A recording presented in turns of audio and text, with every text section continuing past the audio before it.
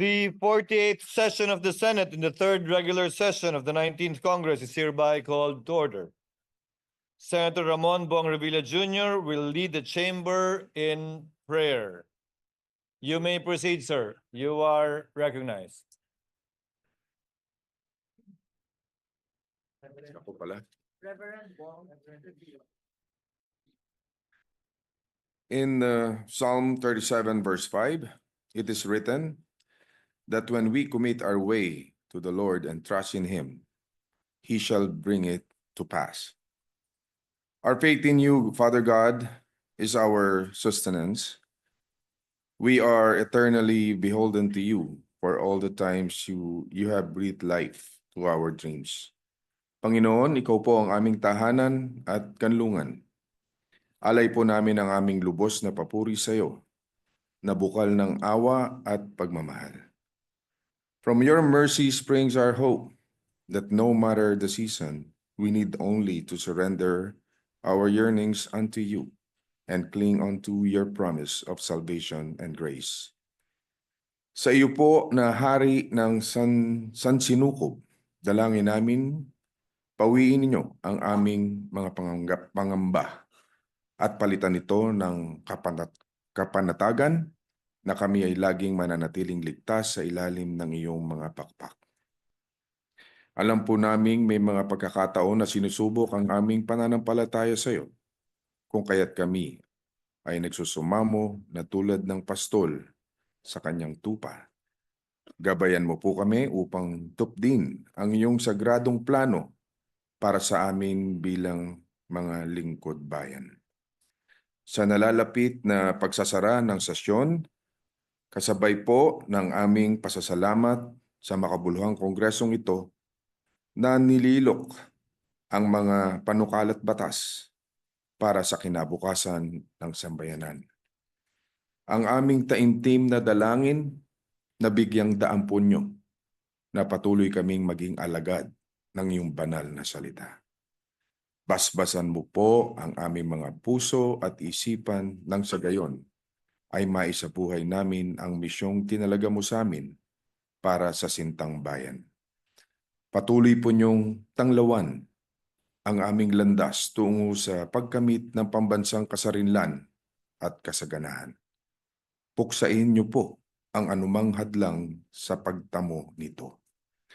Almighty Father, cover us in your holy mantle of protection so that no weapon formed against us will prosper. Habilin po ninyo ang inyong kalooban sa bansang Pilipinas gamit ang tiwalang iniatang sa amin ng mamamayang Pilipino. We beg of you to let the aspirations entrusted to us by our countrymen remain our North Star as your instruments in bringing to pass their fervent prayers.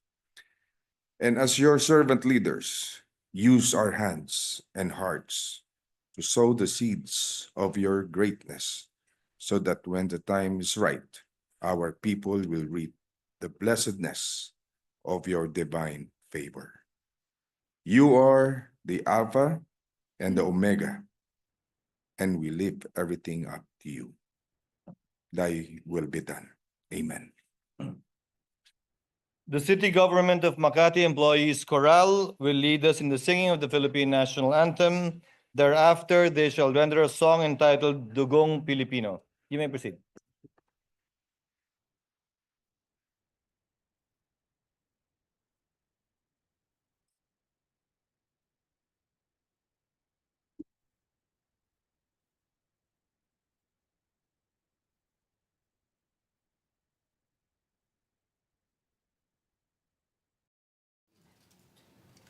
Bayang magiliw, pwersa silanganan, alab ng puso, sa dibdib mo'y buhay.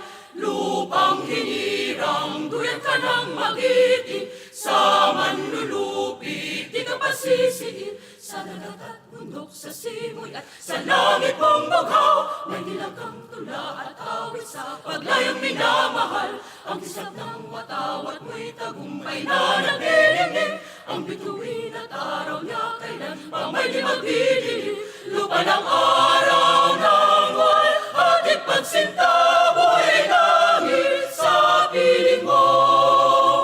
aming ligaya na may mga api ang mamatay ng dahil sa'yo.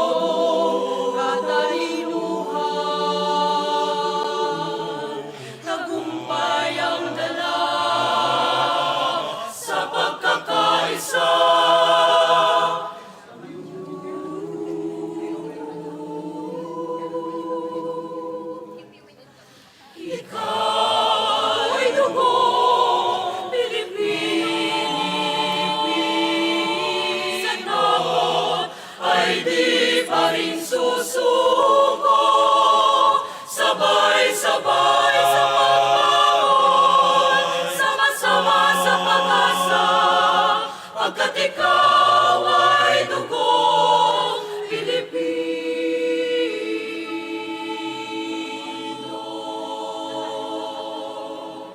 Sa ihip ng hangin, huwag manalala, sa dakilang bighiin, ika'y sumama, supirin ang apoy, habang maaga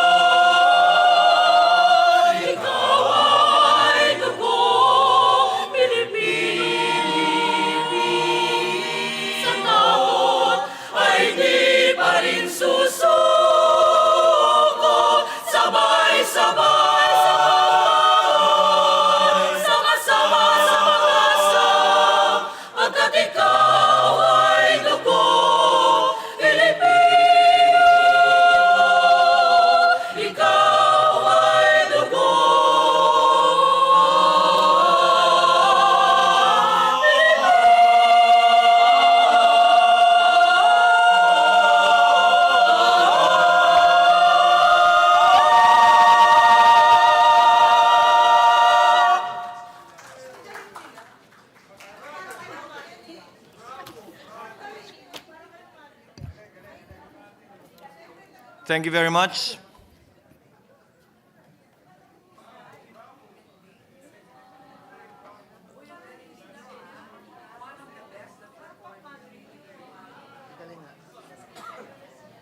Secretary, please call the roll. Roll call of members. The Honorable Senator Binay, Senator Cayetano Alan, Senator Cayetano Pia, Senator De La Rosa, Senator Ercito, Senator Estrada, Senator Gatchalian, Senator Go, Senator Ontiveros, Senator Lapid, Senator Legarda, Senator Marcos, Senator Padilla, Senator Pimentel, Senator Poe, Senator Revilla, Senator Tolentino, Senator Tulfo, Senator Villanueva, Senator Villar Cynthia, Senator Villar Mark, Senator Zubiri, the Senate President. With 20 senators present, Chair declares the presence of a quorum. Majority Floor Leader. Mr. President, before we proceed with the business for the day, we'd like to acknowledge several guests of Senator Ejercito, BARM officials led by Attorney Nabil Tan, Attorney Amado, Member of the Parliament, Liza Almia, Attorney Jose Lorena, BHW leaders headed by Mayra Gaite, also guest of Senator Ejercito, the riders organizations, representatives from the Motorcycle Rights Organization, Arrancada, Ride Guardians, Motorcycle Development Program Participants Association, Philippine Advocate for Road Safety, ANCAS, Move It, and Kagulong, as they anticipate likewise the approval of the Bicameral Conference Committee report on the Doble Placa law. Guests of Senator Amy Marcos, members and officers of various cooperatives headed by Edwin Bustillos and Co-op Chamber. Guests of Senator Jinggoy Estrada and the Honorable Senate President, DFA officials headed by Yusek Eduardo De Vega, ASEC Maria Elena Algarbe, ASEC Christopher Montero, ASEC Jose Victor Gonzaga, ASEC Aileen Menjola Rao, Ambassador Elizabeth Tante, ASEC Patrick Ang Chuat Soto, Director Dominic Imperial. Guests of this representation, the Vice Governor of Bohol, Tita Baha, and several board members. So, President, likewise, this representation, with utmost respect and deep apologies to Senator Nancy Binay, would like to acknowledge the presence of her distinguished guests. We acknowledge them, Mr. President. To the aforementioned guests, welcome to your Senate Majority Floor Leader. Mr. President, I move that we dispense with the reading of the journal of the 46th session Monday, January 27, 2025, and consider the same as approved. Any objection? Hearing none, motion is approved. Mr. President, I move that we defer with the approval of the journal of the 47th session Tuesday, January 28, 2025. Any objection? Hearing none, motion is approved. Majority Floor Leader. Mr. President, I move to consider on third reading. Third reading of various bills, the printed copies of which were electronically distributed to the members of this chamber on January 30 and 31 in 2025 in compliance with the 3-day rule of the Constitution. With that, I move to consider on third reading Senate Bill number 2647 and the bill strengthening the Basis Conversion and Development Authority. And so move, Mr. President. Any objection? Hearing none, Senate Secretary is directed to comply and to proceed to roll call vote. An act strengthening the Basis Conversion and Development Authority, amending RA 7227, the Basis Conversion and Development Act of 1992. Roll call vote. The Honorable Senators Binay, Cayetano A, Cayetano P, De La Rosa, Ejercito, Estrada, Gatchalian, Go, Ontiveros, Lapid, Legarda, Marcos, Padilla, Pimentel, Poe, Revilla, Tolentino, Tulfo, Villanueva, Villar Cynthia, Villar Mark, Zubiri, the Senate President.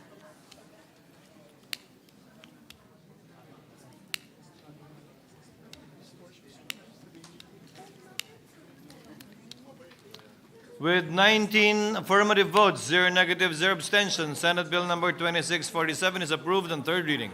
Majority Leader. Mr. President, I move to consider on third reading Senate Bill number 2942, the bill resetting the first regular elections in the Bangsamoro Autonomous Region in Muslim Mindanao. I so move, Mr. President. Any objection? Hearing none, consideration of the aforementioned bill is now in order. Senate Secretary is directed to read the title only of the measure and to proceed to roll call vote.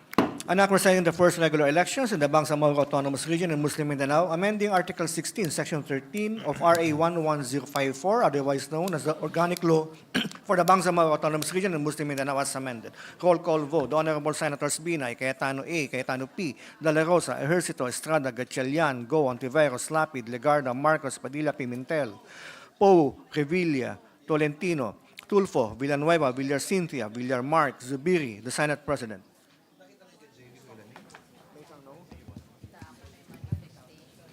With 18 affirmative votes, 1 negative vote, 0 abstentions, Senate Bill number 2942 is approved on third reading. Majority Floor Leader. Mr. President, may we seek a direction, guidance from the chair as to whether any manifestation concerning explanation of votes would have to be done after the approval of the various national bills or immediately after the bill is approved on third reading? Chair directs that any member who wishes to explain his vote may do so after we finish with the third reading votes for all the bills, and anyone who wishes to insert into the records their respective explanation of votes are authorized to do so, and the chair directs that they shall be made part of the records as soon as the same is submitted. Majority Leader. So, Mr. President, just further clarification, the explanation of vote and voting will be done after all the national bills have been considered. All the third reading All the third reading. votes. All Thank the you, Mr. third President. reading bills have been finished. Thank you, Mr. President. Mr. President, I move to consider on third reading Senate Bill number 2826, the bill enhancing the fiscal regime for large-scale metallic mining industry. I so move, Mr. President. Any objection? Consideration of the aforementioned bill is now in order. Senate Secretary is directed to read the title only of the measure and to proceed to roll call vote. An act enhancing the fiscal regime for large-scale metallic mining industry, amending Sections 34B to 87 and the subject of Title 6 and Chapter 7 thereof, and creating the new Sections 151A, 151B, 1516, 151D, and 287A, all under RA 8424 as amended, approving funds therefore and for other purposes. Roll call vote. The Honorable Senators Binay, Cayetano A, Cayetano P, De La Rosa, Ejercito, Estrada, Gatchalian, Go, Ontiveros, Lapid, Legarda, Marcos, Padilla, Pimentel, Poe, Revilla, Tolentino, Yes. Tulfo, Villanueva, Villar Cynthia, Villar Mark, Zubiri, the Senate President.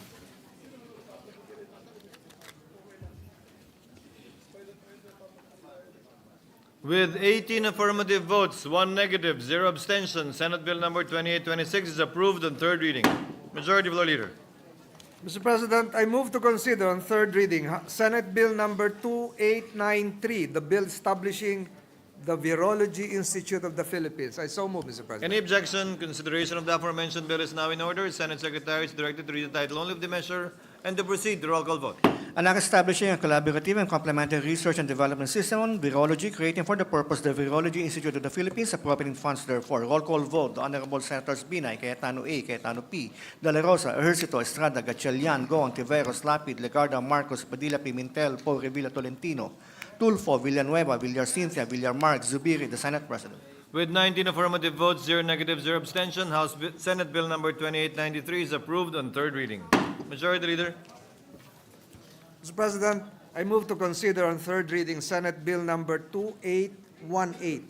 This is the bill strengthening the National Housing Authority. I so move, Mr. President. Any objection? Hearing none, consideration of the aforementioned bill is now in order. Senate Secretary is directed to read the title only of the measure and to proceed to roll call vote. An act strengthening the National Housing Authority by extending its corporate term and rationalizing its powers, repealing PD 757 series of 75 as amended for other purposes. Roll call vote. The Honorable Senators Binay, Cayetano A, Cayetano P, De La Rosa, Ejercito, Estrada, Gatchalian, Go, Ontiveros, Lapid, Legarda, Marcos, Padilla, Pimentel, Poe, Revilla, Tolentino, Yes. Tulfo, Villanueva, Villar Cynthia, Villar Mark, Zubiri, the Senate President. With 19 affirmative votes, 0 negative, 0 abstention, House Bill number 2818 is approved on third reading. Majority Leader. Mr. President, I move to consider on third reading Senate Bill number 2838. This is the bill on the Magna Carta of Barangay Health Workers. I so move, Mr. President. Any objection? Consideration of the aforementioned bill is now in order. Senate Secretary is directed to read the title only of the measure and to proceed to roll call vote. An act providing for the Magna Carta of Barangay Health Workers, roll call vote. The Honorable Senators Binay, Cayetano A, Cayetano P, De La Rosa, Ejercito, Estrada, Gatchalian, Go, Ontiveros, Lapid, Legarda, Marcos, Padilla, Pimentel, Poe, Revilla, Tolentino, Tulfo, Yes. Villanueva, Villar Cintia, Villar Mark, Zubiri, the Senate President. With 19 affirmative votes, 0 negative, 0 abstentions, Senate Bill number 2838 is approved on third reading. Majority Floor Leader. Mr. President, I move to consider on third reading House Bill number 8925, the bill on the Philippine Islamic Burial Act. I so move, Mr. President. Any objection? Hearing none, consideration of the aforementioned bill is now in order. Senate Secretary is directed to read the title only of the measure and to proceed to roll call vote. An act requiring the proper and immediate burial of Muslim cadavers in accordance with the Islamic rites. Roll call vote. The Honorable Senators Binay, Cayetano A, Cayetano P, De La Rosa, Ejercito, Estrada, Gatchalian, Go, Ontiveros, Lapid, Legarda, Marcos, Padilla, Pimentel, Poe, Revilla, Tolentino, Tulfo, Villanueva, Villar Cintia, Villar Mark, Zubiri, the Senate President. With 19 affirmative votes, 0 negative, 0 abstention, House Bill number 8925 is approved on third reading. Majority Floor Leader. Mr. President, I move to consider on third reading Senate Bill number 2669, the bill on the revised charter of the Polytechnic University of the Philippines. So move, Mr. President. Yes, Polytechnic. Any objection? Hearing none, consideration of the aforementioned bill is now in order. Senate Secretary is directed to read the title only of the measure and to proceed to roll call vote. An act strengthening the Polytechnic University of the Philippines as a national polytechnic university, repealing PD 1341, appropriating funds therefore. Roll call vote. The Honorable Senators Binay, Cayetano A, Cayetano P, De La Rosa, Ejercito, Estrada, Gatchalian, Go, Ontiveros, Lapid, Legarda, Marcos, Padilla, Pimentel, Poe, Revilla, Tolentino, Yes. Tulfo, Villanueva, Villar Cintia, Villar Mark, Zubiri, the Senate President. With 19 affirmative votes, 0 negative, 0 abstentions, Senate Bill number 2669 is approved on third reading. Majority Leader. Mr. President, I move to consider on third reading Senate Bill number 2920, the bill amending Republic Act 7309, or an act creating the Board of Claims under the Department of Justice. So move, Mr. President. Any objection? Hearing none, consideration of the aforementioned bill is now in order. Senate Secretary is directed to read the title only of the measure and to proceed to roll call vote. An act amending RA 7309, an act creating a Board of Claims under the DOJ for victims of just imprisonment or detention and victims of violent crimes and for other purposes. Roll call vote. The Honorable Senators Binay, Cayetano A, Cayetano P, De La Rosa, Ejercito, Estrada, Gatchalian, Go, Ontiveros, Lapid, Legarda, Marcos, Padilla, Pimentel, Poe, Revilla, Tolentino, Tulfo, Villanueva, Villar Cintia, Villar Mark, Zubiri, the Senate President. With 19 affirmative votes, 0 negative, 0 abstentions, Senate Bill number 2920 is approved on third reading. Majority Floor Leader.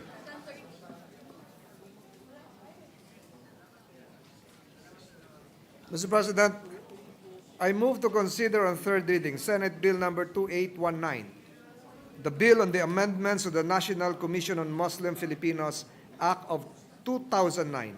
I so move, Mr. President. Any objection?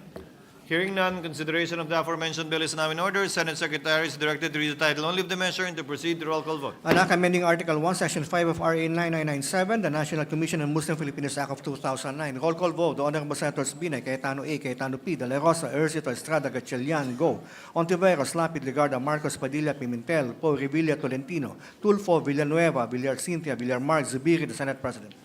With 19 affirmative votes, 0 negative, 0 abstentions, Senate Bill number 2819 is approved on third reading.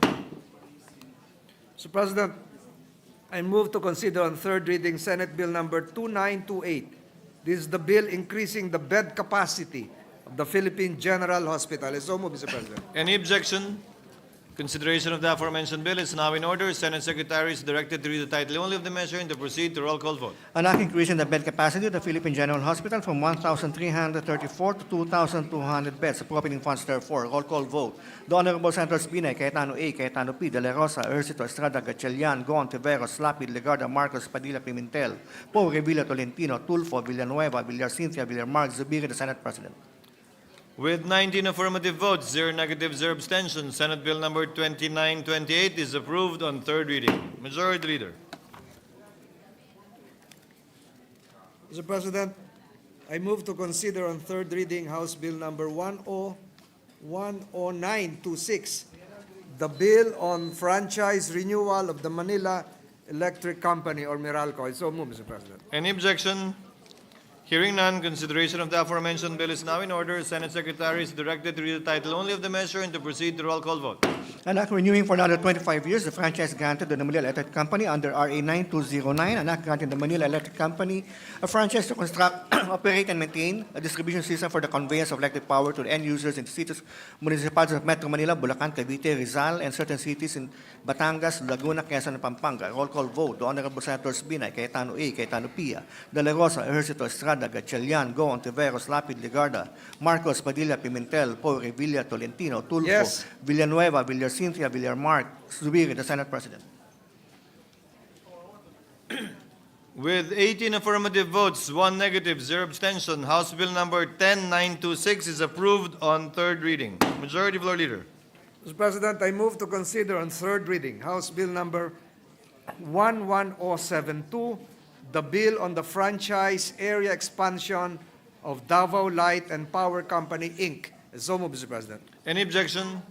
Hearing none, consideration of the aforementioned bill is now in order. Senate Secretary is directed to read the title only of the measure and to Anak proceed to roll including call Tagum vote. City, the Island Garden City of Samal, the municipalities of Asuncion, Capalong, Nucarela, San Isidro, Talaingod, in Davao del Norte, and the municipalities of Compostela, Laak, Mabini, Maco, Marasugan, Mawab, Moncayo, Montevista, Nabunturan, New Bataan, and Pantucan in Davao de Oro to the franchise area of the Davao Light and Power Company, Inc., amending for the purpose RA 11515, anak extending for another 25 years the franchise granted to Davao Light and Power Company, Inc. under RA 8960 for the extended the term of the franchise granted to Davao Light and Power Company to construct, operate, and maintain an electric light, heat, and power system in Davao City and the municipalities of Carmen, Panabo, Duhali, and Santo Tomas, province of Davao del Norte for a period of 25 years and for other purposes. Roll call vote.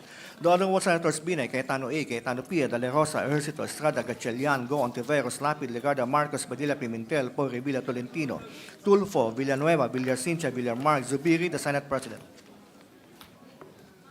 With 18 affirmative votes, 1 negative, 0 abstention, House Bill number 11072 is approved on third reading. Majority Leader. Mr. President, we are in receipt of the conference committee report on the disagreeing provisions of Senate Bill number 2555 and House Bill number 11113. These are the bills on the Motorcycle Crime Prevention Act. I seek recognition, Mr. President, as the chairperson of the Senate panel to give highlights to the conference committee report. I so move, Mr. President. Any objection? There being none, consideration of the aforementioned Bicameral Conference Committee report is now in order. Senator Tolentino is recognized to discuss, in summary, the disagreeing provisions of both measures. You may proceed, sir. In summary, Mr. President, the conference committee on the disagreeing provisions of Senate Bill number 2555 and House Bill number 11113, after having met and fully discussed the subject matter in a conference, hereby report to their respective houses the following, particularly to this chamber. The conference agreed to use the Senate version as the working draft. The term RFID, or Radio Frequency Identification System, has been deleted in the reconciled bill. Section 1 of the Senate version was deleted. Section 2 of the Senate version amending Section 4 of Republic Act 11235 was amended and adopted the Section 1 of the reconciled bill to read as follows. Section 1, Section 4 Republic Act 11235 is hereby amended to read as follows. Mr. President, this representation as chairman will be submitting the entire copy for insertion to the records of the entire copy of the joint explanation of the Bicameral Conference Committee report on the disagreeing provisions. Notably, Mr. President, the last section of the conference report states, and I quote, "In case of conflict between the statements or amendments stated in this joint explanation and that of the provisions of the reconciled bill in the accompanying conference committee report, the provisions of the latter shall prevail. This is without prejudice to the Secretariat being directed to implement the necessary edits on grammar, punctuation, and style." Mr. President, with that, I move that we approve and ratify the conference committee report on the disagreeing provisions of Senate Bill number 2555 and House Bill number 11113, and let the text of the joint explanation be deemed spread into the records of this chamber. I so move, Mr. President. Is there any objection? There being none, motion is approved. The Conference Committee report on the disagreeing provisions of Senate Bill number 2555 and House Bill number 11113 is hereby approved and ratified. Majority Floor Leader.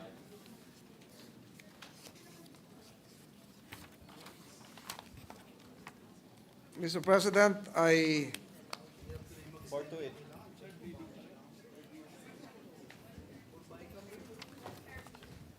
Number 14.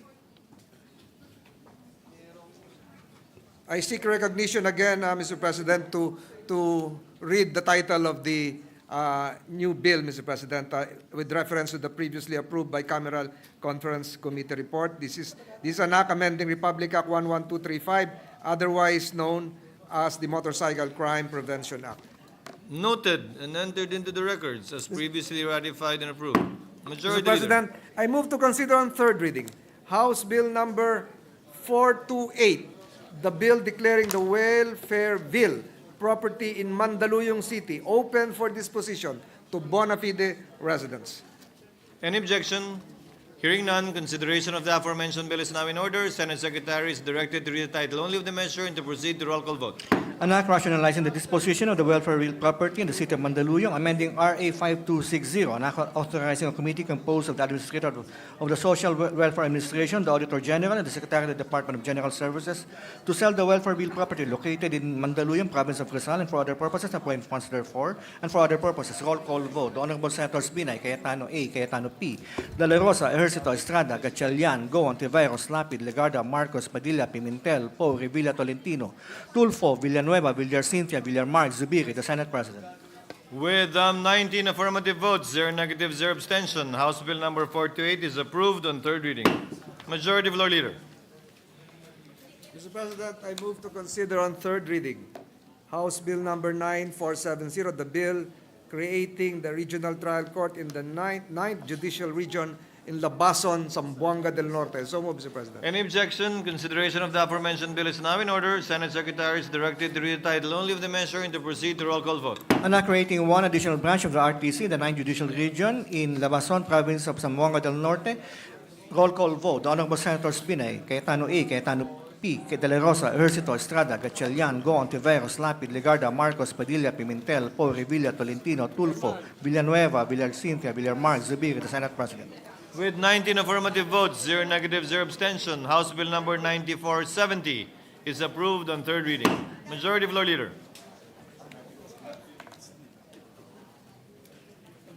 Mr. President, I move to consider on third reading House Bill number 9480, the bill creating the RTC in the 11th Judicial Region in Sulup, Davao del Sur. I so move, Mr. President. Any objection? Hearing none, consideration of the measure is now in order. Senate Secretary is directed to read the title only of the measure and to proceed to roll call vote. An act creating one additional branch of the RTC in the 11th Judicial Region in Sulup, Davao del Sur, appropriating funds therefore. Roll call vote. The Honorable Senators Binay, Cayetano A, Cayetano P, De La Rosa, Ejercito, Estrada, Gatchalian, Go, Ontiveros, Lapid, Legarda, Marcos, Padilla, Pimentel, Poe, Revilla, Tolentino, Tulfo, Villanueva, Villarcintia, Villarmark, Zubiri, the Senate President. With 18 affirmative votes, 0 negative, 0 abstention, House Bill number 9480 is approved on third reading. Majority Floor Leader. Mr. President, I move to consider on third reading House Bill number 9488. This is the bill creating the RTC in the 7th Judicial Region in Mualboal, Cebu. I so move, Mr. President. Any objection? There being none, consideration of the aforementioned bill is now in order. The Senate Secretary is directed to read the title only of the measure and to proceed to roll call vote. An act creating one additional branch of the RTC in the 7th Judicial Region in Mualboal, Cebu. Roll call vote. The Honorable Senators Binay, Cayetano A, Cayetano P, De La Rosa, Ejercito, Estrada, Gatchalian, Go, Ontiveros, Lapid, Legarda, Marcos, Padilla, Pimentel, Poe, Revilla, Tolentino, Tulfo, Villanueva, Villarcintia, Villarmark, Zubiri, the Senate President. With 18 affirmative votes, 0 negative, 0 abstention, House Bill number 9488 is approved on third reading. Majority Floor Leader. Mr. President, I move to consider on third reading House Bill number 9489, the bill on the creation of the RTC in the 2nd Judicial Region in Alicia, Isabela. I so move, Mr. President. Any objection? There being none, consideration of the aforementioned measure is now in order. Senate Secretary is directed to read the title only of the measure and to proceed to roll call vote. An act creating one additional branch of the RTC in the 2nd Judicial Region to be stationed in Alicia, Isabela. Roll call vote. The Honorable Senators Binay, Cayetano A, Cayetano P, De La Rosa, Ejercito, Estrada, Gatchalian, Go, Ontiveros, Lapid, Legarda, Marcos, Padilla, Pimentel, Paul, Revilla, Tolentino, Tulfo, Villanueva, Villacintia, Villarmar, Zubiri, the Senate President. With 18 affirmative votes, 0 negative, 0 abstention, House Bill number 9489 is approved on third reading. Majority Floor Leader. Mr. President, I move to consider on third reading House Bill number 9492, the bill on the creation of RTCs and MTCs in the 11th Judicial Region in Mati, Davao Oriental. I so move, Mr. President. Any objection? Hearing none, consideration of the measure is now in order. Senate Secretary is directed to read the title only of the measure and to proceed to roll call vote. And creating 2 additional branches of the RTC and 2 additional branches of the MTCC in the 11th Judicial Region in Mati, Davao Oriental, approving the funds therefore. Roll call vote. The Honorable Senators Binay, Cayetano A, Cayetano P, De La Rosa, Ejercito, Estrada, Gatchalian, Go, Ontiveros, Lapid, Legarda, Marcos, Padilla, Pimentel, Paul, Revilla, Tolentino, Tulfo, Yes. Villanueva, Villacintia, Villarmar, Zubiri, the Senate President. With 19 affirmative votes, 0 negative, 0 abstention, House Bill number 9492 is approved on third reading. Majority Floor Leader. Mr. President, I move to consider on third reading House Bill number 9493, the bill on the creation of RTCs in the 4th Judicial Region in Coron, Brooks Point, and Rojas, Palawan. I so move, Mr. President. Any objection? Hearing none, consideration of the aforementioned bill is now in order. Senate Secretary is directed to read the title only of the measure and to proceed to roll call vote. And creating 4 additional branches of the RTC in the 4th Judicial Region to be stationed in Coron and 1 in Brooks Point, Rojas, all in Palawan. Amending for the purpose of BP 129. Roll call vote. On Senators Binay, Cayetano A, Cayetano P, De La Rosa, Ejercito, Estrada, Gatchalian, Go, Ontiveros, Lapid, Legarda, Marcos, Padilla, Pimentel, Paul, Revilla, Tolentino, Tulfo, Villanueva, Villacintia, Villarmar, Zubiri, the Senate President. With 19 affirmative votes, 0 negative, 0 abstention, House Bill number 9493 is approved on third reading. Majority Floor Leader. Mr. President, I move to consider on third reading House Bill number 9494, the bill on the creation of MTCs in the 11th Judicial Region in Tagum, Davao del Norte. So move, Mr. President. Any objection?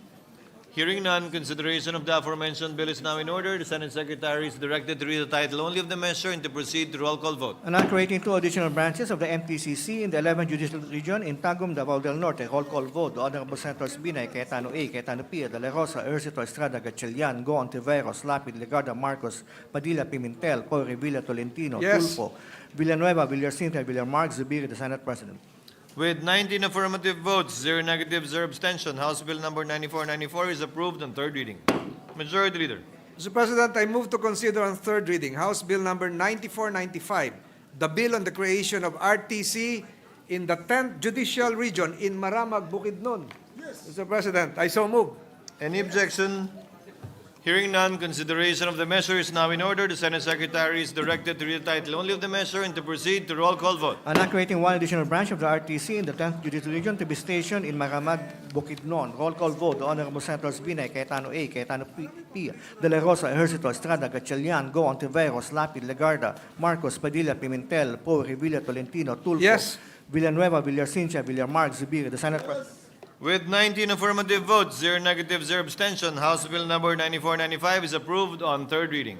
Majority Leader. Mr. President, I move to consider on third reading House Bill number 9496, the bill on the creation of RTCs in the 2nd Judicial Region in Ilagan and Tumawini, Isabela. So move, Mr. President. Any objection?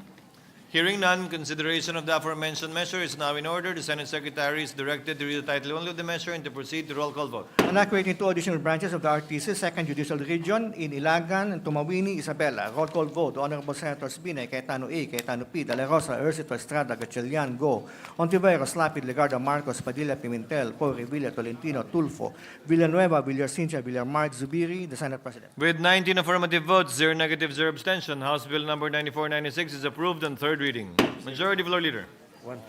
Mr. President, I move to consider on third reading House Bill number 8905.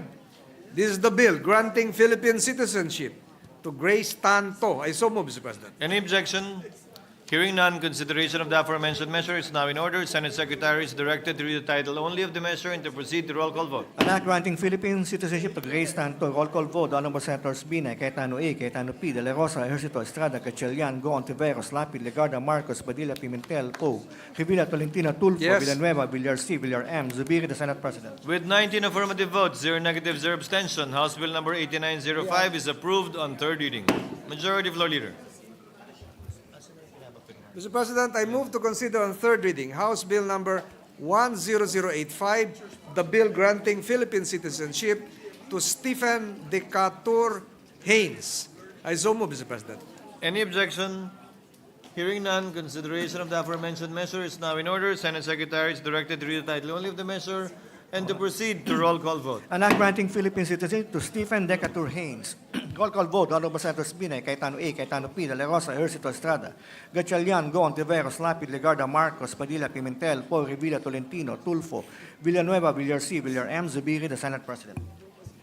With 19 affirmative votes, 0 negative, 0 abstention, House Bill number 185 is approved on third reading. Majority Leader. Mr. President, I move to consider on third reading House Bill number 10804, the bill granting Philippine citizenship to Job Rakal Omen. So move, Mr. President. Any objection? Hearing none, consideration of the measure is now in order. Senate Secretary is directed to read the title only of the measure and to proceed to roll call vote. An act granting Philippine citizenship to Job Calacacal Omen. Roll call vote. Honorable Senators Binay, Cayetano A, Cayetano P, De La Rosa, Ejercito Estrada, Gatchalian, Go, Ontiveros, Lapid, Legarda, Marcos, Padilla, Pimentel, Poe, Revilla, Tolentino, Tulfo, Villanueva, Villar C, Villar M, Zubiri, the Senate President. With 19 affirmative votes, 0 negative, 0 abstention, House Bill number 10804 is approved on third reading. Congratulations, sir. Mr. President, I move to consider on third reading House Bill number 9869, the bill granting Philippine citizenship to Bulls Shimishu Ashurian. I so move, Mr. President. Any objection? Hearing none, consideration of the measure is now in order. Senate Secretary is directed to read the title only of the measure and to proceed to roll call vote. An act granting Philippine citizenship to Bulshimishu Ashurian. Roll call vote. The Honorable Senators Binay, Cayetano A, Cayetano P, De La Rosa, Ejercito Estrada, Gatchalian, Go, Ontiveros, Lapid, Legarda, Marcos, Padilla, Pimentel, Poe, Revilla, Tolentino, Tulfo, Yes. Villanueva, Villar C, Villar M, Zubiri, the Senate President. With 19 affirmative votes, 0 negative, 0 abstention, House Bill number 9869 is approved on third reading. Congratulations, sir. Mr. President, I Majority move Leader. to consider on third reading House Bill number 9988, the bill on the Don Honorio Ventura State University City of San Fernando Act. So move, Mr. President. Any objection? Hearing none, consideration of the aforementioned bill is now in order. The Senate Secretary is directed to read the title only of the measure and to proceed to roll call vote. Establishing a regular campus of the Don Honore Ventura State University, San Fernando, Pampanga. Roll call vote. The Honorable Senators Binay, Cayetano A, Cayetano P, De La Rosa, Ejercito Estrada, Gatchalian, Go, Ontiveros, Lapid, Legarda, Marcos, Padilla, Pimentel, Poe, Revilla, Tolentino, Tulfo, Yes. Villanueva, Villar C, Villar M, Zubiri, the Senate President. With 19 affirmative votes, 0 negative, 0 abstention, House Bill number 9988 is approved on third reading. Majority Floor Leader. Mr. President, I move to consider on third reading House Bill number 9989, the bill on the Pampanga State University. I so move, Mr. President. Any objection? Hearing none, consideration of the aforementioned measure is now in order. Senate Secretary is directed to read the title only of the measure and to proceed to roll call vote. Strengthening the Don Honore Ventura State University, renaming it as the Pampanga State University, expanding its curricular offerings, composition of the governing board, and appropriating funds therefore. Roll call vote. Honorable Senators Binay, Cayetano A, Cayetano P, De La Rosa, Ejercito Estrada, Gatchalian, Go, Ontiveros, Lapid, Legarda, Marcos, Padilla, Pimentel, Poe, Revilla, Tolentino, Tulfo, Villanueva, Villar C, Villar M, Zubiri, the Senate President. With 19 affirmative votes, 0 negative, 0 abstention, House Bill number 9989 is approved on third reading. Majority Leader. Mr. President, I move to consider on third reading House Bill number 10081. This is the bill increasing the bed capacity of the Region 1 Medical Center, Dagupan City, Pangasinan. I so move, Mr. President. Any objection? Hearing none, consideration of the aforementioned measure is now in order. Senate Secretary is directed to read the title only of the measure and to proceed to roll call vote. Increasing the bed capacity of the Region 1 Medical Center in Dagupan, Pangasinan from 600 to 1,500. Roll call vote. The Honorable Senators Binay, Cayetano A, Cayetano P, De La Rosa, Ercito, Estrada, Gatchalian, Go, Ontiveros, Lapid, Legarda, Marcos, Padilla, Pimentel, Poe, Revilla, Tolentino, Tulfo, Yes. Villanueva, Villar C, Villar M, Zubiri, the Senate President. With 19 affirmative votes, 0 negative, 0 abstention, House Bill number 10081 is approved on third reading. Majority Floor Leader. Mr. President, I move to consider on third reading House Bill number 10083, the bill on the Amang Rodriguez Memorial Medical Center in Marikina City. I so move, Mr. President. Any objection? Consideration of the aforementioned bill is now in order. The Senate Secretary is directed to read the title only of the measure and to proceed to roll call vote. Increasing the bed capacity of the Amang Rodriguez Memorial Medical Center in Marikina, Metro Manila from 500 to 1,000. Roll call vote. The Honorable Senators Binay, Cayetano A, Cayetano P, De La Rosa, Ejercito Estrada, Gatchalian, Go, Ontiveros, Lapid, Legarda, Marcos, Padilla, Pimentel, Poe, Revilla, Tolentino, Tulfo, Yes. Villanueva, Villar C, Villar M, Zubiri, the Senate President. With 19 affirmative votes, 0 negative, 0 abstention, House Bill number 10083 is approved on third reading. Majority Leader. Mr. President, I move to consider on third reading House Bill number 10258, the bill on the Amay Pakpak Medical Center in Marawi, Lanao del Sur. I so move, Mr. President. Any objection? Hearing none, consideration of the measure is now in order. The Senate Secretary is directed to read the title only of the measure and to proceed to roll call vote. Increasing the bed capacity of the Amay Pakpak Medical Center in Marawi, Lanao del Sur from 400 to 800. Roll call vote. The Honorable Senators Binay, Cayetano A, Cayetano P, De La Rosa, Ejercito Estrada, Gatchalian, Go, Ontiveros, Lapid, Legarda, Marcos, Padilla, Pimentel, Poe, Revilla, Tolentino, Tulfo, Villanueva, Villar C, Villar M, Zubiri, the Senate President. With 19 affirmative votes, 0 negative, 0 abstention, House Bill number 10258 is approved on third reading. Majority Leader.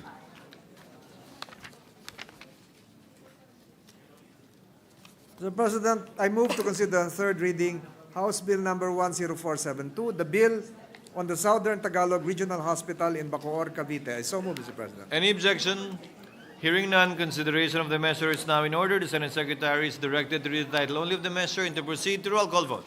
Increasing the bed capacity of the Southern Tagalog Regional Hospital in Bacoor, Cavite from 100 to 300. Roll call vote. The Honorable Senators Binay, Cayetano A, Cayetano P, De La Rosa, Ejercito Estrada, Gatchalian, Go, Ontiveros, Lapid, Legarda, Marcos, Padilla, Pimentel, Poe, Revilla, Tolentino, Tulfo, Villanueva, Villar C, Villar M, Zubiri, the Senate President. With 19 affirmative votes, 0 negative, 0 abstention, House Bill number 10472 is approved on third reading. Majority Floor Leader. Mr. President, I move to consider on third reading House Bill number 10146, the bill on the Laguna Provincial Hospital, San Pedro District Hospital. I so move, Mr. President. Any objection? Hearing none, consideration of the measure is now in order. Senate Secretary is directed to read the title only of the measure and to proceed to roll call vote. Increasing the bed capacity of the Laguna Provincial Hospital, San Pedro District Hospital in San Pedro, Laguna from 15 to 50. Roll call vote. The Honorable Senators Binay, Cayetano A, Cayetano P, De La Rosa, Ejercito Estrada, Gatchalian, Go, Ontiveros, Lapid, Legarda, Marcos, Padilla, Pimentel, Poe, Revilla, Tolentino, Tulfo, Villanueva, Villar C, Villar M, Zubiri, the Senate President. With 19 affirmative votes, 0 negative, 0 abstention, House Bill number 10146 is approved on third reading. Mr. President, I move to consider on third reading House Bill number 10241. This is the bill on the Ramon Magsaysay District Hospital in Zamboanga del Sur. I so Any move, Mr. objection? President. Hearing none, consideration of the measure is now in order. Senate Secretary is directed to read the title only of the measure and to proceed to roll call vote. Establishing Ramon Magsaysay, Zamboanga del Sur District Hospital to be known as the Zamboanga del Sur First District Hospital. Roll call vote. The Honorable Senators Binay, Cayetano A, Cayetano P, De La Rosa, Ejercito Estrada, Gatchalian, Go, Ontiveros, Lapid, Legarda, Marcos, Padilla, Pimentel, Poe, Revilla, Tolentino, Tulfo, Villanueva, Villar C, Villar M, Zubiri, the Senate President. With 19 affirmative votes, 0 negative, 0 abstention, House Bill number 10241 is approved on third reading. Majority Leader. Mr. President, I move to consider on third reading House Bill number 10418, the bill on the Wau District Hospital in Lanao del Sur. I so move, Mr. President. Any objection? Consideration of the aforementioned measure is now in order. The Senate Secretary is directed to read the title only of the measure and to proceed to roll call vote. Increasing the bed capacity of the Wau District Hospital in Wau, Lanao del Sur from 50 to 100. Roll call vote. The Honorable Senators Binay, Cayetano A, Cayetano P, De La Rosa, Ercito, Estrada, Gatchalian, Goon, Tiveros, Lapid, Legarda, Marcos, Padilla, Pimentel, Poe, Revilla, Tolentino, Tulfo, Villanueva, Villar C, Villar M, Zubiri, the Senate President. With 19 affirmative votes, 0 negative, 0 abstention, House Bill number 10418 is approved on third reading. Majority Leader. Mr. President, I move to consider on third reading House Bill number 10306, the bill establishing the Santo Tomas Municipal Hospital in Davao del Norte. I so move, Mr. President. Any objection? Hearing none, consideration of the measure is now in order. The Senate Secretary is directed to read the title only of the measure and to proceed to roll call vote. Establishing Santo Tomas, Davao del Norte, a municipal hospital to be known as Santo Tomas Municipal Hospital. Roll call vote. The Honorable Senators Binay, Cayetano A, Cayetano P, De La Rosa, Ercito, Estrada, Gatchalian, Goon, Tiveros, Lapid, Legarda, Marcos, Padilla, Pimentel, Poe, Revilla, Tolentino, Tulfo, Villanueva, Villar C, Villar M, Zubiri, the Senate President. With 19 affirmative votes, 0 negative, 0 abstention, House Bill number 10306 is approved on third reading. Mr. President, I move to consider on third reading House Bill number 1044, the bill establishing the Calamba City General Hospital in Laguna. I so move, Mr. President. Any objection? Hearing none, consideration of the measure is now in order. The Senate Secretary is directed to read the title only of the measure and to proceed to roll call vote. An act establishing Calamba, Laguna General Hospital to be known as the Calamba City General Hospital. Roll call vote. The Honorable Senators Binay, Cayetano A, Cayetano P, De La Rosa, Ercito, Estrada, Gatchalian, Goon, Tiveros, Lapid, Legarda, Marcos, Padilla, Pimentel, Poe, Revilla, Tolentino, Tulfo, Villanueva, Villar C, Villar M, Zubiri, the Senate President. With 18 affirmative votes, 0 negative, 0 abstention, House Bill number 10444 is approved on third reading. Majority Leader.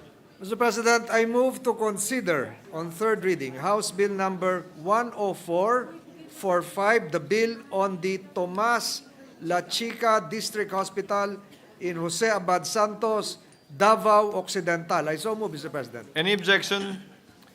Hearing none, consideration of the measure is now in order. The Senate Secretary is directed to read the title of the measure and to proceed to roll call vote. Increasing the bed capacity of the Tomas La Chica District Hospital in Jose Abad Santos, Davao Occidental from 25 to 50. Roll call vote. The Honorable Senators Binay, Cayetano A, Cayetano P, De La Rosa, Ercito, Estrada, Gatchalian, Goon, Tiveros, Lapid, Legarda, Marcos, Padilla, Pimentel, Poe, Revilla, Tolentino, Tulfo, Villanueva, Villar C, Villar M, Zubiri, the Senate President. With 18 affirmative votes, 0 negative, 0 abstention, House Bill number 10445 is approved on third and final reading. That is the last, I believe. Mr. President, I respectfully submit for insertion into the journal a written explanation of my affirmative vote for Senate Bill number 2838, as well as Senate Bill number 2928, House Bill number 8925, House Bill number 428, House Bill number 10258, House Bill number 9869, Senate Bill number 2930, Senate Bill number 2669, House Bill 10241, House Bill 10444, as well as my anterior co-sponsorship statement for Senate Bill number 2699, which will be subject to a debate later today, Mr. President. Any objection? Hearing none, manifestation is duly noted and entered into the records. What is the pleasure of the Honorable Villanueva? Yes, Mr. President, may I be allowed to just explain my votes, Mr. President? The gentleman may proceed and may specify the bill in relation to which he is submitting his explanation of vote. You may proceed, sir. Thank you very much, Mr. President. Mr. President, may I just insert into the records my explanation of vote to Senate Bill number 2647, strengthening the BCDA Act, SBN 2818, SBN 2838, or the Magna Carta for BHWs. My explanation of vote for SBN 2669, the creation of courts, Mr. President, the omnibus explanation of vote for hospital bills, Mr. President. And may I be allowed to explain my votes to just 3 items, Mr. President, very shortly. The gentleman may proceed. Thank you very much, Mr. President. On the franchise of Meralco Renewal, may I just place onto the records, Mr. President, our sincerest thanks and gratitude and appreciation to the Senate President, Senate President Cheese Escudero, the Committee on Public Services Chair, led by Senator Raffy Tulfo, for entrusting us with this gargantuan task. Maraming salamat po sa inyong tiwala at naniniwala po tayo mas mapapaganda natin ang serbisyo ng Meralco at sa mas maganda at mas maayos na presyo ng kuryente. So again, Mr. President, we stand by our yes vote knowing that this measure not only renews a franchise but also strengthens our country's energy security and consumer rights. On the Board of Claims, Mr. President, or SBN number 2920, may I respectfully place into the records our sincerest thanks and gratitude to our minority leader, Senator Coco Pimentel. Mr. President, the very first provision of the Bill of Rights in our Constitution states that no person shall be deprived of life, liberty, or property without due process of law, nor shall any person be denied the equal protection of the laws. However, Mr. President, there are still cases where individuals are accused and imprisoned for crimes they did not commit. Through the Board of Claims, they are given reparations and support to help them start anew. And under this proposed measure, compensation for victims of unjust imprisonment or detention will be increased to 10,000 pesos for each month of unjust detention or imprisonment, while the maximum amount of claim will be increased to 50,000 pesos as reimbursement for expenses incurred by the victim. The bill also claims to extend the filing period to 1 year and allow remote filing. Mr. President, RA number 7309, the law creating the Board of Claims, was passed into law over 30 years ago. Kaya marapat lamang, Ginoong Pangulo, that it should be updated to keep up with the rising cost of living and to utilize technological advancements. In closing, this representation hopes that the passage of this measure, justice, will become more accessible to the victims and that they will receive greater support in rebuilding their lives. Again, we vote yes to this measure, and again, thank you, Mr. President. Last but not the least, Mr. President, just to explain my vote on Senate Bill number 2893, or the Virology Institute of the Philippines. As principal author and co-sponsor of the measure, may I respectfully put into the records our utmost support for this bill creating Virology Institute of the Philippines.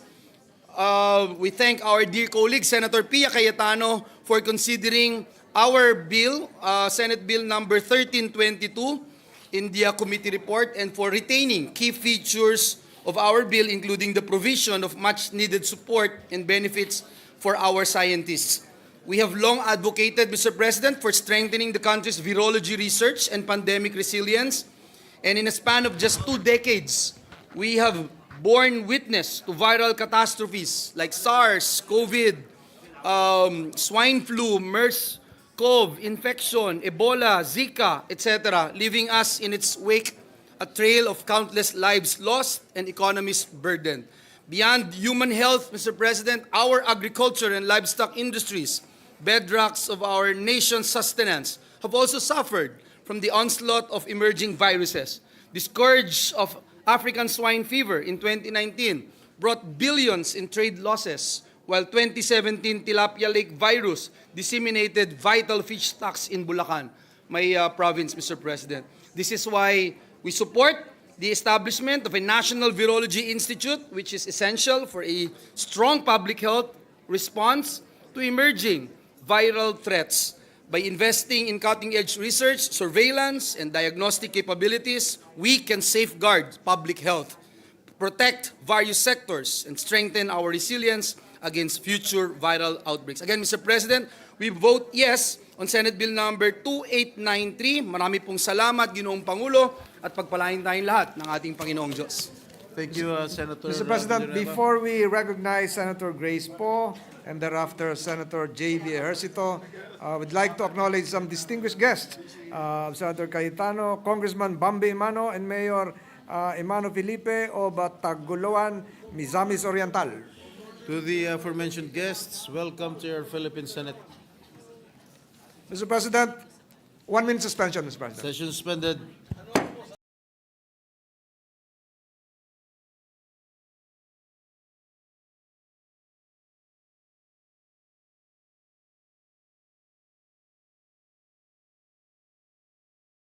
Grace Po is seeking the floor. Senator Grace po is recognized. Mr. President, I thank the good sponsor for prioritizing this Magna Carta of Barangay Health Workers that will recognize their indispensable role in our healthcare system and provide the much-needed incentives, benefits, and opportunities for education and skills training that they deserve for their hard work. Mula bakuna hanggang malubhang karamdaman, kalimitan ang barangay health workers or BHW ang unang nilalapitan ng taong bayan. Each year, millions of Filipino parents bring their children to our BHWs to receive free vaccines. Pati yung first 1,000 days of a child's life, marami ang kapartner natin na BHW. Sa mga BHW din natuto ang komunidad ng tamang nutrisyon, pangangalaga ng kalusugan at pag-iwas ng sakit. COVID-19 only brought to the fore the crucial tasks they carry out for our citizens. Ang ating mga BHWs ang siyang nagdala ng quarantine facilities at nagmonitor sa mga may sakit. Sila din ang tumulong sa mga doktor sa pagbakuna laban sa COVID. For the service of the Filipino people, they continued their work despite the uncertainty and dangers brought about by the pandemic. I thank the sponsor for also including in the bill our proposal to give our BHWs the incentive and benefits they rightfully deserve. In addition to their subsistence and hazard allowance, bibigyan rin sila ng transportation allowance, insurance coverage, cash gift tuwing Pasko, service incentives, and in case of another pandemic, wag naman, health emergency allowance. Para rin makahikayat ang volunteers sa mga 3rd and 5th class municipalities kung saan talagang nagkukulang ng BHWs, we shall also provide employment subsidies to incentivize those in unserved and underserved areas. Nagpapasalamat din akong naisama ang mga mungkahi na magkaroon ng karagdagang edukasyon at training ang BHWs. DOH and TESDA shall professionalize our local healthcare by providing training and certification for all of our healthcare professionals. Mr. President, kung gusto natin ng malusog na populasyon, kailangan natin suportahan ang ating mga healthcare workers na sila ang nagpapatupad ng ating mga protocols para sa kalusugan. Ang ating barangay health workers or BHWs ang tulay patungo sa kalusugan ng bawat Pilipino. Panahon na para suklian natin ang sakripisyo at pagsisikap sa ating mga bayanihang barangay health workers. Maraming salamat sa kanila at sa inyo. Thank you, Senator Grace po. Majority Leader. Yes, thank you, Mr. President. Mr. President, may I be recognized to make a manifestation on Senate Bill number 2838. Please proceed. Good afternoon, Mr. President, dear colleagues.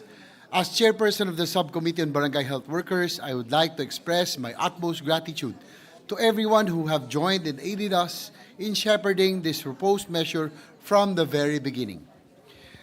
The journey of this bill has become very challenging, and yet here we are today, passing it on 3rd and final reading. The last steps of passing this bill into law is upon the horizon, and its promises of better recognition and acknowledgement for the hard work and sacrifices of our barangay health workers will soon be realized.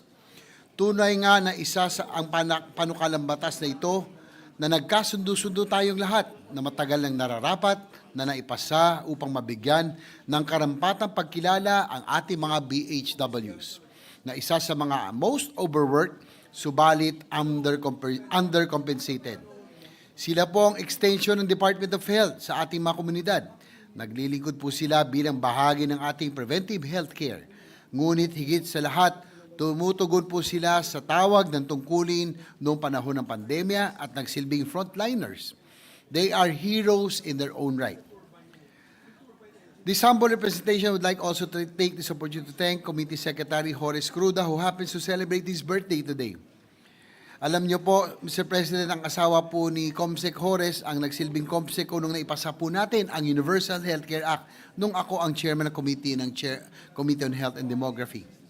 Nagpapasalamat din po ako, Mr. President, siyempre sa ating pong Senate President at sa Chair ng Committee on Health, ang Mother Committee kay Senator Bongo, para payagan po tayo mag-head ng subcommittee para po maituloy ang pagpasa ng importanteng panukalang batas at malapit na maging batas ang Magna Carta for the Barangay Health Workers. Ipinaabot din po natin ang taus-puso natin pasasalamat sa Department of Health, sa lahat ng mga BHW groups, associations and leaders sa pag-alalay sa amin upang mas mapaganda pa ang panukalang batas na ito. Sila po ang lubos na nakakaalam ng tunay na sitwasyon ng bawat BHW. Ang mga provision po ng bill na ito ay may pagmamalaki po natin sa kanila mula po sa kanilang sarili at mayamang karanasan sa paglilingkod. Wala po tayong ibang hiling at panalangin kundi maging ganap na pong batas itong Magna Carta for the Barangay Health Workers. Wala pong anumang makakatumbas sa kabayanihan at dedikasyon ng bawat BHW. Gayunpaman, nang may magsilbing munting token of appreciation ang panukalang batas na ito. Sa ating po mga BHWs, muli, maraming salamat po at mabuhay kay lahat. Thank you very much, Mr. President. Thank you very much, Senator JV. Majority Leader.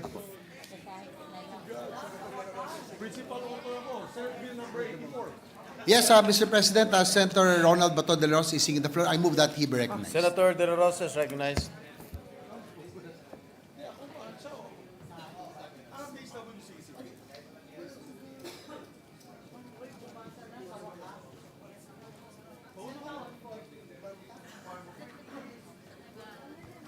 Mr. President, without that motion, instead, the Senator Christopher Bongo is seeking the floor for manifestation on the same measure, Your Honor, Mr. President. Senator Christopher Bongo is recognized.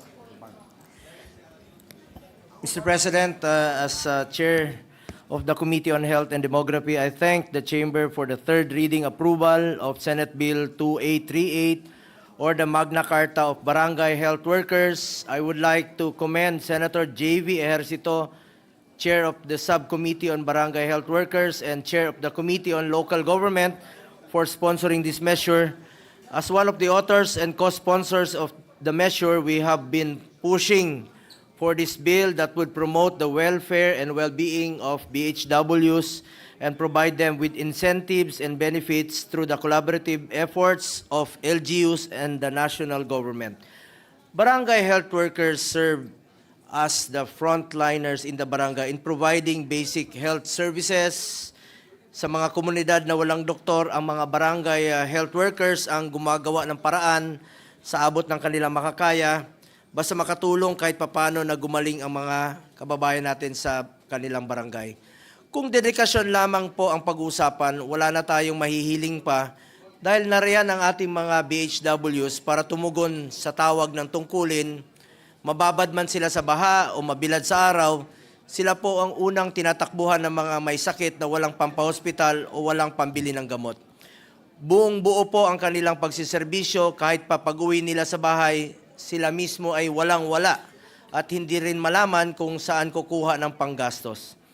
Despite their essential role and function, they are only considered as volunteers in the community. Lahat ng kanilang sakripisyo ay voluntaryo o kawang-gawa. Kaya naman kahit napakaliit ng incentives at benefits, kung minsan wala pa nga, kinikim-kim na lamang po nila ito, tuloy po ang kanilang pagtatrabaho at pagsiservisyo. Nung panahon ng pandemya, sila po ang hero natin. Sila yung umiikot sa kabarangay, tumutulong po sa pagpapabakuna. Ipinasa natin, nung pandemya rin po, ipinasa natin ang batas. Pinasa natin ang batas para bigyan sila ng Health Emergency Allowance o HEA. Sa kakaikot ko po sa buong bansa, maraming BHWs pa rin po ang nag-aapila ng kompensasyon mula sa gobyerno. Ang lagi nilang sigaw, HEA, HEA, HEA. Finally, after 12 hearings dito sa Senado, na nakapag-release na po ng 27 billion sa HEA, dahil services rendered na po ito, pinagpawisan at pinagpaguran po nila ito. Mr. President, it is only imperative for us to listen to their needs. It is high time that we institutionalize compensation for our heroes in the barangay. Huwag po natin silang paulit-ulit na pangakuan at sa huli ay pwedeng mauwi lamang sa wala. If passed, this bill would provide BHWs with monthly honoraria of at least 3,000, transportation allowance, subsistence and hazard pay for qualified BHWs, insurance coverage, and annual cash gift, among others. Mr. President, this will be a landmark legislation that would recognize barangay health workers as unsung heroes who work tirelessly to ensure that essential health services are delivered in the community. Again, thank you to our colleagues and to the good sponsor. Salamat, Mr. President. Thank you, Senator Bongo, Majority Leader.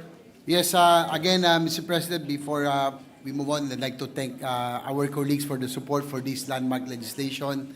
As I always say, here in the Senate, we all more often than not, cross party lines for the good of the Filipino people, especially in this case, the barangay health workers. So maraming salamat to the majority, our colleagues, and the minority. Maraming salamat sa inyong suporta. Next, Did you allow your kuya to be a co-sponsor of your bill? Oh, definitely. You are first on the list of the authors Thank of you. Well these appreciated. measures, Mr. President. Yes, Mr. President, regarding Senate Bill number 2942, Senator Juan Miguel Zubiri, the principal author of the Bangsamoro Organic Law, would like to manifest his support for Senate Bill number 2942 or the BARM election postponement. Senator Subiri is recognized. Thank you very much, Mr. President. Maraming salamat sa Majority Leader. First of all, I'd like to explain my vote on the extension of the elections on the BARM. With the recent Supreme Court rulings, Mr. President, which separated Sulu from the BARM, we need time to reconfigure the composition of the Bangsamoro Parliament to address the parliamentary seats that would have belonged to Sulu. We must also consider the legislative representation of the special geographic areas that we are trying to establish as a new province in the Bangsamoro to make sure that they are not disenfranchised when it comes to the elections. I know, Mr. President, in the last extension, I said that was going to be the last time that we will allow an extension of the BARM parliamentarians.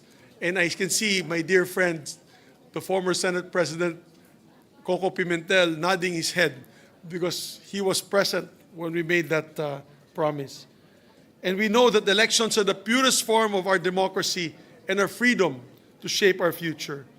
So we must ensure that every voter has the power to do so. But we fought long and hard for the autonomy of the Bangsamoro Autonomous Region of Muslim Mindanao. But let us not waste also what we fought for by allowing the region to descend into chaos over an election that does not fully empower all of our brothers and sisters in the Bangsamoro region. Kaya pumapayag lang po ako na yun para lang pwede natin pag-usapan yung panukala na magbibigay muli ng plebisito sa Sulu para maisama muli sila sa BARM. Give them a chance, no? One last chance to make that self-determination kung talagang gusto nilang masama sa BARM.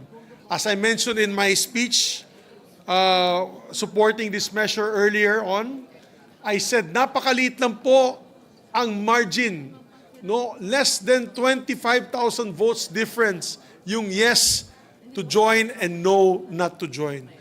5 years after billions, no, tens of billions of pesos were poured into Sulu by the BARM government as a sign of good faith to the MNLF fighters that were there, that were also decommissioning their arms for their wish for peace, for their moving forward towards peace, for their acceptance of peace. There was a lot of funds coming from the block grant to help the province of Sulu. As a matter of fact, almost 5,000 employees, no, 5,000 to 8,000 employees, directly and indirectly, are involved and paid for by the BARM government na nawala po ng trabaho.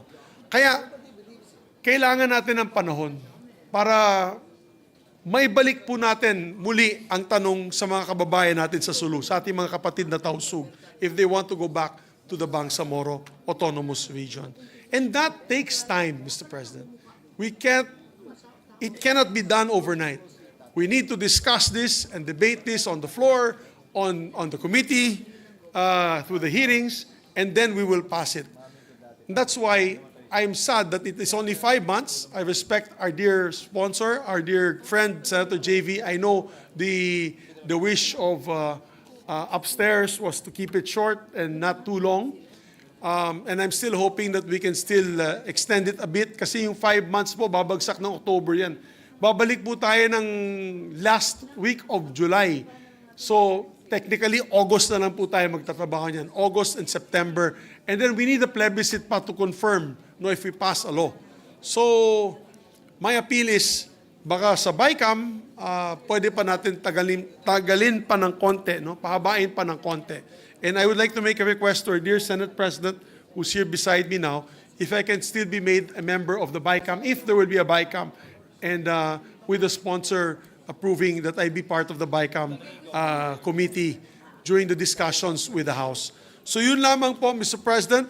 I'm proud to stand in support of this measure, and I thank our colleagues for standing with us as well for genuine and lasting peace and progress sa BARM. Kami po sa Mindanao po, ayaw na namin ng gulo, ayaw na namin ng giyera, ayaw na namin ng away. I get emotional because we're all affected by it. Whether we're from Cagayan de Oro, nandito po si Congressman Emano and the sister who is with us also. Any fighting that happens in our other regions will affect the development of the fastest growing region of the Philippines, Northern Mindanao, where I'm from. We are now the fastest growing kasi wala na pong gulo sa Iligan, wala na pong gulo sa Lanao del Norte, Lanao Sur. Kaya sana po, tulungan niyo po kami para maipatuloy po natin itong kapayapaan ng patagal natin na gusto mangyari at makamit dito sa aming area ng Mindanao. Maraming salamat po, Mr. President. Thank you. Thank you, Senator Subiri. Majority Leader. Yes, Mr. President, Senator Ronald Bato de la Rosa is seeking the floor for his manifestation regarding Senate Bill number 2942. Senator De La Rosa is recognized. Thank you, Mr. President. Majority Leader. Mr. President, I wish to take this opportunity to manifest my explanation for voting yes to Senate Bill number 2942, resetting the first regular elections in the Bangsamoro Autonomous Region in Muslim Mindanao. Under this proposed measure, the first regular election of the BARM shall be reset to October 13 of this year, 2025. Mr. President, from the start, it was never a question of if the BARM elections must be reset. It was a question of when it must be reset. And yes, Senate Bill number 2942 offers itself as an answer to the question. We shall be resetting the elections from May to October of this year. Despite his non-acceptance, I am grateful to our principal sponsor, Senator J.V. Ejercito, for reading my proposed amendment to postpone the BARM election to May 2026, last Tuesday. Hindi natin maipagkakaila na ang desisyon ng Supreme Court ukol sa paghihiwalay ng Sulu sa BARM ay nagdulot ng pagkabalisa sa ating mga kapatid na Muslim doon sa BARM at Sulu. This confusion in itself is already a disturbance of the peace. And it should go without saying, Mr. President, that we cannot afford to lose the peace we have worked so hard to achieve. We cannot lose our peace to a war, nor can we lose it on account of widespread technical confusion. Dalawa ang nakikita kong kailangan sa sitwasyong ito. Matugunan ang ating kalituhan at mabigyan ng linaw ang isyong ito. Clearly, Mr. President, both things requires time. Time to discuss, time to clarify, and time to facilitate. And today, time is what this bill provides. Rushing things ruins things. Ayun nga sa isang kasabihan. As we give BARM the time that they need for their elections, we usher in both the passage of this bill as well as the continued efforts to secure peace in Mindanao. Daghan salamat, Mr. President. And if there are no more explanation of votes, Mr. President, may I proceed to my next manifestation, Mr. President? Please proceed. Yes, please. Yeah, thank you, Mr. President.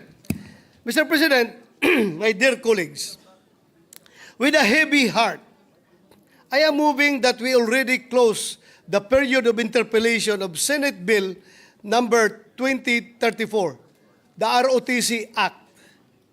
This bill was passed in the House of Representatives on 15 December 2022 and has been with us in the Senate since then.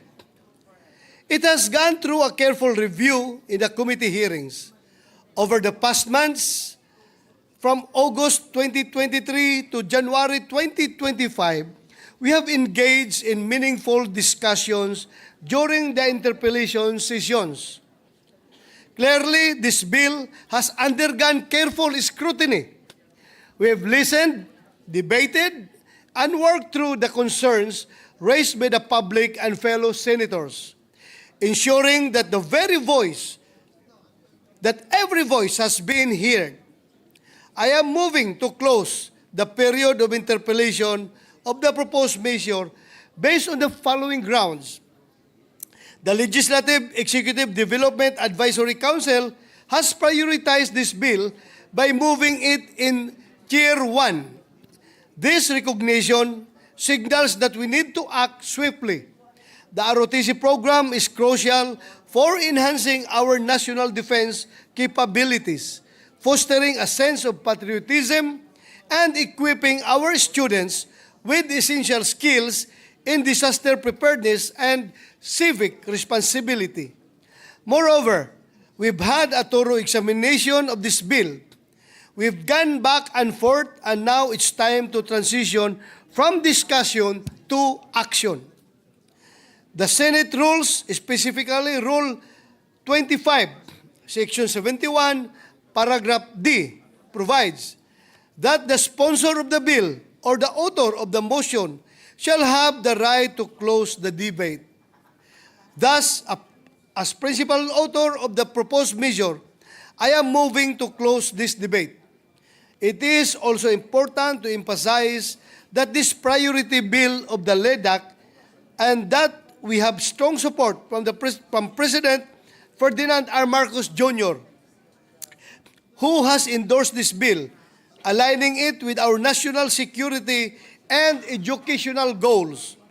His backing emphasizes how vital it is for us to expedite this process. Thus, let us all unite in closing this period of interpellation and move forward with the next steps by empowering our students with the values and skills they need. We are preparing a generation that is patriotic and will be able to defend our country. Thank you, Mr. President. What does the majority leader say? Mr. President, I commiserate and concur with the motion of the good sponsor, the chairman of the Committee on Public Order, but we would like to seek a ruling from Your Honor, the Chair, Mr. President. The chair seeks a minute suspension.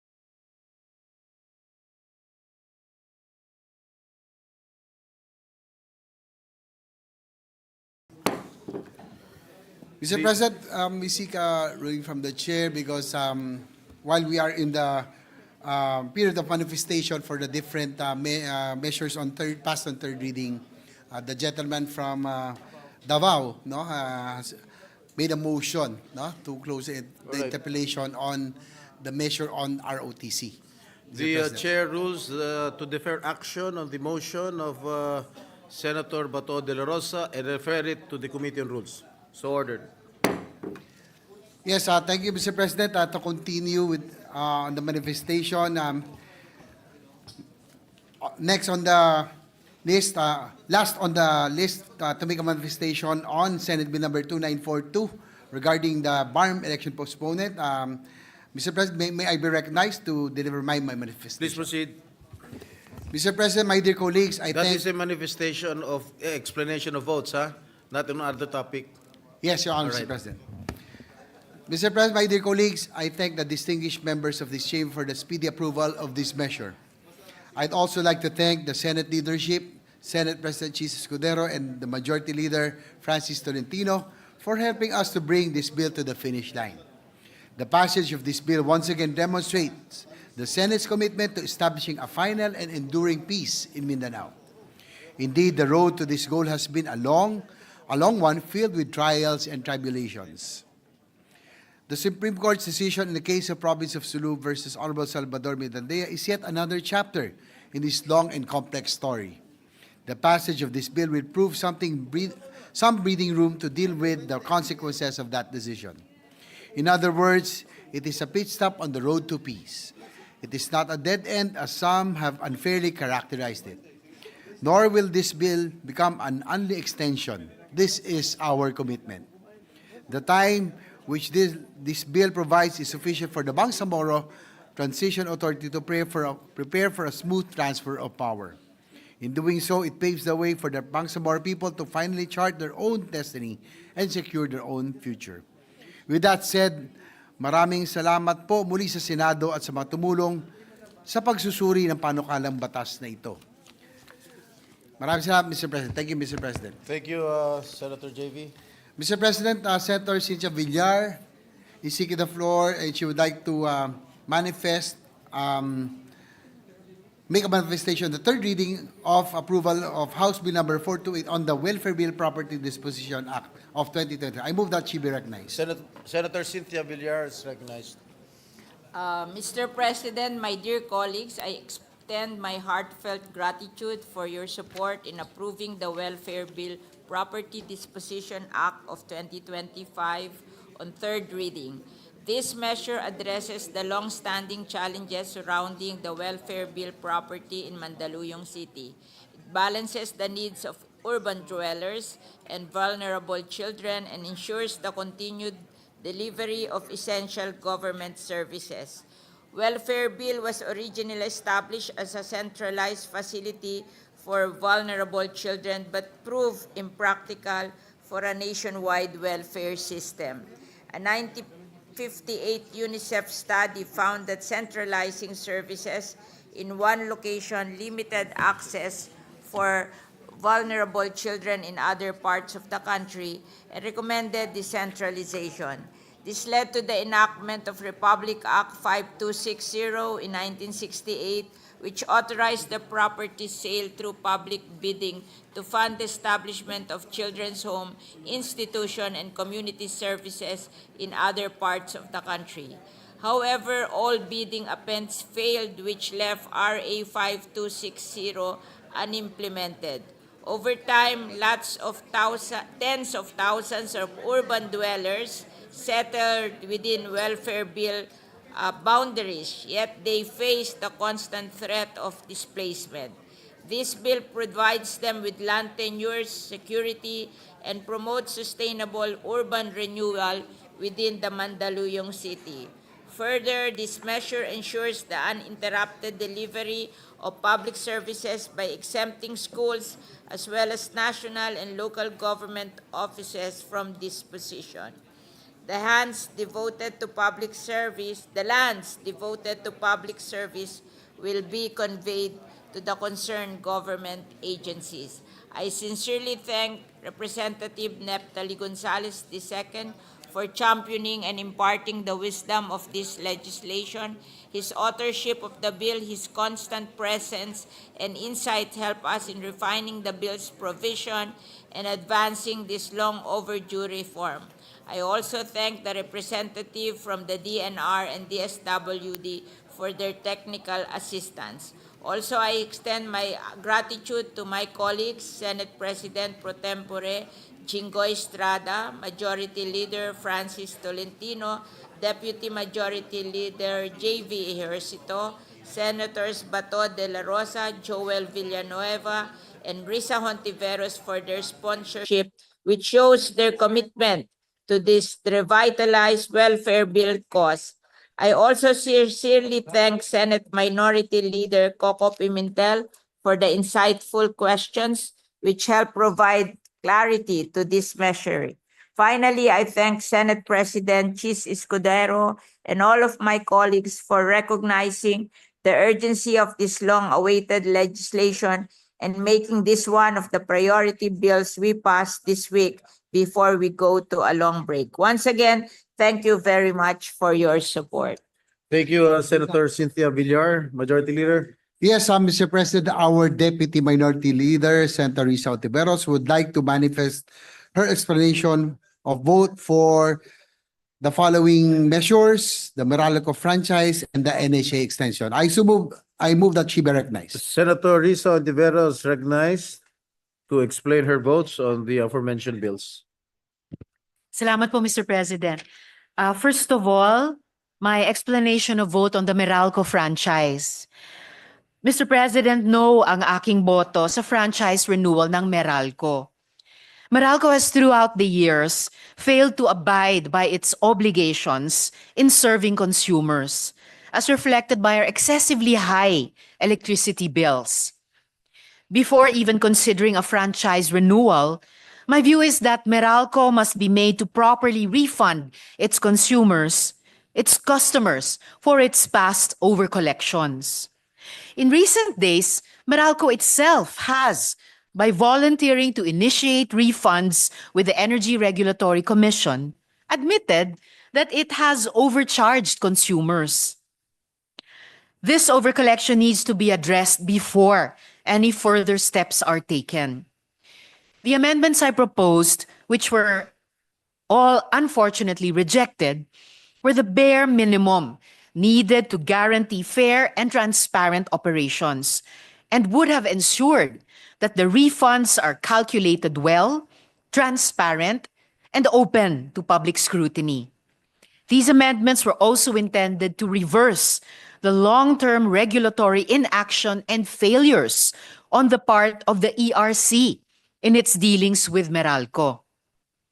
Hindi pwede na mauwi sa move on at limot ang mga pagkakamali at pagkukulang ng Meralco. Tungkulin ng Senado na siguraduhin na hindi na muling malalamangan ang taong bayan. Let me again enumerate the amendments that I sought, Mr. President. Independent financial audit. The Commission on Audit needs to regularly audit Meralco's financial records. Kailangan nating ipakowa para itama ang mga singil nila at hanapin kung saan napupunta ang sobrang siningil. This audit must be comprehensive, looking at all financial statements, related party transactions, and the calculation of the annual revenue requirement or ARR. Publication of rate-setting rules. All rules used to calculate electricity rates must be made public, including any changes to these rules. The ERC and Meralco must publish these rules and any decisions made about rates. Hindi pwede na itinatago nila ang mga patakaran at nagdedesisyon ng palihim. Dapat malinaw kung paano kinalkula ang mga bayarin sa kuryente. This transparency will allow the public to understand how our bills are determined and will allow us to intervene. Definition and limitation of the regulatory asset base or RAB. The assets included in Meralco's rate calculations, the regulatory asset base or RAB, must be limited to assets funded by Meralco's own money and loans and should not include customer payments such as deposits. Hindi pwedeng isama sa RAB ang mga assets na ang pinambayad ay customer deposits at ibang liabilities na hindi pinondohan ng Meralco. This amendment would have prevented Meralco from including assets they did not pay for in their rate calculations. This is a critical point dahil it is clear that Meralco has been padding the list of assets entitled to profits by including those that were purchased with customer deposits, provisions for losses, and other sources of finance not owned by Meralco. These amendments would have not been unreasonable or unfair to Meralco, Mr. President. They simply ensure accountability and transparency. These amendments would have guaranteed that the rates charged to consumers are just and fair. These pro-people provisions are not absurd, nor are they anti-business. And I cannot agree that providing a definition of regulatory asset base in Meralco's franchise will somehow reduce the flexibility of ERC. On the contrary, we need stronger protections and guidelines set in law so that consumers will be protected even when regulatory agencies fail, refuse to, or are unable to act. Mr. President, we should not reward Meralco's misdeeds with a brand new legislative franchise a few years before its existing one expires. A few years, Mr. President. Isoli muna nila ang bilyong-bilyong sobrang kinolekta nila sa taong bayan. Now, Mr. President, on the NHA strengthening bill, my explanation of yes vote. Gusto ko pong pasalamatan ang ating sponsor, Senator Amy Marcos, sa pagtanggap ng mga naging amyenda ko sa NHA strengthening bill. Gusto ko pong magbigay ng paliwanag ukol sa dalawa sa mga amyendang ito dahil gusto kong maging maagap ang liderato ng ahensya sa pagbuo ng kanilang mga gawain. Condonation. Una po, kasama ng sponsor, inatasan po natin ang NHA na bumuo ng panibagong condonation program para sa ating mga kababayan na hindi nakakabayad sa NHA. Mahalaga pong balikan ang programang condonation na ito at bumuo ng isang panibagong programa dahil hindi lubos na nagtagumpay ang naunang condonation program nila na hiningi ng Senado sa pamamagitan ng resolusyon ni Senator Laila De Lima noong 2018. Pinatupad ng naunang condonation program noong 2019 bago mangyari ang pandemic. Nalaman po ni Senator Laila na mayroong humigit kumulang na 522,000 NHA accounts noong 2019 at sa bilang na ito, lampas kalahati ng mga pamilya sa NHA sites o 293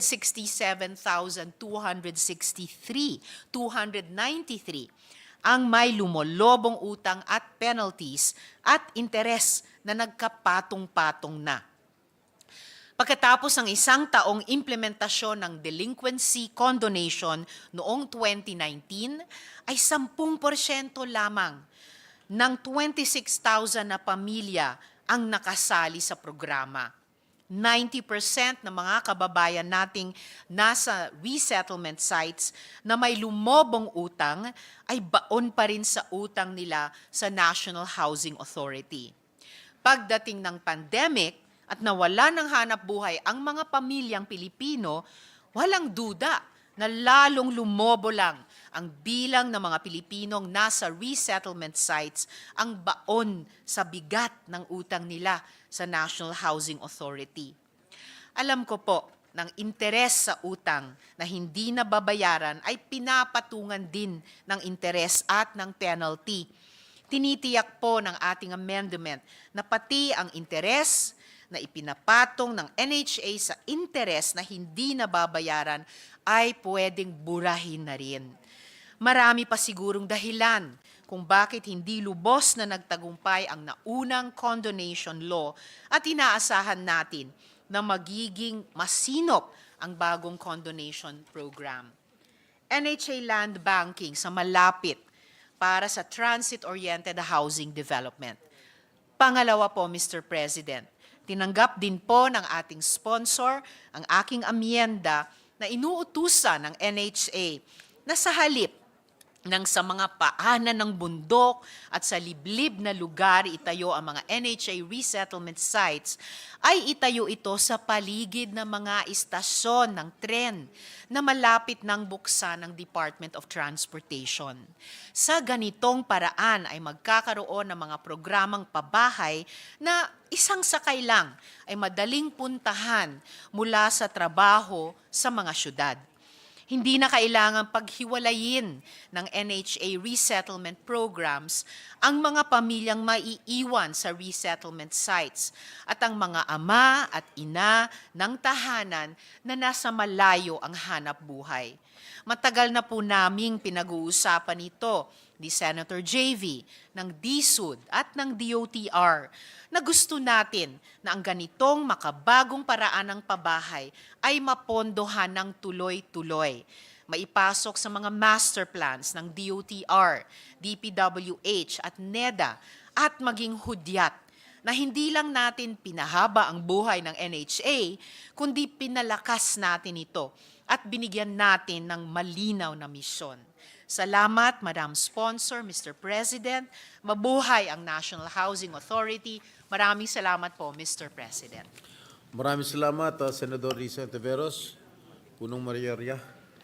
Yes, thank you, Mr. President. Senator Lauren Legarda and Senator Ronald Bato de la Rosa would like to insert into their explanation of vote for Senate Bill number 2838. This is the Magna Carta for Barangay Health Workers, Mr. President. The explanation of votes of Senators De La Rosa and Legarda are hereby inserted into the records of the aforementioned bills.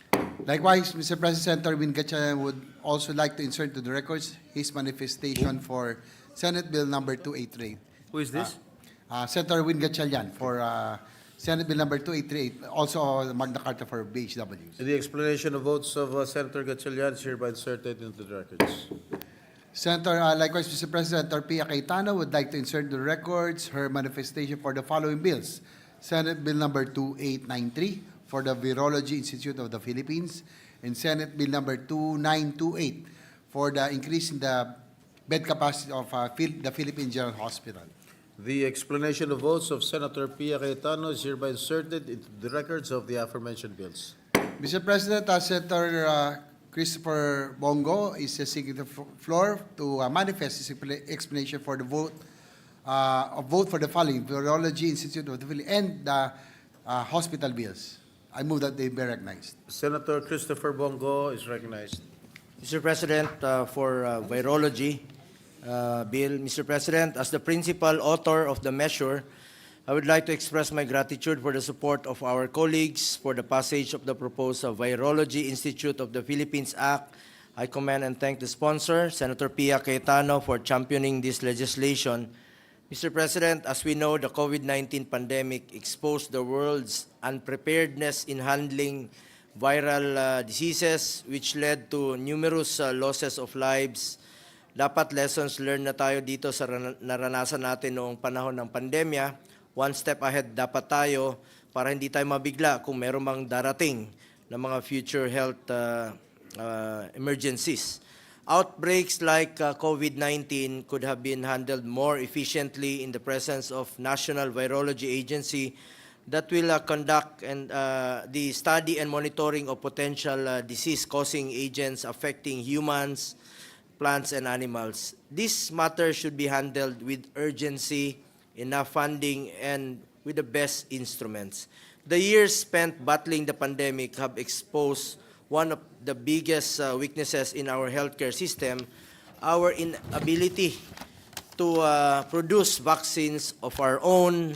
Nakaasa lamang po tayo sa ibang bansa, kailangan meron na tayong kakayahan na mag-produce ng ating sariling bakuna sana pagdating ng panahon. Through this measure, research and development activities of the VIP will contribute to achieving vaccine self-reliance. The VIP is also mandated to collaborate with private partners for the development of new industries, products, and services, including the clinical phase of vaccine production. We must invest heavily on health research initiatives. I am glad that we are now on track on having a reliable national virology laboratory that would play a critical role in strong public health response to emerging, re-emerging, and existing viral diseases. Lessons learned po tayo dito, Mr. President. Naalala ko po noong 2019 during budget deliberation ng health budget dito sa Senado, ang tinanggalan pa nila ng budget sa pagdating dito sa Senado ay yung RITM at isipin nyo, pagdating ng Marso, ang RITM po yung pinaka-importanting opisina. Hindi po tayo pumayag noong Oktubre at Nobyembre ng December 19. Natanggalan po ng pondo ang RITM. Dinagdagan pa natin, binalik at dinagdagan natin. At lessons learned po ito, the more we should invest sa ating healthcare system. Thank you, Mr. President. And next, I would like to take this opportunity to thank this chamber for approving the much-needed upgrade to our healthcare facilities. Maraming salamat po sa lahat ng mga kasamahan natin dito sa Senado for supporting the passage of these measures. Ito po mga hospital bills. Sadly, our healthcare system is still very far from what we can call as ideal, much less strong. Malayong-malayo pa po tayo dito sa healthcare system ng ating mga kapitbahay natin sa Asia at lalo na sa mga mayayamang bansa. But we must never give up. And we are not giving up. Every effort we make, every legislation we pass is a step towards strengthening our healthcare system and improving access to medical services.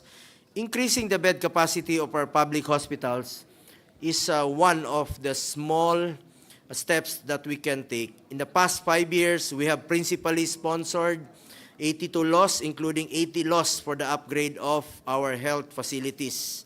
Sa kakaikot ko po sa buong Pilipinas, minsan sa isang kama, 2 pasyente po, paano gagaling ang pasyente niyan kung ganun po ang kanilang kinatatayuan? The more we should invest sa ating healthcare system. Sa bawat kama na maidadagdag natin sa mga pampublikong hospital ay maaring katumbas ng isang buhay na maililigtas. Sa bawat ospital na ating maitatatag ay maaring kalusugan ng isang buong komunidad ang katumbas. Sa totoo lamang po, ang mga mahirap natin, ang mga kababayan, ang pupunta sa mga publikong hospital, para po ito sa kanila, dapat natin siguraduhin na ang bawat Pilipino, lalong-lalo na po yung mga walang kakayahang magbayad, ay inaalagaan ng pamahalaan. May matakbuhan sila sa pamamagitan ng mabilis na access sa serbisyong pangkalusugan. Katumbas po ng kalusugan ay buhay ng bawat Pilipino. I am glad that we are taking the right steps. Naniniwala po ako that health is wealth at katumbas po ito ng buhay ng bawat Pilipino. Thank you, Mr. President. May I also request to be considered as co-sponsor for the House bills creating additional branches of courts, which we just passed today on third reading. Thank you, Mr. President. Thank you, Senator Christopher Bongo. The manifestation of Senator Bongo is hereby noted. Mr. President, Leader.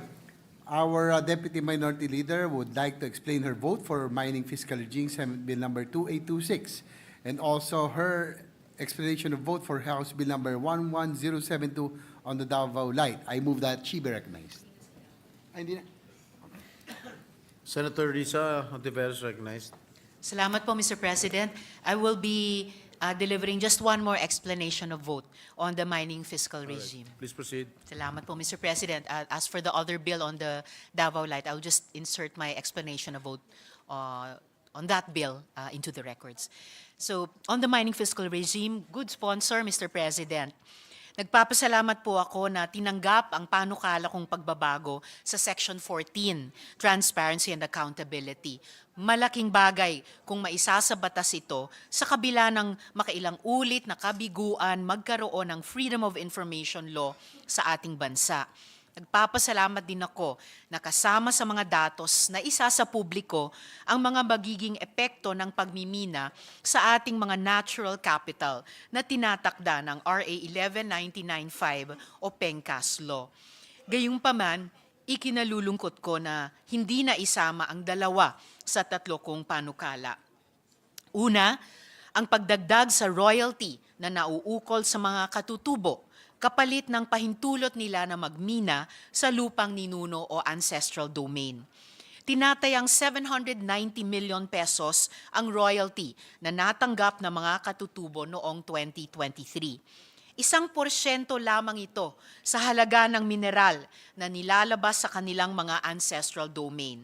Maliit na halaga na nababawasan pa dahil binubuwisan ng gobyerno ng income tax. Upang ipagpatuloy ang labang ito, hiniling ko kay Senator Robin Hood Padilla na gawin akong co-sponsor ng kanyang panukalang batas na naglalayong itaas ang natatanggap na mga katutubo bilang royalties mula sa mga proyekto sa loob ng mga lupang ninuno. Nagpapasalamat ako kay Senador Padilla sa kanyang pagpapaunlak. Pangalawa, ang panukalang export tax. Tinutulak ko ito hindi lamang sa karagdagang buwis, subalit dahil sa kinakailangang pananalapi upang mapondohan ang isang National Industrialization Program na aking sinusulong sa Alternative Minerals Management Bill. Totoong merong nakukuhang royalty ang Mines and Geosciences Bureau, ngunit ito'y limitado lamang sa mga mineral reservations. Malaking bahagi nito'y masasabing reimbursement o bayad lamang para sa nagastos na ng pamahalaan sa pagtuklas ng mga mineral. Mawalang galang lang po, Mr. President. Sa aking pananaw, mas makabubuti ang isang export tax kaysa sa isang export ban na kahawig sa Indonesia. Nangangamba ako na maeengganyo ang mga kumpanya na palawakin at paigtingin pa ang pagmimina at pag-e-export upang mabawi ang kanilang puhunan bago mapataw ang ban. Mangyayari ito nang walang dagdag na pakinabang sa pamahalaan at bayan. At higit pa rito, magbubunga sa mas mabilis na pagkasira ng ating kalikasan.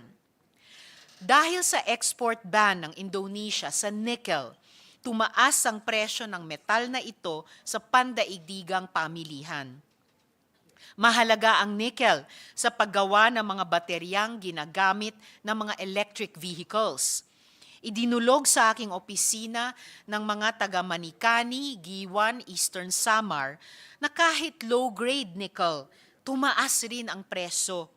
Lumalaki ang nickel na hinuhukay at isinasakay sa naghihintay ng mga barkong patungong China. Mr. President, lubahang napakaikli ng 5 taong palugit.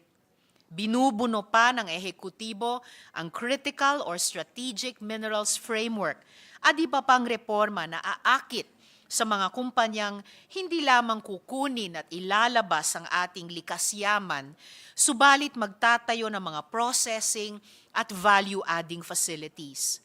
Malaking balakid pa rin ang mahal na kuryente sa bansa.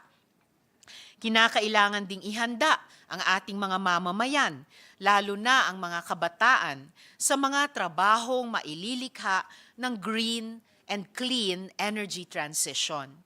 Mr. President, sang-ayon ako sa layon at diwa ng inyong export ban. Kinakailangang baliktarin ang over-dependency ng industriya sa exports tulad ng nasabi ko sa Alternative Minerals Management Bill. Subalit, hindi pa napapanahon. Wala pang sapat na kakayahan ngayon o sa loob ng 5 taon upang mapagyaman pa ang ating mineral. Sa mga Kadahilanang ito, Mr. President and good sponsor, ikinalulungkot ko na bumoto akong no sa SB 2826. Salamat po, Mr. President. Maraming salamat, Senador Risa Ontiveros, Majority Leader. Yes, Mr. President, my manifestation as a principal sponsor of the Senate Bill number 2826 on the enhanced fiscal regime for large-scale mining act, I prefer that it be inserted to the records, Mr. President. The manifestation of the Majority Leaders noted, and also this representation would like to insert into the records his explanation of votes for SB 2838, the Barangay Health Workers, SB 2818, NHA, House Bill number 428, Welfare Bill, and also SB 2893, the Virology Institute. Yes, Mr. President, last manifestation, may I be recognized for my explanation vote on the Bicameral Conference Committee report on the amendments to the Motorcycle Crime Prevention Act. Please proceed. Thank you, Mr. President. Mr. President, esteemed colleagues, this humble representation would like to express my utmost gratitude to the members of this honorable chamber on the ratification of the Bicameral Conference Committee report on the disagreeing provisions of Senate Bill number 2555 and House Bill number 11113. As principal author of the proposed measure, I'm very thankful for the overwhelming support we have received not only from fellow legislators, but perhaps most importantly from the motorcycle riding community. The Motorcycle Crime Prevention Act, infamously known as the Doble Placa Law, might have had all the good intentions, but was immediately condemned for seemingly singling out a sector. A few years ago, the Doble Placa Law was passed in response to the crimes committed with the aid of motorcycles.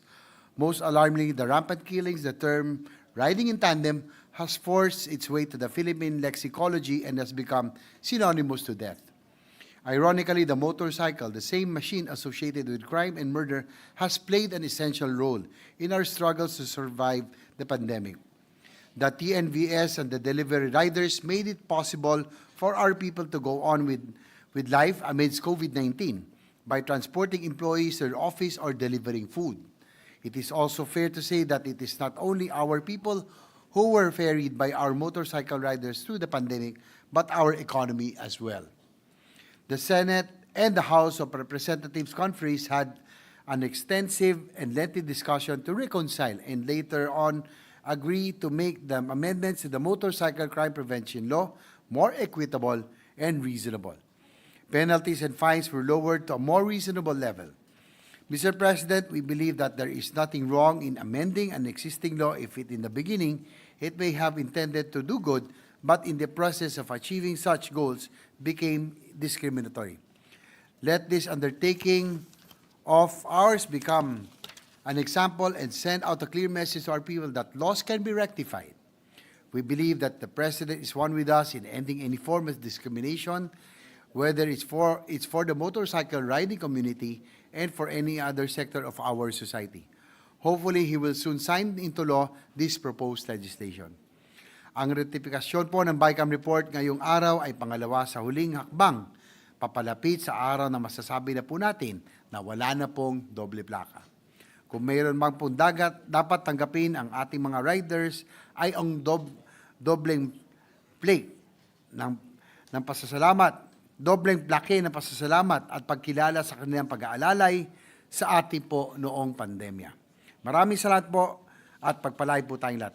Thank you, Mr. President. Thank you, Senator JV, Majority Leader. Mr. President, I move that we resume consideration of Senate Bill number 2805. This is the bill on the amendments to the Movie, Television, Review, and Classifications Board. So moved, Mr. President.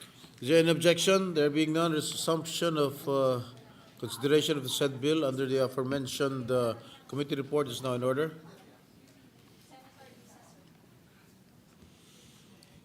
Yes, Mr. President, I move to resume the period of individual amendments using the approved amendments by substitution on December 11, 2024 as our working draft. I recognize the sponsor, Senator Robin Hood Padilla and Senator Risa Ontiveros, our deputy minority, to propose individual amendments. So move, Mr. President. Hearing no objection, the period of individual amendments is now in order. Senators Padilla and Hontiveros are hereby recognized. Please proceed. Salamat po, Mr. President, at magandang hapon po, good sponsor.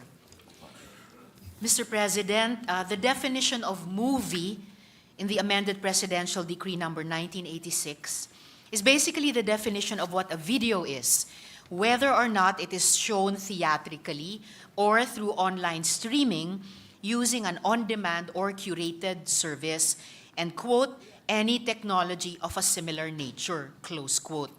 As written, this seems to include any video content streamed or accessed online, whether accessed for free or requiring a service fee. Given the overly broad definition in this legacy legislation, if someone were to set up a web page and stream family videos over it, this would be within the proposed expanded mandate of the MTRCB. So would interactive content, such as video games. So, Mr. President, good sponsor, I would like to propose an amendment that video games be excluded from the definition of movie. In this way, Mr. President, good sponsor, on page 2, line 30, add the following clause. The term, quote, movie, close quote, shall not include interactive content or videos uploaded or streamed online for personal use and not intended for non-theatrical distribution or for distribution through mass media. I so move, Mr. President. What does the sponsor say? Ginoong Pangulo, pwede pong humingi ng 1 minutong suspension? Says suspended.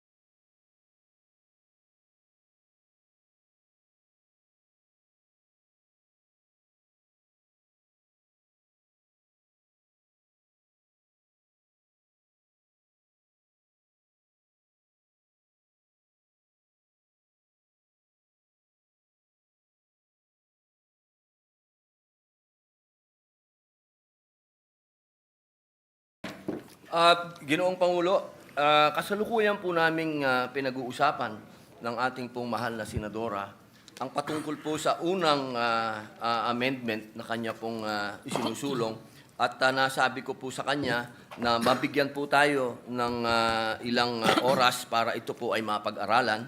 Kaya't hinihiling ko po sa kanya na tayo po ay pumunta na sa pangalawa na kanya pong isinusulong. So we Maraming will salamat. defer action on your Opo, proposed Mr. amendment. President. All right. At maluwag po akong sumasang-ayon sa good sponsor dyan. All right. Please proceed with your next amendment. Salamat, Mr. President, at good sponsor. So, Mr. President, this next and actually last proposed amendment is aimed at protecting the fundamental right to free speech as enshrined in the 1987 Constitution. In no uncertain terms, the Bill of Rights provides that, quote, no law shall be passed abridging the freedom of speech, of expression, or of the press, or the right of the people peaceably to assemble and petition the government for redress of grievances, close quote. In the case of Inre Gonzalez versus Commission on Elections, the Supreme Court declared that freedom of speech is a vital, quote, prescription for attaining a creative, progressive, exciting, and intellectually robust community. It spurns the alternative of a society that is tyrannical, conformist, irrational, and stagnant, close quote. Free speech, quote, means something more than the right to approve existing political beliefs or economic arrangements, to lend support to official measures, to take refuge in the existing climate of opinion on any matter of public consequence. So atrophied, the right becomes meaningless, close quote. Protecting this right is imperative, given our country's, quote, own lesson of history, both political and legal, that freedom of speech is an indispensable condition for nearly every other form of freedom, close quote. Quote, without free speech, the government robs the people of their sovereignty, leaving them in an echo chamber of autocracy, close quote. Filipinos may often feel disenfranchised, Mr. President, but we will always have the power of our voice, and the Constitution mandates that we do not stifle it. Government approval of one's message should not be made a prerequisite for exercising free speech. The recent controversy surrounding the MTRCB's X ratings put this issue squarely into focus and highlight the dangers of granting anyone in government the wide latitude to determine what can and cannot be spoken or shown to the public. Ang dokumentaryong Alipato at Moog na tungkol sa enforced disappearances at human rights violations na nakasentro sa kwento ni Jonas Burgos, binigyan ng MTRCB ng X rating. At ang rason, it, quote, tends to undermine the faith and confidence of the people in their government and or duly constituted authorities, close quote. Binawi man ito ng MTRCB, malinaw itong ipinakita na sa lawak ng grounds na pwedeng tutulan ng MTRCB nanganganib, pati ang kakayahan nating punahin ang pamamalakad ng gobyerno. At sa saligang batas, bawal po ito. It is true that the right to free speech is not without its limitations, but these limitations are clearly laid out in our jurisprudence. The legislature can only inhibit these rights in the face of a clear and present danger. The 1987 Constitution, as affirmed by jurisprudence, only allows the suppression of speech and expression in narrowly tailored circumstances, which are reflected in this proposed amendment, Mr. President, good sponsor. On page 5, delete lines 1 to 30. These are the subsections of Section 6, letter C, and replace with the following. I, incite subversion, insurrection, rebellion, or sedition against the state. I, by their mere showing, constitute a violation of any law, including Republic Act No. 7610, or the Special Protection of Children Against Abuse, Exploitation, and Discrimination Act, Republic Act number 11930, or the Anti-Online Sexual Abuse and Exploitation of Children, o SAEC, and Anti-Child Sexual Abuse or Exploitation Materials, CSAEM Act. Republic Act number 999-5, or the Anti-Photo and Video Voyeurism Act of 2009, and Title 13, Chapter 1 of the Revised Penal Code, or any other criminal offense. III, appeal purely to prurient interest and lacks any literary, artistic, political, or scientific value, or IV, bring about identified, clear, and present dangers to national security, public order, or public health, which the state is duty-bound to prevent. I so move, Mr. President. What does the sponsor say? Ginoong Pangulo, ako po yung humihingi ulit ng 1 minutong suspension. Session suspended.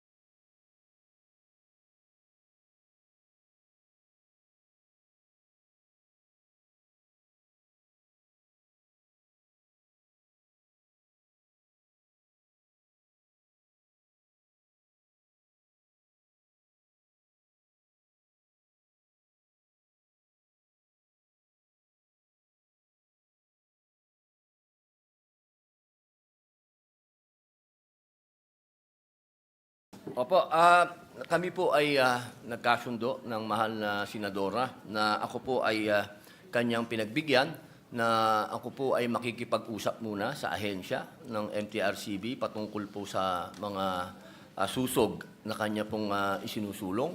At pumayag naman po ang ating mahal na senadora para bigyan po ako ng ilang minuto. Kaya po hinihingi ko po sa inyo, Ginoong Pangulo, kung papayagan po ako ng mahal na senadora na ipagpatuloy ko na po ang pagbasa ng amendment ng iba nating mga kasama. Alright. Pumapayag po, Mr. President. Alright, At we salamat will- sa good sponsor. Again, we will defer action of the proposed amendments of Senator Risa. Yes, Mr. President. Thank you, Mr. President. Good sponsor. Abangan ko na lang po yung sagot ng good sponsor mamaya. Salamat Thank you. po. Thank you, Senator Risa. Maraming Okay, salamat. you may now proceed, Senator Padilla. Ginoong Pangulo, Pinunong Mayorya, maraming salamat po. Nais ko lamang po magbigay ng maiksing manifestasyon bago po ang individual amendments ng ating mga iginagalang na kasamahan. Noong nakaraang taon, bago po ang holiday season break, batid ko po ang naging pribilehong talumpati ni Senate President Pro Tempore Jinggoy Estrada tungkol sa kanyang pagkabahala po sa mga ipinalalabas sa Viva Max. Aray ko, pasensya na po, Viva Boy po ako eh. Nais ko lamang pong banggitin rin na ang mga ganitong uri po ng alalahanin ang sentro ng ating mitihin na maamendahan po ang charter ng MTRCB. Ito po ay naguugat sa pagnanais nating mabigyan ng proteksyon ang ating mga kabataan na na-expose po sa mga materyales na hindi ligtas para sa kanila. Dahil po dyan, Ginoong Pangulo, talagang nananawagan rin po tayo na maipasa natin ang panukalang ito para magkaroon po ng jurisdiction ng MTRCB sa mga online streaming platforms. Ito po ay hindi lamang para sa Viva Max. Sinasakop din po nito ang mga foreign streaming sites, gayon din ang mga local na platforms, sa pamamaraan naman po na hindi matatapakan ang ating karapatan sa malayang pagpapahayag. Ginoong Pangulo, nais ko rin po magpasalamat sa atin pong Ginoong Tagapangulo, Senator Chis Escudero, sa pagtulong po sa kanyang paglinang sa mga amendment at panukala na ito. Mga mahal kong kasamahan, ito po ang Senate Bill number 2805 under Committee Report number 311, an act strengthening and expanding the mandate, capabilities, and organizational structure of the MTRCB, amending for the purpose Presidential Decree number 1986, 1986. Opo, mula kay Senadora Grace po. On page 2 of the substitute bill, section 3 on definition of terms, subsection E, line 23, delete the word include and replacing it with the word provide. The new section will read as follows, section 3, definition of terms, E, on-demand streaming services refer to internet-based services that provide online curated content platforms from which users can stream or download videos for offline viewing. On page 4, section 6. I so move. Sorry po. Isa-isa lang po. I move, Ginoong Pangulo. Is there an objection? There being none, the amendment's approved.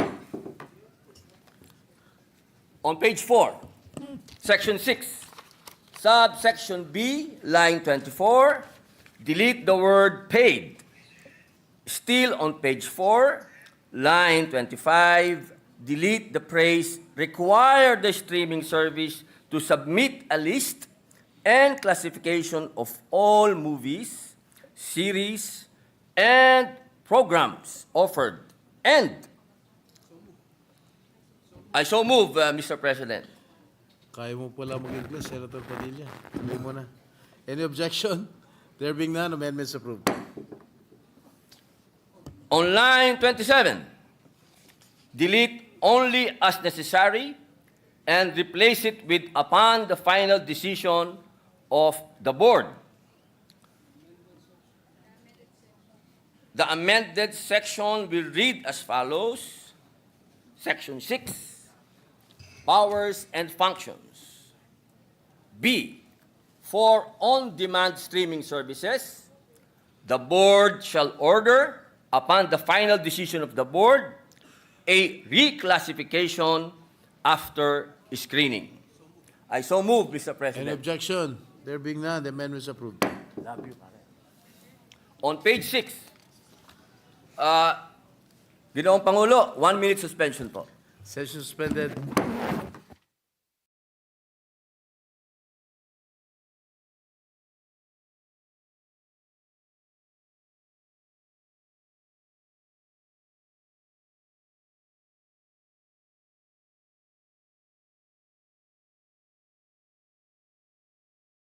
On page 6, subsection D, lines 2 to 4, delete the period Oo nga. and the entire sentence starting from phrase the board up to the word service. This will now read as follows.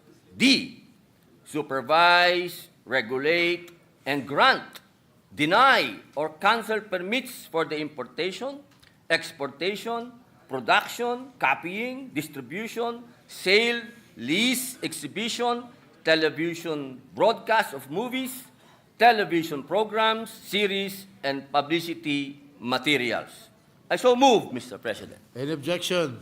There being none, amendments approved. Dulo ba tayo? Saan na tayo? Page 5. On page 5, Oh, this line... is an anterior amendment? No, no, Mr. President. No, we are already in page 6. So this is an anterior amendment. Yes, Mr. President. Page 6. Ito na. Line 9 na tayo. Mabalik tayo. Okay. On page 6, Oh, page 5 Mr. President, 1 minute suspension lang po. says suspended.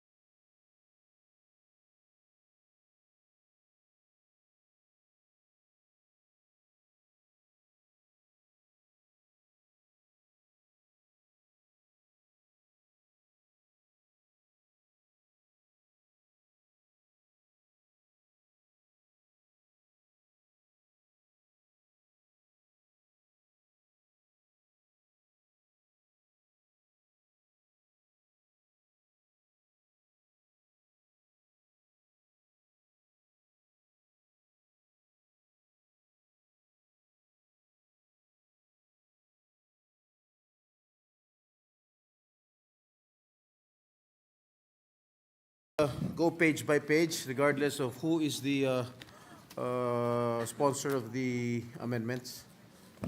Yes, Mr. President. All right, please proceed on page 5. Ito po. Mula po ito kay Senadora Loren Ligarda. On page 5, line 19, after public safety, delete and public health. The amended provision will now read as follows. Section 6, powers and functions.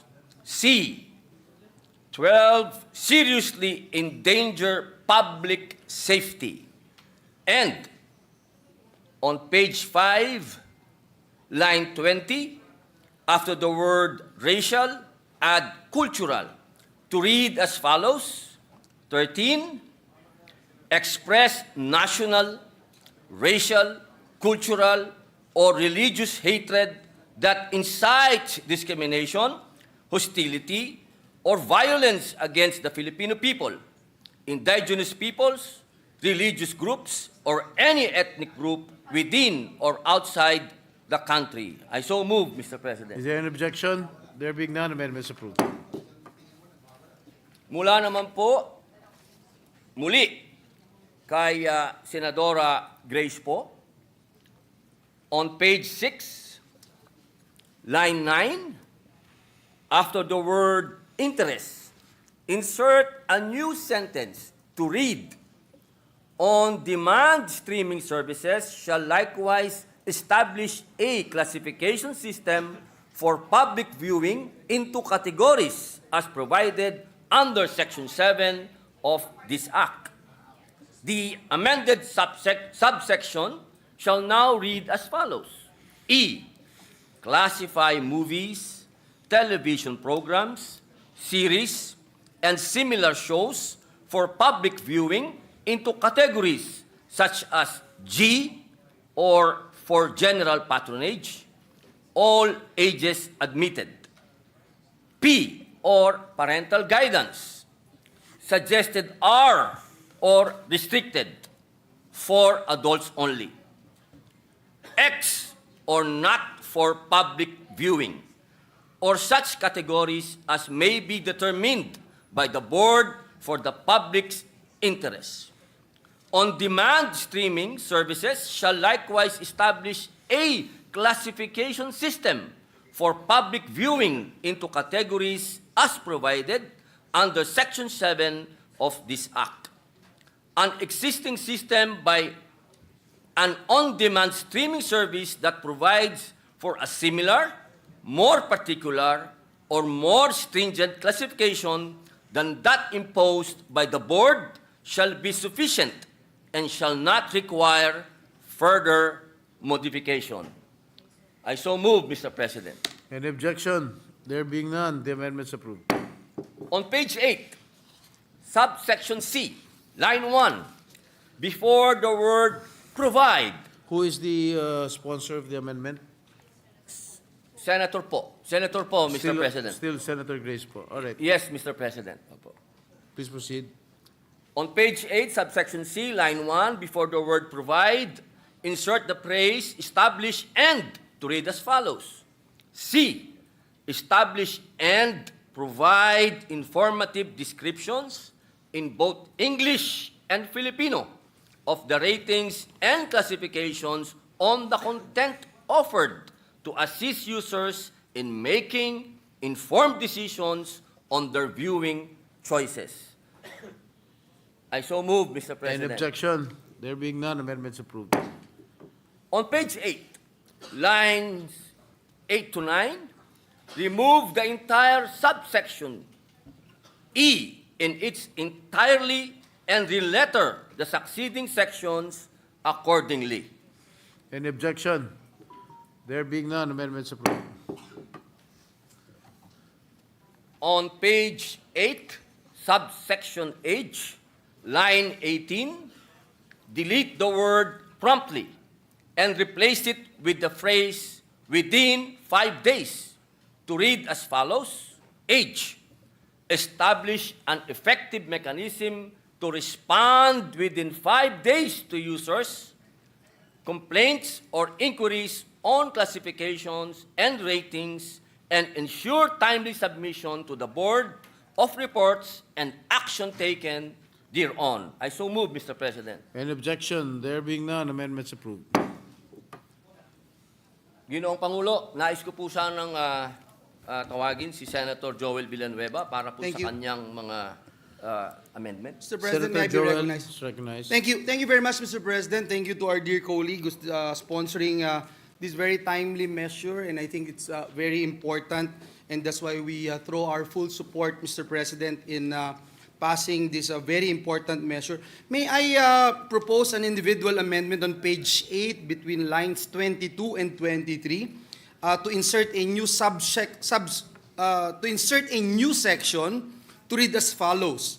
Section 8, age verification protocols. All online providers of adult content shall be required to adopt an age verification process. For this purpose, the presentation of any valid government-issued identification card exhibiting the user's photograph and age or date of birth shall be required to protect users' personal information.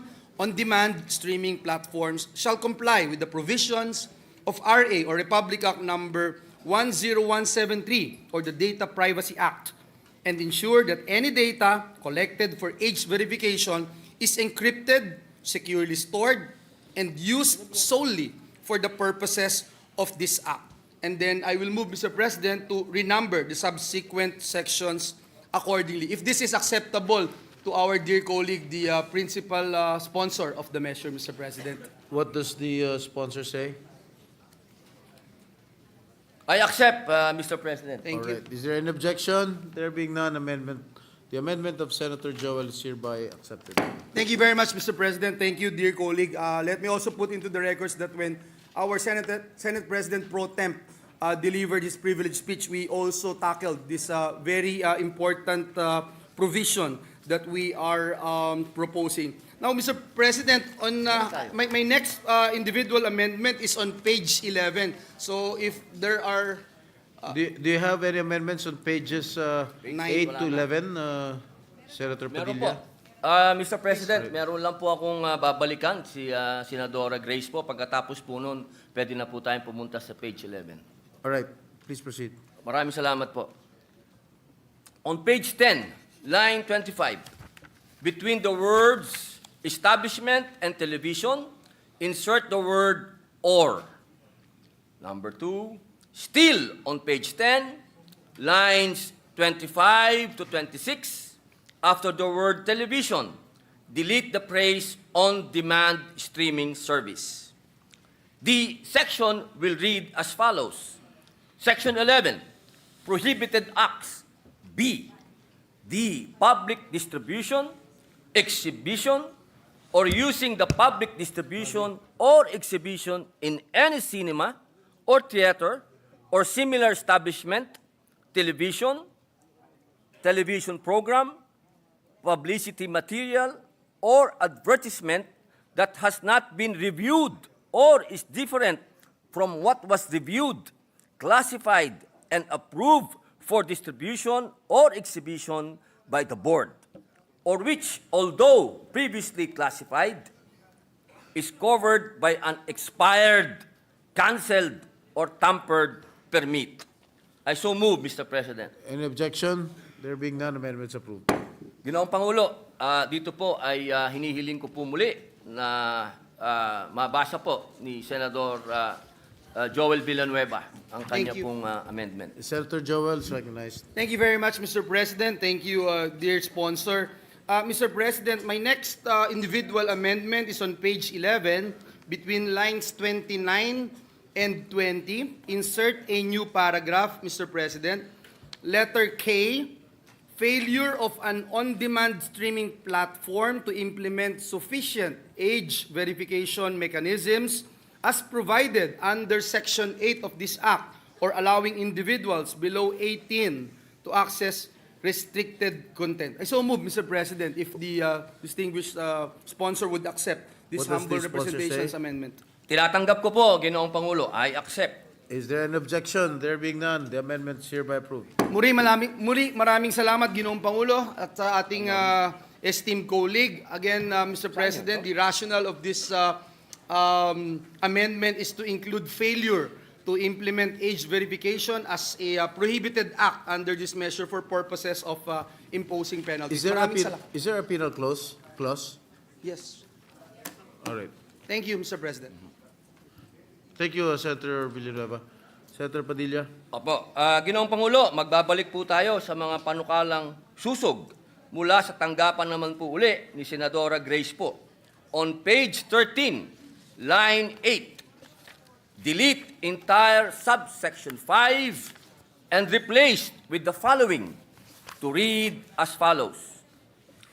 Number 5, removal of the specific movie, episode, publicity material from the online catalog or the objectionable portion of the on-demand streaming service found to be in violation of this act upon the final and executory decision of the board.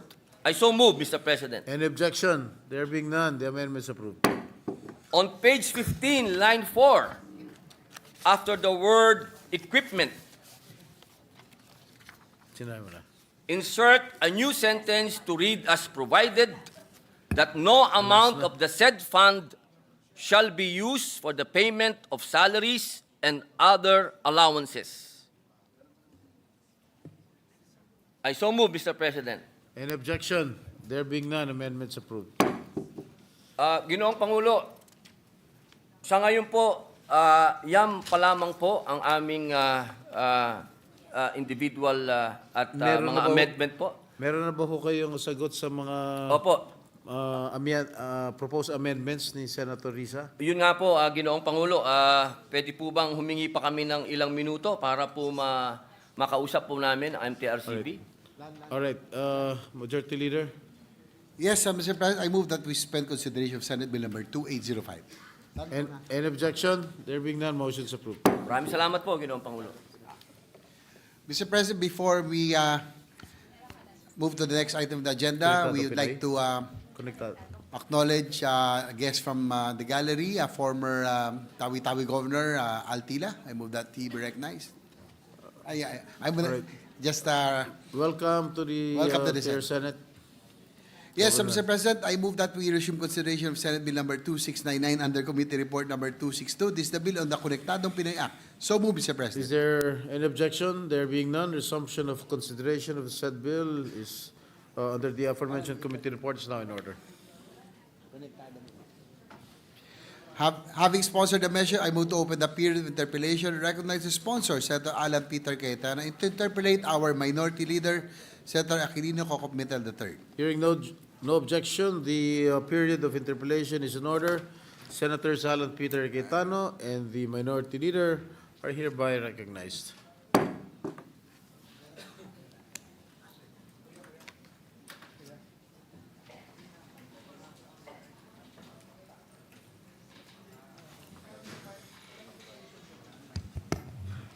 Isa lang nakapila.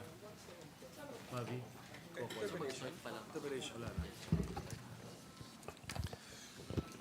Thank you, Mr. President. Mr. President, magandang hapon. With the permission of the Minority Leader, can I just recognize ang ating mga resource persons Go ahead, at sir. guests? And just a short anecdote. Yusek Cristal Uy of NEDA, Director Marivic Castro of the ICT, the civil society groups, Better Internet Philippines, Philippine Cable and Telecommunications Association, National ICT Confederation of the Philippines, Information Technology Association of the Philippines, Institute of Social Entrepreneurship in Asia, American Chamber of Commerce, unconnected.org, Internet Society Philippine Chapter, and Philippine Chamber of Commerce and Industry. They have actually been here not only the last few days and weeks, even if we tell them na maraming naka-agenda, they've been much better than internet connections in the Philippines. They've always been connected, so I'd like to thank all of them for being here. And just as a short anecdote, Minority Leader, thank you for your patience then. Alam kong on deck ka every day from the time we start until late at night. We had a guest, si Bishop Oriel Balano, about, kasi in a few days, Valentine's na rin. So siya ang guest speaker namin 2 years ago. At sinasabi niya sa mga kapwa niyang pastor na, alam mo, part of pagiging pastor, alagaan mo pamilya mo. At dapat, di ba, maganda bahay mo para sa buong pamilya, para sa asawa mo, kusina. Then he was saying the consequences. But, you know, everyone was shocked, natawa, but realized it's true, not literally. Kasi sabi niya, but alam mo, para sa mga anak, kailangan may internet at maganda connection. Kasi kung hindi, mamamatay sila. So nung una, natawa lahat. Nung una, shock yung iba. Ba't niya sabing mamamatay sila? But then, di ba, kung halimbawa, walang pang merienda. Either paghahatian nyo yung noodles doon or you'll eat tonight. Or kakatok ka sa kapitbahay mo para mangutang muna, di ba? Pag walang kuryente, whether kandila yan or you know, whatever means so that may konting ilaw naman sa bahay mo. Pag walang tubig, mag-iigib ka eh. Pero pag walang internet, every 5 minutes, 10 minutes, night time, wala pa, meron pa ba, etc. No? And that's only the basic use of the internet. What we're talking about now, what the world is talking about now is that in 2025, generation beta na to, di ba? Ang problema po, generation beta max pa tayong lahat eh. So, generation beta will be left behind by the rest of the world if the invisible infrastructure, invisible highway is not fixed. And this bill will basically not fix all of it, but will be a way of clearing the path para itong highway na to ay magawa. So thank you for that, Minority Leader, and thank you, Senate President. Thank you, Mr. President. The measure has a nickname, no? Kasi I don't think the title of our measure is. Sandali po, I'm looking at the committee report. It is an act establishing a comprehensive and inclusive data transmission and connectivity framework for the Philippines. Is that correct, Mr. President? That's the title of our measure. But then we have given this a nickname and we're referring to it as the ConnectAD Pinoy Act. That is correct because many of the authors had different titles, but everyone agrees na the intent of this act is to let all Filipinos around the world, but especially in our 7,641 islands as of last month, be connected. Yes, I like the name the short name we've given the measure, Mr. President. ConnectAD Pinoy, KP. No, Just nung like- bata tayo, Just like my initials, Mr. President. no, but just like what your father was fighting for, di ba? Nung araw, kailangan mo ng connect eh, kailangan mo ng padrino. So ngayon, ganun din eh. Pag wala kang internet, maghahanap ka pa eh. So with this Okay. bill, it equalizes the So- playing field, at least sa internet connection. So may we know what are the substantive ideas and concepts within the measure which makes the Pinoys conectado or more conectado. That's why we've given it the name Conectadong Pinoy Act. To give credit where credit is due, hindi ko na isa-isahin sa Congress at Senate, but during the time of FBR, if I'm not mistaken, Republic Act 7925, kung naalala niyo po, dati PLDT lang, kaisa-isa, sa lugar ko, mga kapitbahay namin noon, halos walang makuhang linya. Meron pang under the table kung kukuha ka ng linya, at kung may linya ka, usually may party line. And madalas may cross line, at pag umuulan, nasisira yung connection. But that law basically opened up, basically put the policy and had the regulations that allowed other telco players to come in. Actually, part of what is in ConnectAD Pinoy, arguably, is in that law. Kasi dapat mag-come up with a list ang NTC, and then later on, wala pa naman PCC nun, mag-come up sila ng list ng kung paanong madaling makakonekta, or yung tinatawag na non-discriminatory access, di ba? But since 1995 to now, 2025 na, obviously we don't have the number of Wi-Fi providers and other infrastructure and the quality infrastructure that we want. So in summary, ito yung gagawin ng bill na to. Number one, not in this order, Mr. President, but in the order lang that I'm thinking about it. Number one, a continuous and real review of the use of the spectrum. Diba? Kasi mahalaga tong frequencies, at kailangan hindi to hinohoard or nasa ilan kumpanya lang, tapos so use it or lose it talaga to. So you have to continually look at it and allocate it well, no? Secondly, in terms of the infrastructure, we have to share it. We have to have access, at dapat very clear na you cannot discriminate. Of course, yung nagtayo ng infrastructure will get paid for it, di ba? So this is not only a strong policy, pero may mga nasa bill na to how to ensure that. Number three, there's some confusion about the franchise, but we will clear that up during the process of amendment. So basically ngayon, Mr. President, kung magtatayo ka ng telco, kailangan mo ng franchise. Kung Wi-Fi provider ka, mag-apply ka for VAS or value-added service, and you're not allowed to put up infrastructure.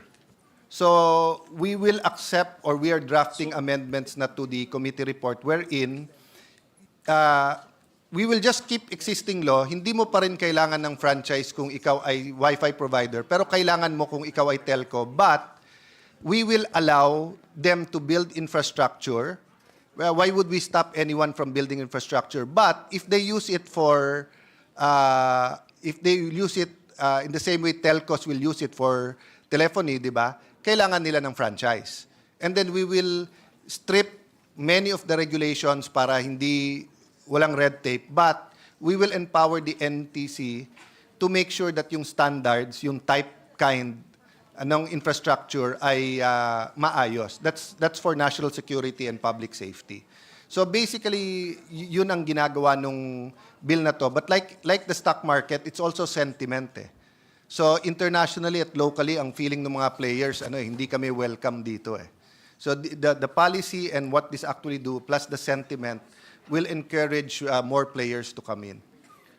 When we say players, Mr. President, ito yung DTIP.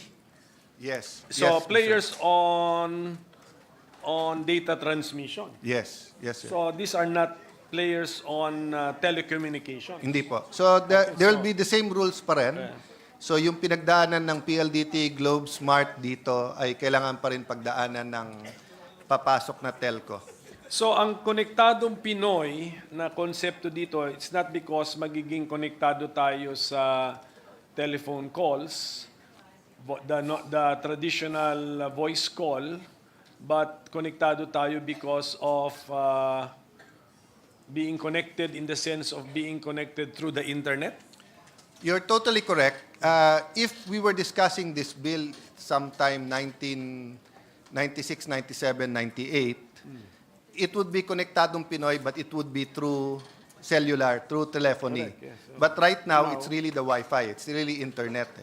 So So in even that if wala kang, we were discussing a while ago sa lounge with the minority leader, if in one town there are 50 of us and maganda yung internet and none of us had a phone but all of us had a computer or a tablet, we could use any of the applications, Zoom or the equivalent, and we can be connected. No? We can also use that for medical purposes, teleconsulta. You can use it for e-education. You can use it for e-payments, e-commerce, etc. No? So the connection here is not only communication, but actually, except for the physical being beside you, everything aside from the physical connection will be there, no? Sige po. So this measure is not meant to affect the legal regime governing telcos or telecommunication entities or companies. In that sense, Mr. President, we're not protecting or going against the telcos. We're just saying that's complicated and there's a setup for telcos. But what we're saying is that this will actually also help the telcos. It will help all the industries. It will help Philippine industry if we make sure that Wi-Fi is accessible to all Filipinos and all areas of the Philippines. Ano ba meaning ng Wi-Fi? Boss, sorry. Makikilagay ulit ako. Walang taripa. Okay, Mr. President. But I just, parang yesterday ata, I read a report a news report or maybe a column that the telcos, our existing telcos are against this measure or have some opposition against this measure, Mr. President? There are different associations, Mr. President, and they officially submitted to the committee some of the concerns. Some of the concerns is on the franchise regulation, but some is more, for example, sa franchise. After our amendments, we're basically keeping the law. There'll be no change except that we will allow the DTIPs to put up infrastructure, but only for internet services. If they're going to use it for telephony or for telco, what under present law requires a franchise, then they will still have to get the franchise. No, but an entity or a company wanting to engage in a purely DTIP business, sabi niyo po, we will amend the measure kasi sa committee report ata, no need for a legislative franchise. But is the direction that we will require the legislative franchise? After much discussion, that was actually just a reiteration that the Wi-Fi providers or DTIP do not need franchise in the existing law. And around the world, they're not. Except that sa atin, pagka VAS ka, you cannot build the infrastructure. But as I've been discussing with even informally, no, with some of the groups na may franchise, well, if they want to build, let them build. Basta't hindi gagamitin for telco purposes. No, but before they build, before they build for DTIP purposes, they need a legislative franchise. That's our direction. No, right now, they cannot build if VAS sila and then for whatever purpose. So ang change lang po natin is you don't need a franchise to build because you need the franchise to operate telephony. You're not supposed to need a franchise to build the towers, the equipment that can be multi-use. Di ba? Pero ang VAS means value-added service because this is a value-added service of a telco. Yes, but you can apply for VAS only. Pwede kang Wi-Fi provider lang na wala kang telco. Okay, so right now that's being done. Yes, But except they're not allowed to build. Yes, kaya nga, you're not allowed to build. But how are you able to provide the value-added service kung wala ka infrastructure to do it in the first place? You buy from the telcos And the complaint from the start was that it's discriminatory. Of course, they will answer it's not discriminatory. So this will change that with the law. But why would I think that there's no objection to building infrastructure? Because first of all, it will help everyone and you're required naman to share at hindi mo naman gagamitin for, hindi ka naman magko-compete dun sa telco side. Of course, Mr. President, as you mentioned, Minority Leader kanina, ang bilis ng technology. So, pwedeng ma-obsolete yung pinag-uusapan natin soon, di ba? Bago ko lang malimutan. But during the opening statement of our sponsor, he mentioned that about the franchise, we will be amending this. So, may we know with more specificity what is the direction of the amendment regarding that requirement of a franchise, Mr. President? Basically, we will be quiet about the franchise and the existing laws will take over. So if we will be quiet about the need for a legislative franchise, and this bill is about DTIPs, so there can be a DTIP, or a player in the Philippines with infrastructure, and they do not need a legislative franchise. Yes, they just need NTC registration, which we will keep. NTC, yes. Yes, registration. Okay. Kasi ngayon, pag telco, hindi ka pwede mag-register na wala kang franchise. Correct. Pero pagka DTIP Yes. na VAS, you can register. Right. Yeah. So we'll just make it easier for them.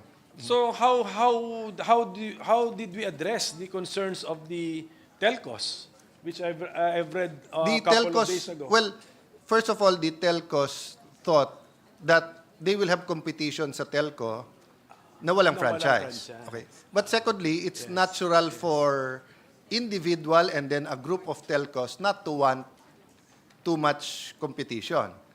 But as we saw, a rising tide raises all boats, di ba? Baka, what is the state of the technology now? Are the telcos using voice over internet protocol even for our calls, or the data transmission even for our voice calls, Mr. President? Does the sponsor know what is the latest level or status of technology? When you talk about, so for example, Mr. President, di ba, meron tayong cellphone sa ating bulsa or bag, di ba? So if I call you directly with the line, so Globe o Smart, yun po yung public switch. Yung usual pa, except that from wired to wireless to cellphone, di ba? Pero if you use the app, WhatsApp, Viber, di ba? Packet-based technology, yung actually ang gamit mo, either the Wi-Fi, kung may Wi-Fi dito, or yung broadband, or, di ba yung ino-on mo? Bakit? Yung roaming. Or you use mobile data. Now, if you don't have a phone, you can still do the same through certain apps and certain apps using the computer or tablet.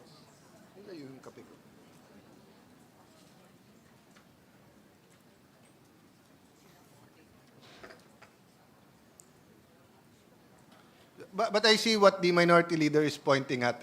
The line is Ano kasi sir is Mr. blurring over time. Hindi, kung klaro, Just like my eyes, Mr. President. Kung klaro na data transmission ito, the telcos are in telco, telecommunications, why would they be so worried about the proliferation of DTIPs unless the voice calls that they are providing now use internet technology, Mr. President? Just in case the sponsor knows something about this, can he share? Let me be totally honest. No? I was the first congressman in 1998 to question why Globe and Smart is charging 1 peso per text. Kasi nung umpisa, libre yun eh. Libre yun. So I filed the resolution investigating that. Of course, like many things in Congress and Senate, walang nangyari. But like many things, it developed, it evolved, and like many things, may nangyari naman, no? So in that case, Mr. President, ang nangyari, it became too profitable, text messaging capital of the world, piso-piso, billion yon. So actually, nagkaroon na ng wireless technology nun eh. Pero hindi pinush. Pag Metro Manila, libre. Pagka outside Metro Manila, long distance pa rin. Hindi pinush yun. Ang pinush pa rin kasi yung per minute, 6 pesos, 7 pesos per minute, at yung text, 1 peso per minute. Later on, nung nagkaroon na ng internet, lahat nagmamigrate na to Viber, Telegram, etc. Wala na silang choice.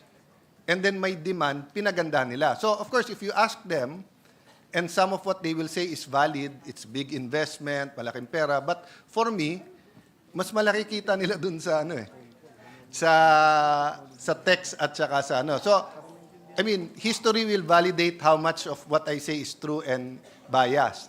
So, but that's why I give you that context is because now, if there's internet all over the Philippines at may free Wi-Fi ka, magmamigrate yung iba. O kaya kukunin ko na what do you call this package sa cellphone ko, yung pinakamura. Di ba? So I'll give you an example, and I love my brother for this. Siya ang nagmana sa lolo namin na don't spend a peso unless it's very valuable. Unless value ka. So like when he's in Hong Kong, he doesn't pay the roaming na 500 a day. Alam na niya kung anong hotel at anong mall may free wifi, tapos sasabihin niya sa amin, Kuya, te-text kita in 2 hours, pero wag mo muna akong i-message in 2 hours kasi wala akong wifi. Then pupunta siya sa free wifi. So kung ang Hong Kong or wherever you're going, free wifi lahat yon, wala nang magbabayad sa Globe at Smart nung 550 or 395 na roaming.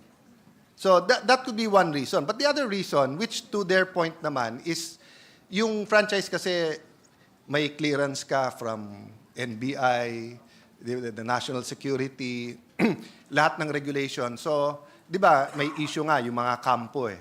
Yung equipment nila, they're being used for spying. And even allies spy on each other. No? So, may mga valid naman. That's why hindi naman natin inalis yung power ng NTC dito at hindi natin inalis na pag telephony or ano ka, meron kang may franchise ka pa rin talaga. Sige, so to better understand the distinction between the voice calls that we know and then the data transmission, which is the latest convenience being given to us by latest technology. What's the technology behind the voice call, Mr. President? What do you call that technology? This is the old one. Okay. Sir President, before I read that, let me just say na the reason why I say naman na di ba na a higher tide raises all boats because as of now, lalo meron tayong SIM card registration. Hindi ka naman pwede signal, WhatsApp, Viber, etc. na wala kang phone number eh. So dadaan ka pa rin naman sa telco. So and it's been shown in the past. So for example, Mr. President, hindi kumikita dati ang telco sa pagda-download ng videos, di ba? Pero dati kumikita sila sa text. Pero nung gumanda internet, kumita din sila kasi mas maraming videos. Tapos ngayon, many of their plans, libre ang Facebook for example. Dati, dun sila kumikita na yung sa doon mo. No? So, but to answer your question, so basic telephone services rely on circuit switch network which is a dedicated specific circuit or channel for the entire duration of a call. While this ensures reliability and steady connection, it is highly inefficient because the circuit remains idle when no data is transmitted. Imagine reserving a single-lane road for one car, exclusive during its journey, guaranteeing a smooth ride, but leaving the road underutilized. Dito yung comments na but may cross-line or party line. Kasi theoretically, wag mo i-share. Maximizing the line. Data transmission services, on the other hand, uses packet switch technology, while data is divided into smaller packets that travel independently across shared network resources. These packets take different paths and are reassembled at their destination, allowing multiple data streams that include, for example, video calls, streaming, browsing to coexist efficiently. This is akin to a multi-lane highway with many vehicles travel simultaneously, adapting their routes dynamically to avoid congestion. Then if I may add, pero if you compare it to roads, may limit pa rin yung roads. So may limit pa rin yung spectrum eh. So depende sa frequency, may spectrum na mas malinaw, pero sa pangmalapitan, may pang... So valuable pa rin yung, kahit ano sabihin natin, whether that's 1 lane or 10 lanes, whether that's pang train o pang kotse, valuable lahat yung spectrum dyan. So that's what we're also trying to look at here. Mr. President, the Majority Leader. Mr. President, just a Yes, Majority Leader. just a slight interjection is supposed to be. This should have been manifested a few minutes ago, but since the debate rolled on so fast as if it's technology advanced and fueled, let me just express my manifestation of support to this measure.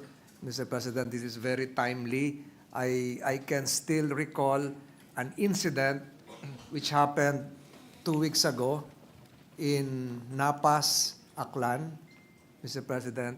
Meron pong isang estudyante, 13 years old, na lumabas ng bahay ng gabi para mag-piso load sa kanyang wifi para mag-submit ng assignment.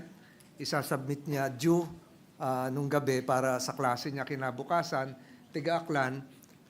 Dahil wala ngang wifi, hindi po siya nakauwi ng bahay, natagpuan na po siyang patay. Hanggang ngayon po, hindi pa nakikita kung sino yung mga salarin. It just goes to show, Mr. President, that we really need to upgrade our infra system insofar as connectivity is concerned. Kung ang Vietnam po ay 90,000 ang towers, ang cell sites, tayo ay bakit less than 25,000, 20,000? So, Mr. President, I am in full support of this measure. Perhaps during the period of amendments, I can insert some and fine-tune some of the provisions. Yun lamang po, Mr. President, at maraming salamat to both gentlemen. Thank you for that, Mr. President. And yung mga kwento nyo, napakaraming magagandang kwento ng, halimbawa, nagkaroon ng kabuhayan during the pandemic dahil nga na-discover nila yung e-commerce or online selling. Pero totoo din po kayo na ang dami pong nakakalungkot na storya for simple reason that they did not have access or konting ulan lang wala ng access. No? Thank you for that, Majority Leader.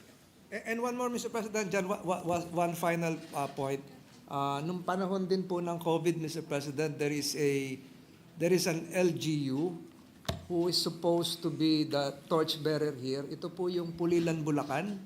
Yung Pulilan, Bulacan po, wala silang connectivity sa kung saan-saan. And yet, they were able to survive, surmount, and connect all the barangay halls. Pati yung mga blended learning na patulak nila without any help from any telco. Telcos are listening right now because they were benefited by the presence of a Dutch electronics engineer who happened to be married to a lady from Pulilan. Kaya po yung Pulilan, ang taas po ng antas nila sa pag-aaral kasi hindi na-disrupt yung pag-aaral nila. Just to show an example, Mr. President. Salamat po muli. The Minority Leader has been very fair naman with his questions. And I have to give credit where credit is due. Diba? The Smart, Globe, Dito, they're doing a public service, they're making money, but they've also done so much.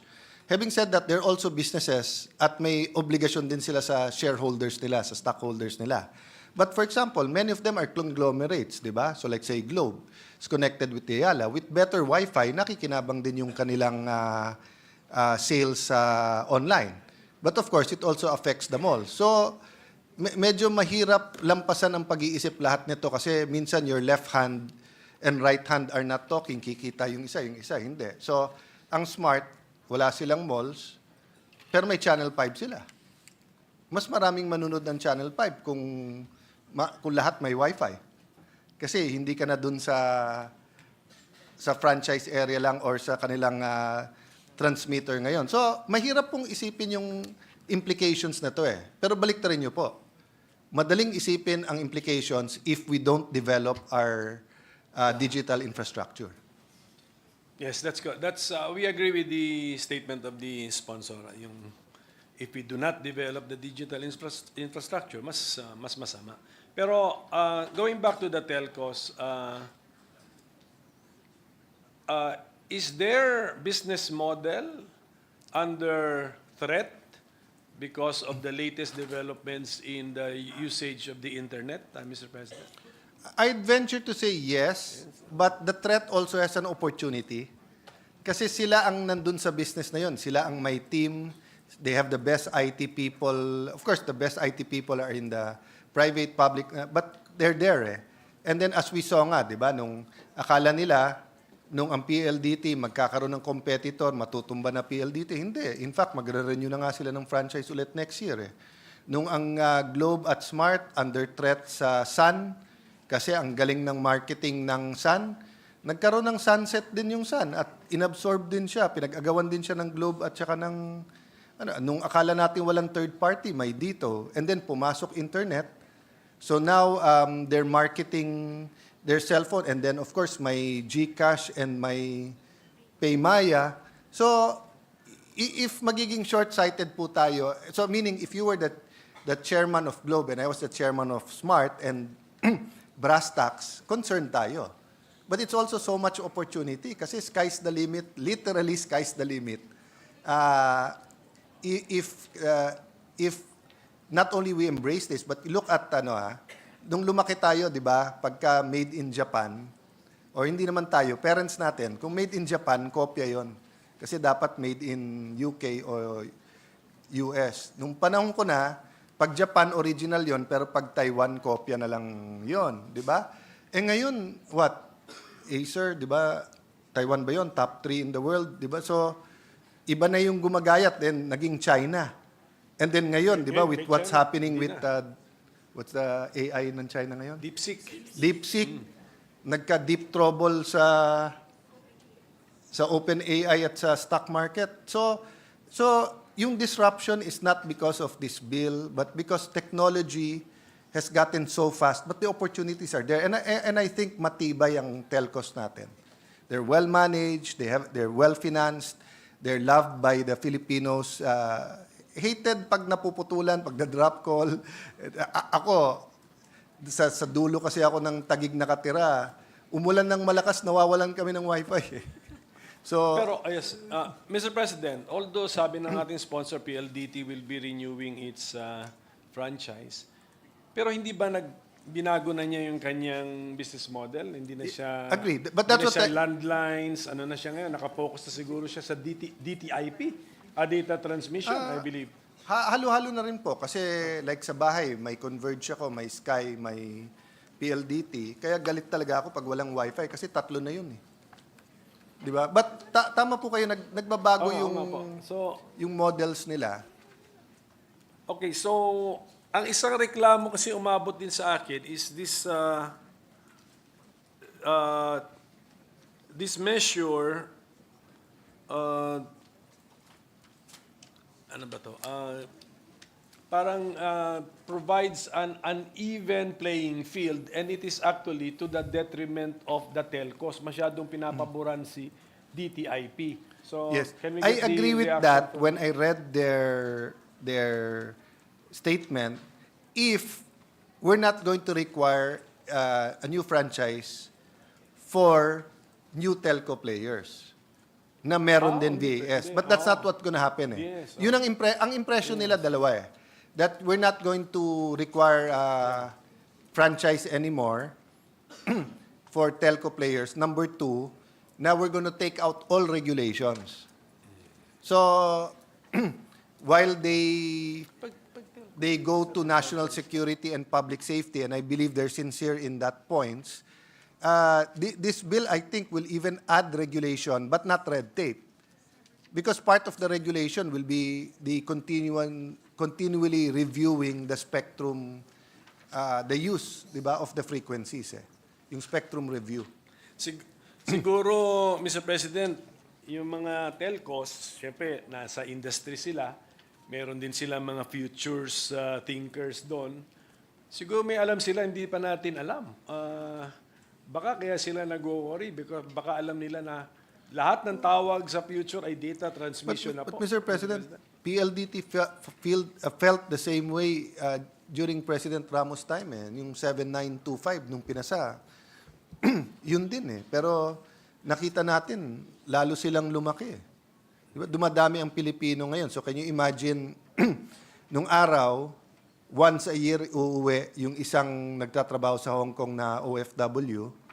Ngayon, dahil mura ang wifi at maganda na telepono nila sa bahay, they can connect anytime. Ang problema, yung kamag-anak nila dito, ang hindi makakonect.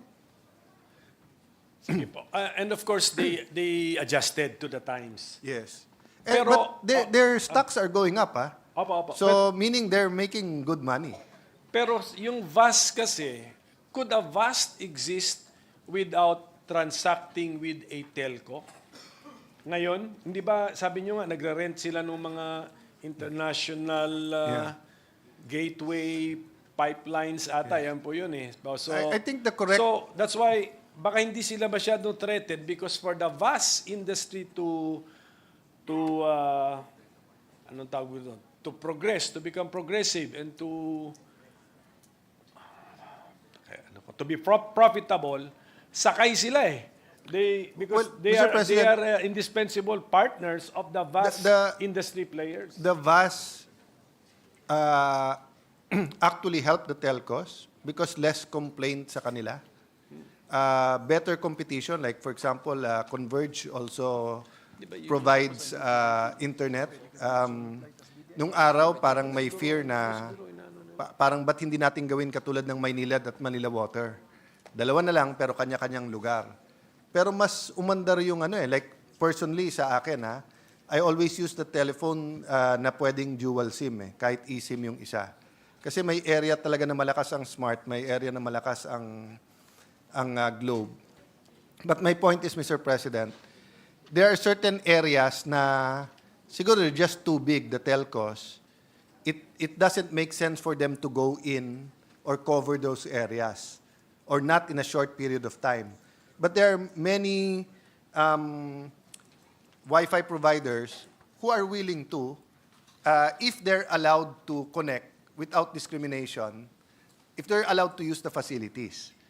So, remember when President Duterte required Globe and Smart to share towers, to be fair sa Globe, they were saying the truth when they saying na kaya tumatagal ang pagtayo ng towers, ang daming permits.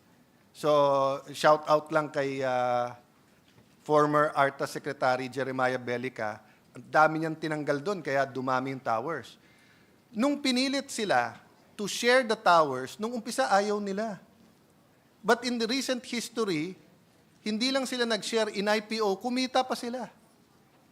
Kasi spin off nila as a different company, yung tower. So, may uneasiness talaga, Mr. Chairman, kung if this was a desert, we're selling water, you don't want to give a franchise sa ice plant kasi baka sa ice pumunta kaso sa tubig Pero if you're selling water, ikaw rin magsusupply ng tubig sa gagawa ng ice So, I don't think I don't think they're overreacting. I just think they're being logical in their opposition. But, Mr. President, you would feel it if their opposition is do or die to Hindi naman po talking to the other members.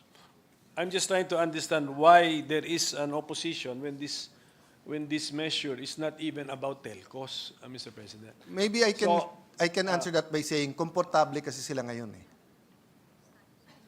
Yung status ko komportable ang malalaking players ngayon.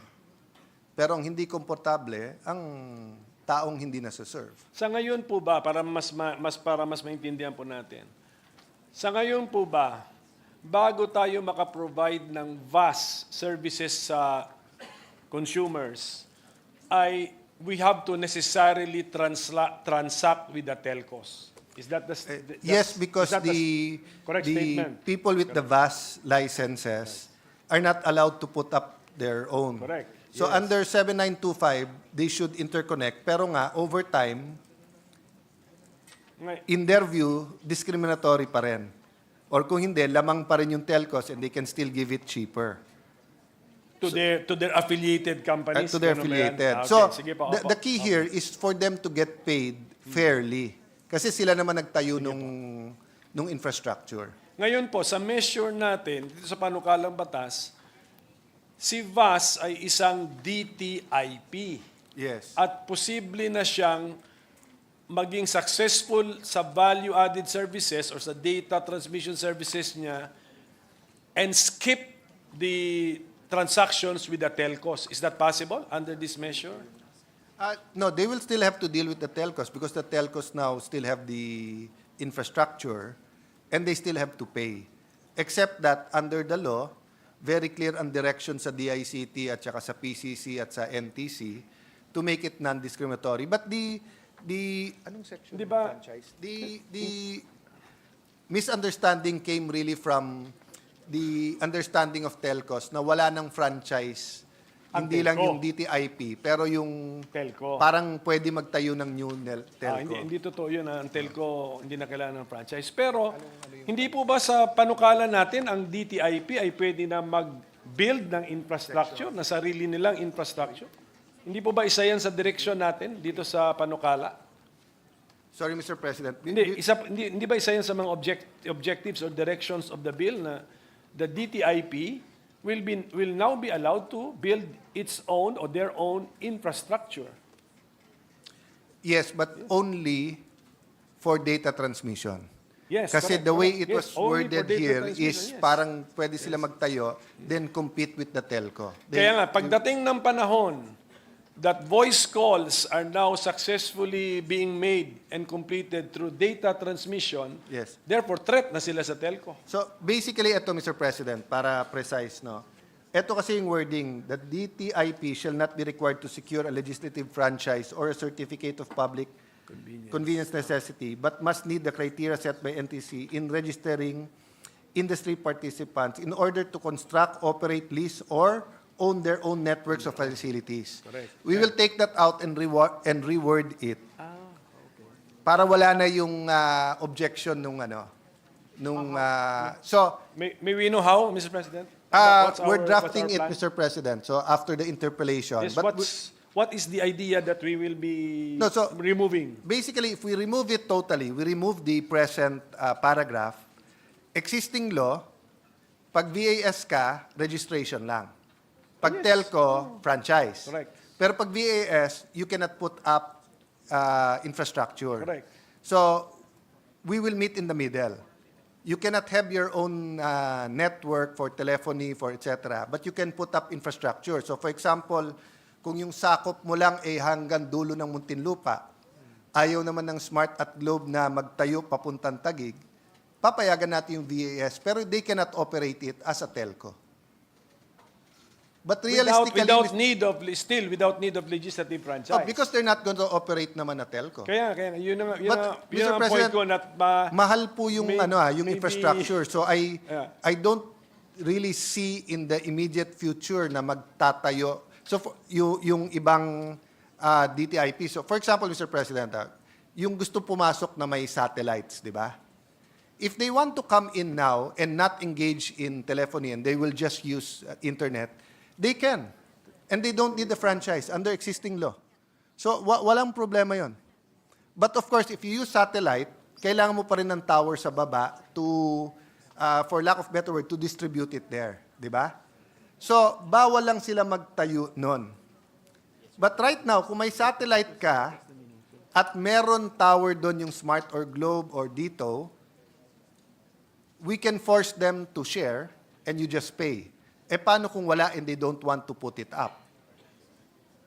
So, but if that satellite company now wants to engage in telephony, ay kumuha ka na ng franchise. That's why nga yung isang satellite company based in the US, nag-apply ngayon ng provisional authority at humingi sa atin ng consensus na bigyan sila habang nag-apply pa sila ng franchise. So, Mr. President, how about anticipating the time when this telephony or the phone calls via public switch or telephony will now be achievable through the use of data transmission or some internet protocols?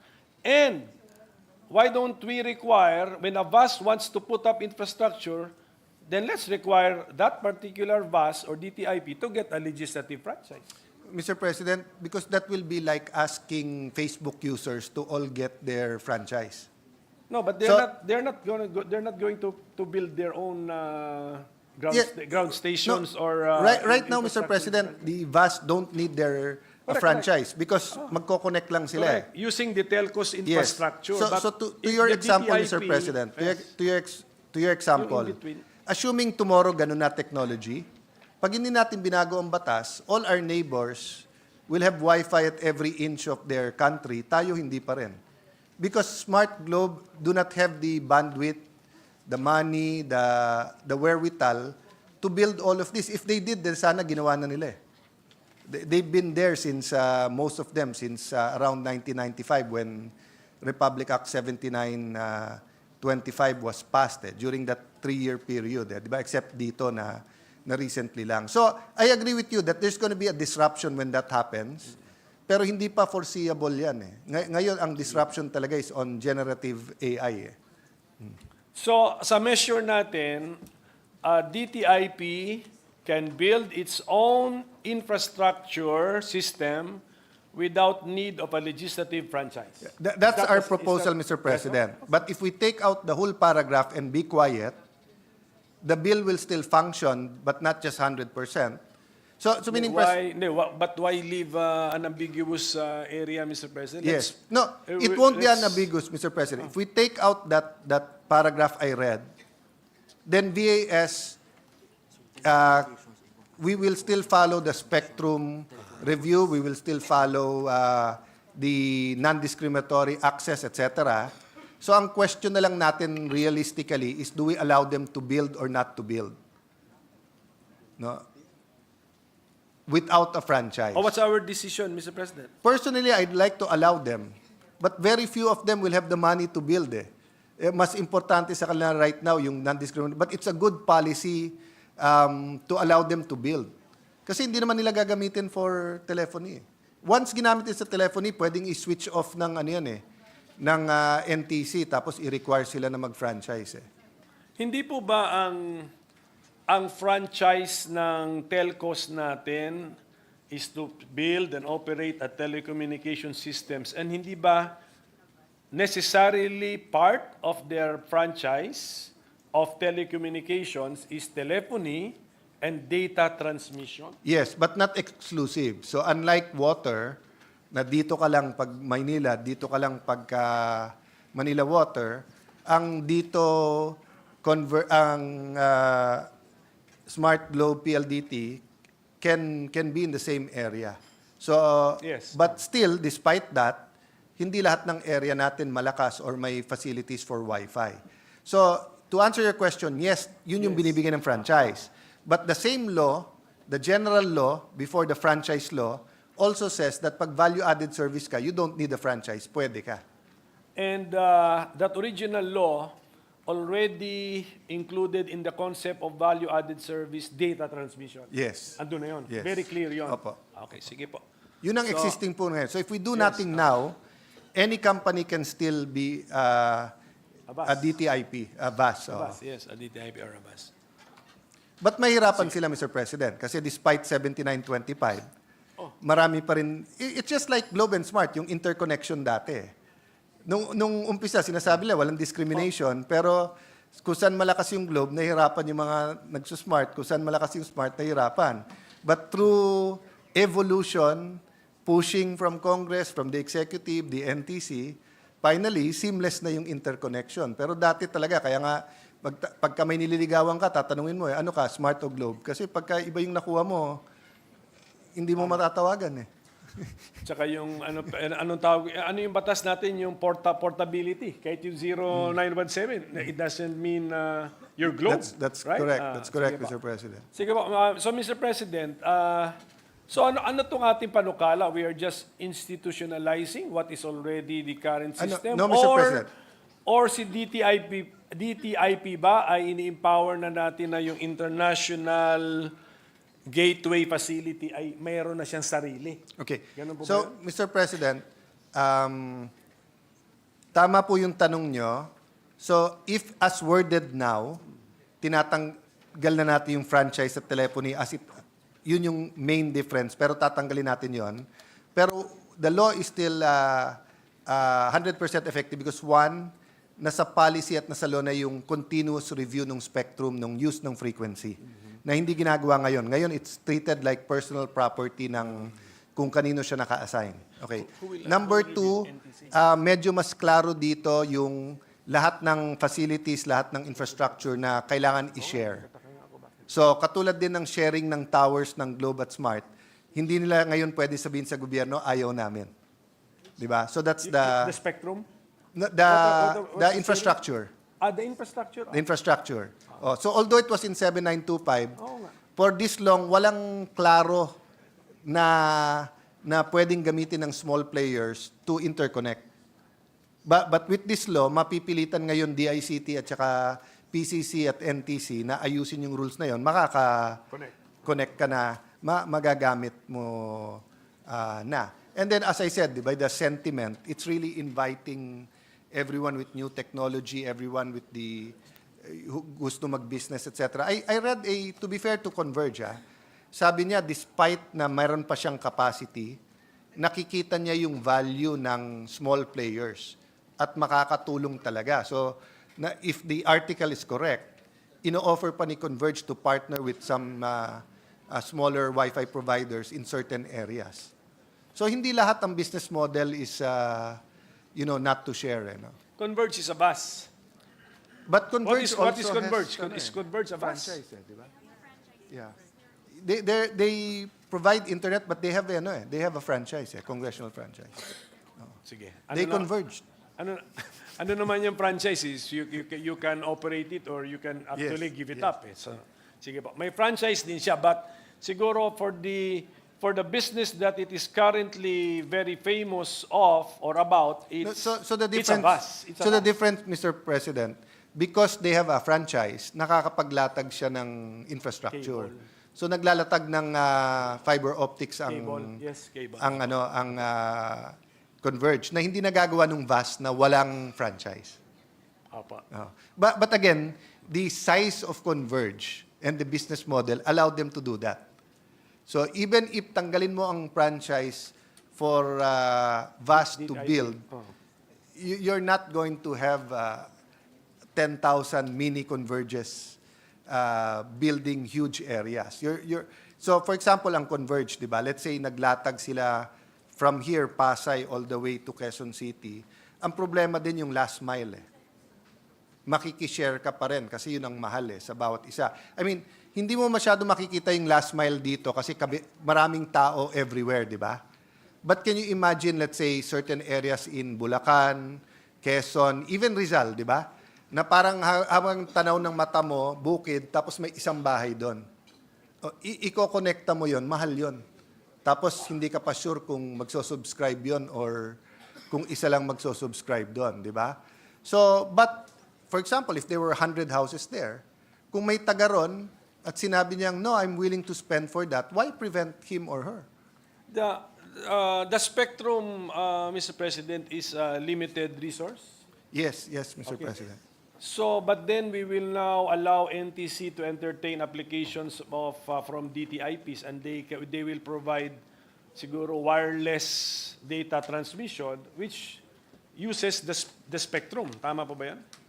Yeah, correct, Mr. President. But yung namang ginagamit na, hindi naman kukunin yun eh. So, ang issue lang naman dito is if some of the players have it and they don't foresee in the next few years they're going to use it, but hindi mo pagamit, whether sa gobyerno o sa iba, tao nawawalan dito because the owner of the frequencies is the Philippine government, hindi sila. Correct. It's a state. It's a state. The state. So meaning it will be the NTC which will be allowing the use of the spectrum. Para siyang gatekeeper. Kung kung sino ang toll operator, ganun po ba? Expressway operator, ganun po ba 'yon? Si NTC. Pero is this theoretically unlimited or limited? The framework will be done by DICT, PCC, and NTC. But the implementer or the main regulator will be the NTC because they're doing that already now. And to be fair, Mr. President, we can criticize, etc., but NTC had its moments, no, and has been not as fast as I want, but over the last 30 years. But they have had major improvements then. Hindi, ang scenario po kasi namin naisip is, let us say, no need for a franchise, then application lang sa NTC, and then CPCN. Tama ba? Bibigyan ng Certificate of Public Convenience. Public Convenience Yes. and Necessity. But ng that's what NTC. we'll clarify, Mr. President, Okay. na you still need a franchise kung magte-telco ka. Oh, let's And- you're Yeah. DTIP. You're sa Yes, DTIP, no? yes. So apply lang kayo sa NTC. Let us say basta the NTC will issue a certificate of authority to operate. So if we siguro, take up- hindi mo ba magdadagsaan and then yung spectrum being limited sa dami rin na gumagamit, then won't the quality of the service be affected also, Mr. President? Well, Mr. President, first of all, dun sa area na well-served, hindi magdadagsaan kasi hindi basta lilipat sa smaller players, di ba? So kung halimbawa, BGC or any central business district, basically 2-3 na malakas doon eh. So unang-una may requirements ako when I apply. At malamang hindi na payagan ng NTC yon kung hindi na kailangan doon. But for some reason pinayagan ng NTC, free market eh. So unless halimbawa sabihin ko Wi-Fi plus free kotse, baka hindi ako pansinin nung buildings na nandoon, di ba? And then, so that's one, Mr. President. So, secondly, if you notice dito sa prohibitions,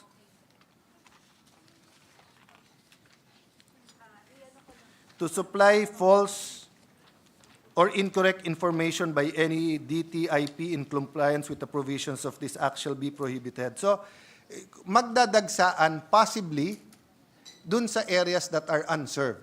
And when you say dagsaan, that might be 2, 3, 4 players. That won't be 50, 100 players.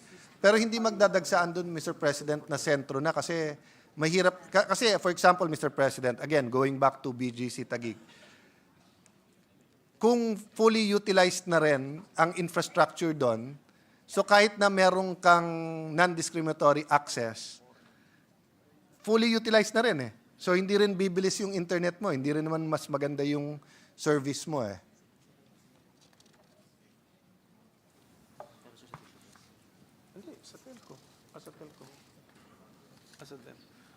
So, Mr. President, meron din kami mga iba pang mga napuna doon sa mga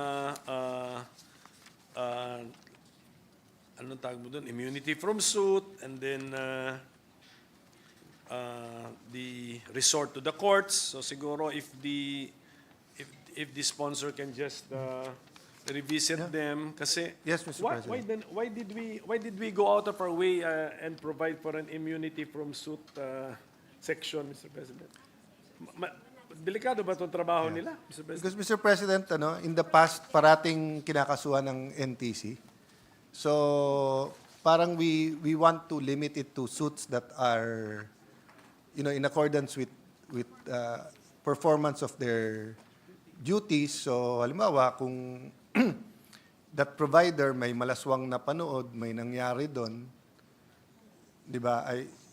Hindi pa ba parang par for the course? I mean, Yeah, do they but need this agree to look. immunity from suit? So let's go back to the Mr. President, yung use of the highway, 'di ba? So when you're provided yung highway, under what conditions are you allowed and not allowed to sue yung provider nung highway?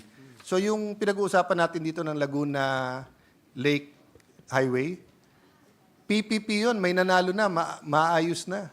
Then biglang sinalin ng gobyerno na kung mayroon mangyaring act of nature, pwede mo silang idemanda. And that's not in any other contract of any other highway. umatras yung mga investor kasi you never know kung tataas yung Laguna Lake o kung babaha, babagyo. Yung naman sa courts, Mr. President, kasi parang right of way din. You know, the bigger players have all the resources, access to, etc. So sometimes, unfortunately, bumibilis, but unfortunately, hindi naman lingguhan o buwanan ang desisyon sa atin. So it could really tie up can you imagine a small Wi-Fi provider that has, let's say, 5 engineers but will need 15 lawyers?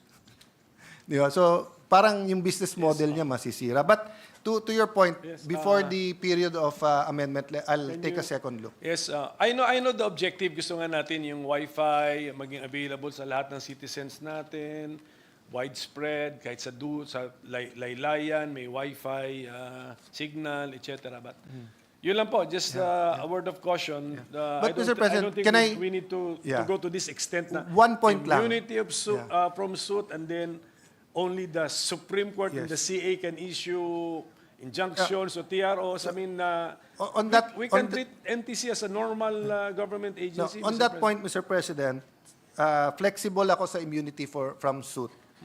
Although nakalagay naman dito, except pagka bad faith, gross negligence. But doon kasi sa prohibition, temporary restraining orders, you know, if you ask some of the MTC, RTC, baka gusto din nila eh. Kasi mas gusto din nila minsan na wala na sa kanila yung pressure pagka infrastructure eh. Kasi despite the no TRO at saka yung yung pag nagbayad ka na, dapat may notice na to proceed dun sa mga right of way. When I was in the cabinet sa Japan, yung sa mga JICA, JBIC, yun pa rin sa amin. We have a problem with right of way the Philippines. Kahit ganun yung batas nyo, ang bagal, hindi natutuloy, di ba? So, let me be more flexible with Section 28 on the immunity from suit because of your representation. Then, allow me to work with you on Section 27. We just want to give the signal na you cannot use the courts na para pabagalin to eh. Yes. But I hear you. I agree, but I think, di ba, the rules of court already give us some restriction, di ba? Ano ba TRO sa RTC level? Good for how many days? 72 hours? Yeah, walang problema, Mr. President, good for 72 hours. So, Yeah, walang problema sa TRO. Ang problema rin preliminary injunction kasi that could be... after hearing naman yan eh. Yes, but that could be 1 year, that could be 10 years. But yun na po yun. But that's already after the intervention of a trained judicial mind after hearing the parties, Mr. President. Ako, I will have to respect the decision of the court in that particular case, Mr. President. So those are my other two concerns, Mr. President. And then sa tingin ko, we are not. This representation is in full support of this measure, Mr. President. Na kung yun naman ang ating mga objectives, di ba? The Wi-Fi signal will now be everywhere. Sino pong against dyan, Mr. President? Mr. President, just on that point, I'll give you an example. For example, ang sabihin ng NTC, in Quezon City, ito ang bayad mo if you connect. Sa Taguig, ito bayad mo kasi ito ang... Sa Cavite, ito bayad mo. So if the big players file a case in Cavite for Cavite, file a case in Taguig for Taguig, Quezon City, at lahat yon may TRO, etc., wala namang ganung lawyers yung small players eh. Pero pag CA yan or Supreme Court, madaling consolidate kasi national siya. So just to give that perspective, kasi remember, ang tinitiro dito hindi lang yung right-of-way building of the infrastructure, but yung if a player thinks that discriminatory yung ginawa ng meron doon so for example, if the telco says dito sa Quezon walang problema ganito dito, you have to deal with that separately kasi it's one law, but kung RTC it's per region. So that's one example, Mr. President, where medyo basta I just believe, Mr. President, that our normal judicial system can address what possible issues can crop up from this measure, Mr. President. So, Mr. President, is it correct? Is this information correct that we are the only country in the world that requires legislative franchise for the setting up of a telecommunications entity? Minute, sir. Yes. Kasi inormal po eh. Inormal po. Nabasa ko po 4. Or 4 ba ito? 4? Is this 4 or 4? Saan mo ito nakuha? Well, according to our resource person, I'm sure that we are the only one na yung VAS, yung sa transmission na pagka may infrastructure. Sa telco, I've checked with Google over here, let me check with chat We are the only one. We are the only one now. GPT. But do we require Di ba? it now? Vast na may... No, so like yung mga AOL dati, yung mga USA, walang franchise. Pero meron silang certificate of public convenience. So, Mr. President, according to our resource persons, the regulators, so basically, sa ibang bansa, you go to the regulators, submit the requirement. So you don't get a legislative franchise. I mean, once upon a time, ice plants in the country had to get a congressional franchise. But over time, binitawan na natin. Tapos, for example, yung buses, pinalitan na natin ng certificate of public convenience, hindi na rin, so ang LTFRB na magbibigay, hindi na Congress, di ba? So, tama po na as to what economic activity, business model, or enterprise needs to get a legislative franchise is actually a decision for Congress to make. Yes, but subject to, not subject to the whim because we put it in the law. So usually we pass the law. Yun na nga, oh. And the sentiment or the opinion of Congress is expressed Yes. through law.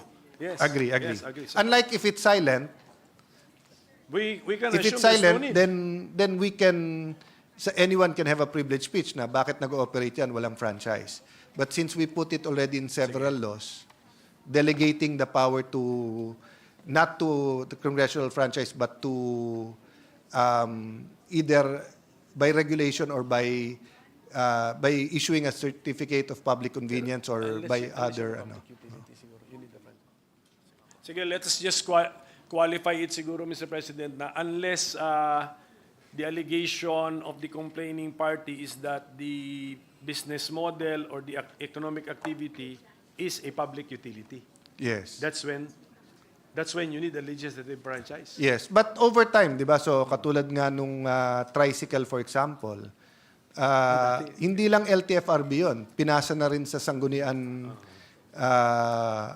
panglunsod at and municipal and city, di ba? Ice plant, pinasa na rin natin. Over time, we changed the law on what we consider our public utility. So ang bottom line, Mr. President, is as to what we will require to get a legislative franchise, Congress is given wide discretion. yes. And we won't change that after reviewing this. We will not change na pag telco ka, kailangan mo pa rin ng franchise. Sige po, Mr. President, gaya ng sinabi ko, konektadong Pinoy, why should KP be against the the KP Act, Mr. President? Pero ayusin lang po natin, meron lang po tayong some features na baka maabuso or actually obstacles. We pa. will welcome possible amendments and ito ay KP sa Marikina, KP sa buong Pilipinas. Thank you, Mr. President. I congratulate our sponsor for sponsoring this measure, Mr. President. Thank you, Minority Leader. Is there any other senators who wishes to interpolate? Wala na? May amendments ba kayong ready? Or better Mr. President, there being no other reservation of interpellation, I move to close the period of interpellation. An objection, there being none, the motion is approved. I move that we suspend consideration of Senate Bill number 2699.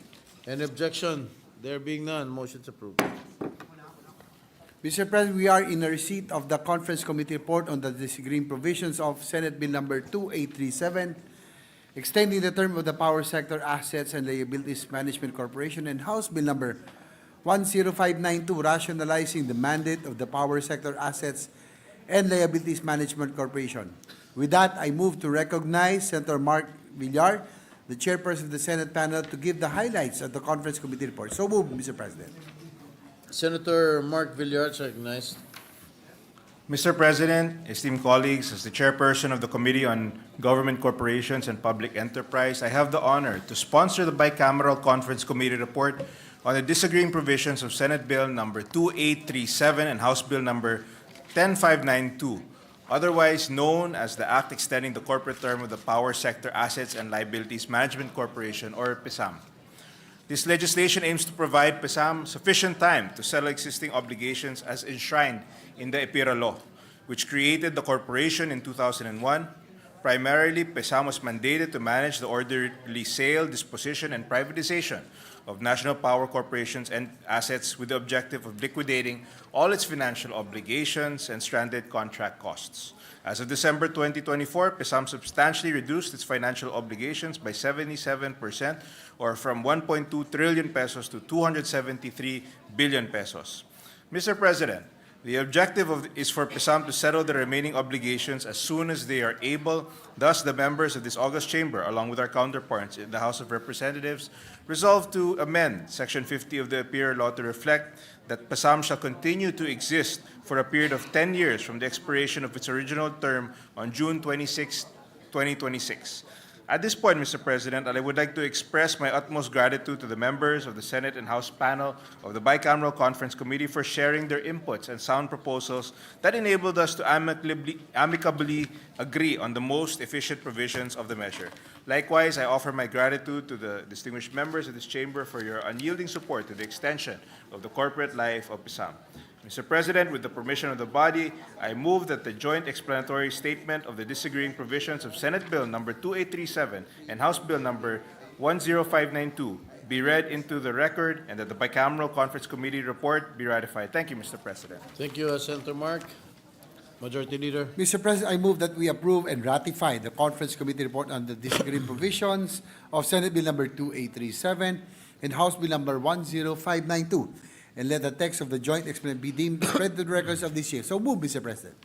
Is there any objection?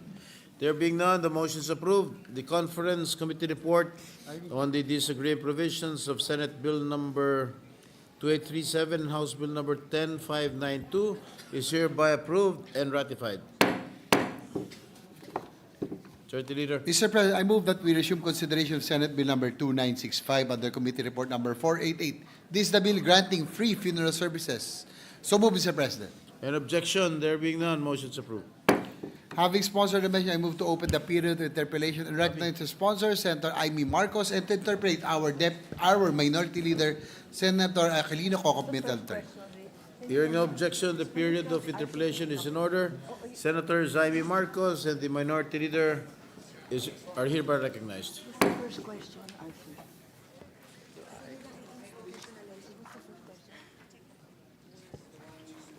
Yes, thank you, Mr. President. Unless our sponsor has an opening statement, we can commence with our interpellations. No opening statement? Not really. This is simply integrating what is already presently in the AIX as well as the ACAP. And I actually have a slide indicating that we're spending a great deal more today than we would if we had this free funeral service. The distinction being that the AIX provides funeral services for a great number of people. This will provide a system for doing so. We are ready to look at the slide, Mr. President. Is there a slide? Basically, under the AIX, there is a augmentation given to the beneficiary based on the assessment of the social worker. The reimbursement in this case is complete. Essentially, where is the one of 2024 only?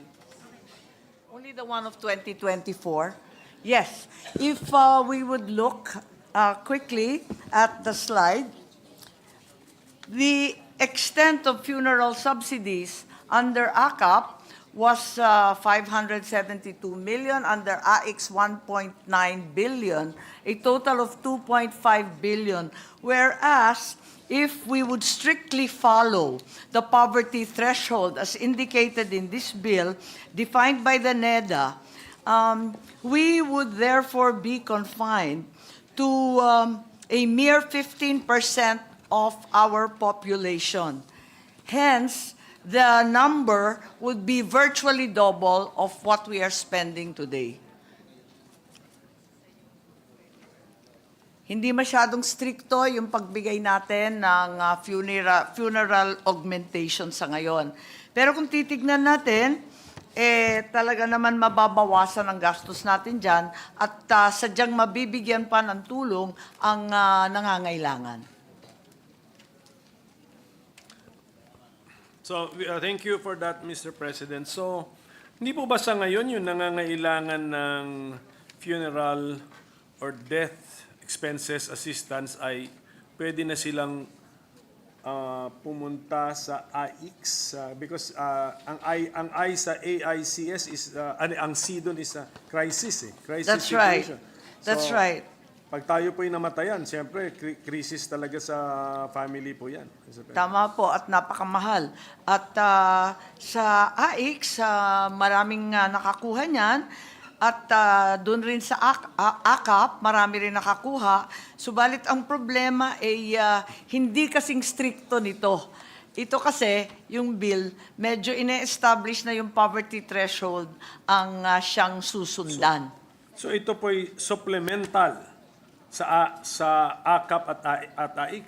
This is not supplemental, but would in fact put a line item under the AIX budget, so that we would have a system, a method, and a procedure to provide funeral services for the poorest of the poor. But the AIX program will still accommodate death expenses and funeral expenses as a crisis request. This will become part of the AIX. This will be funded by AIX po. So there's no additional appropriations. It will come out of the AIX. We are just lending a system and a procedure to the AIX for funeral assistance.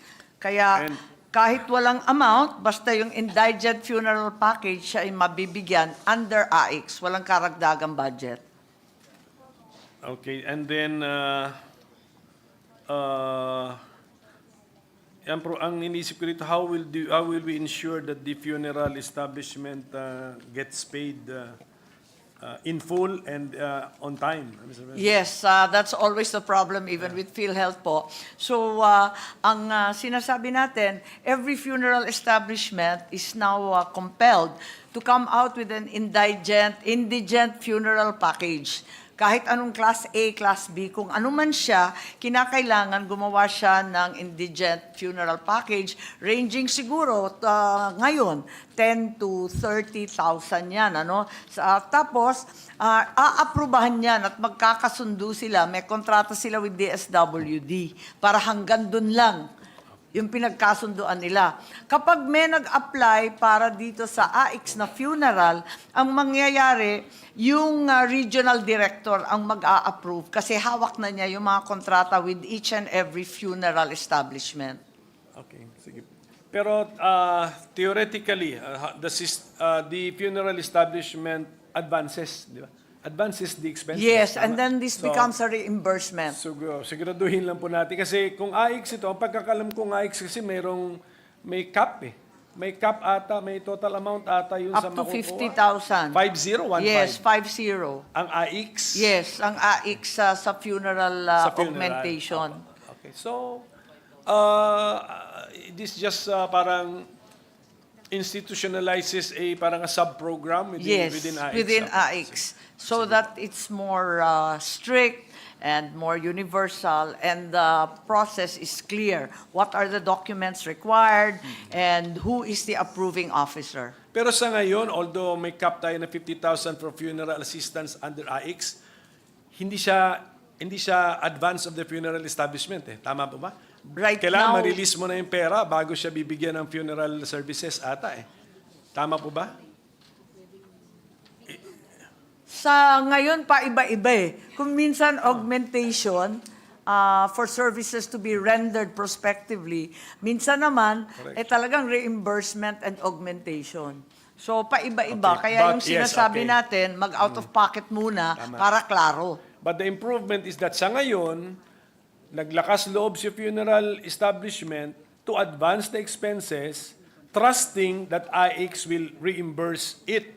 Pero under this measure, meron ng pre-existing arrangement Contract siya with DSWD. with the DSWD regional level. Yes. So more or less, parang guarantee na yon na Yes. mababayaran siya talaga. That's So right. mas malakas ang loob nila to join the program and provide funeral services. That's correct. And it will not compel the poor family to come forward with the entire amount. Pero sa ngayon, kung may AX funeral, meron ba tayong limit na one family member per month per funeral establishment? Kasi nasa bill natin. Yes, sa bill natin. Actually, sa the- committee amendment, sinasuggest ko nga one family member per month period. Itong per funeral establishment, parang nalilito kami eh. Ang sinasabi ngayon, baka the better language is only one family member per month, per incident. Tama ba yun? Ha? Ano? Basta may namatay. So, kailangan ayusin po ito. Anong magiging final natin? Per incident, one family. Yun lang naman ang nakita ko. One family? May limitation? I think the DSWD is actually requesting, given the experience with COVID and other epidemics, wag nang bigyan ng limitation, per incident na lang, and that's the suggested committee amendment. Hindi naman natin pwedeng sabihin na walang mamatay sa mga kamag-anak, kaya i-delete na lang po to at sasabihin na lang natin per incident. Kasi unreasonable given the pandemics, epidemics, and other problems we've had. Kaya ako po na yan kasi baka mas stricto pa siya sa Kaya nga currently being applied. So, this is a measure for liberality or That's generosity. right, So, liberality. ituloy-tuloy na natin yung Lubos-lubusin. spirito ng ating panukalang batas. Tama, it's contradictory to the intent.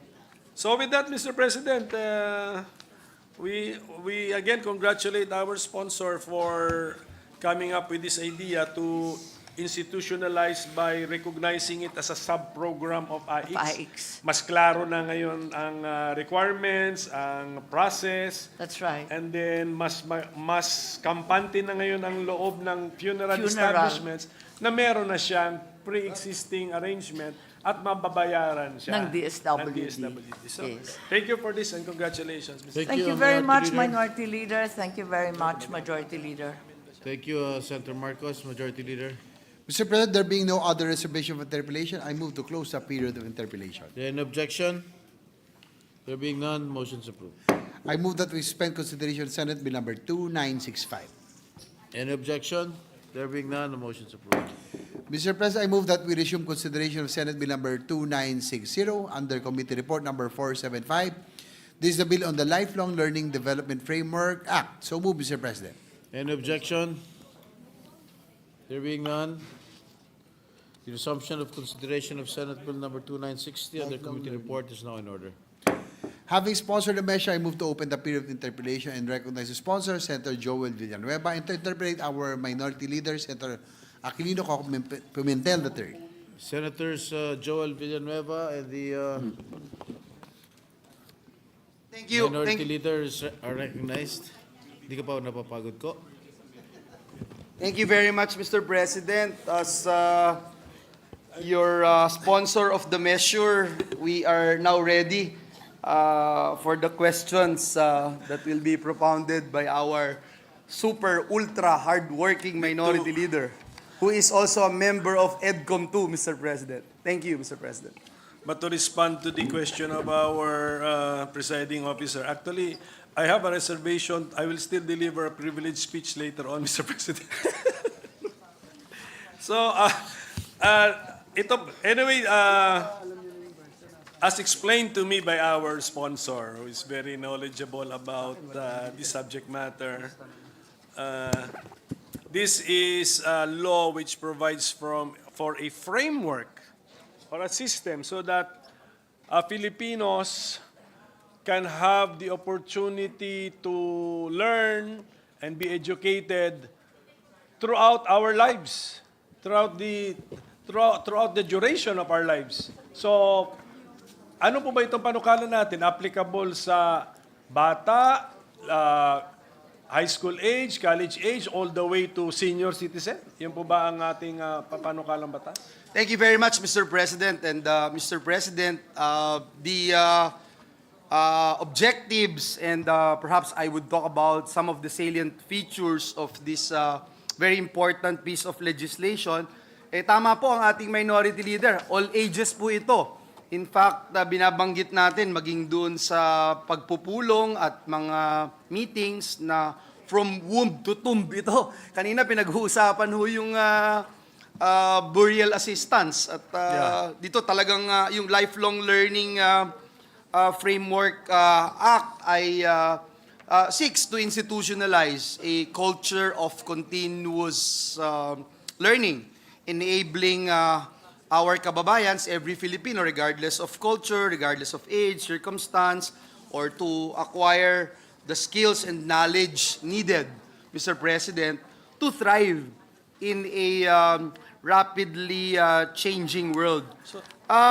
Gusto ho nating institutionalize itong lifelong learning development framework na magiging component po siya ng Philippine Qualifications Framework and shall describe and set the standards.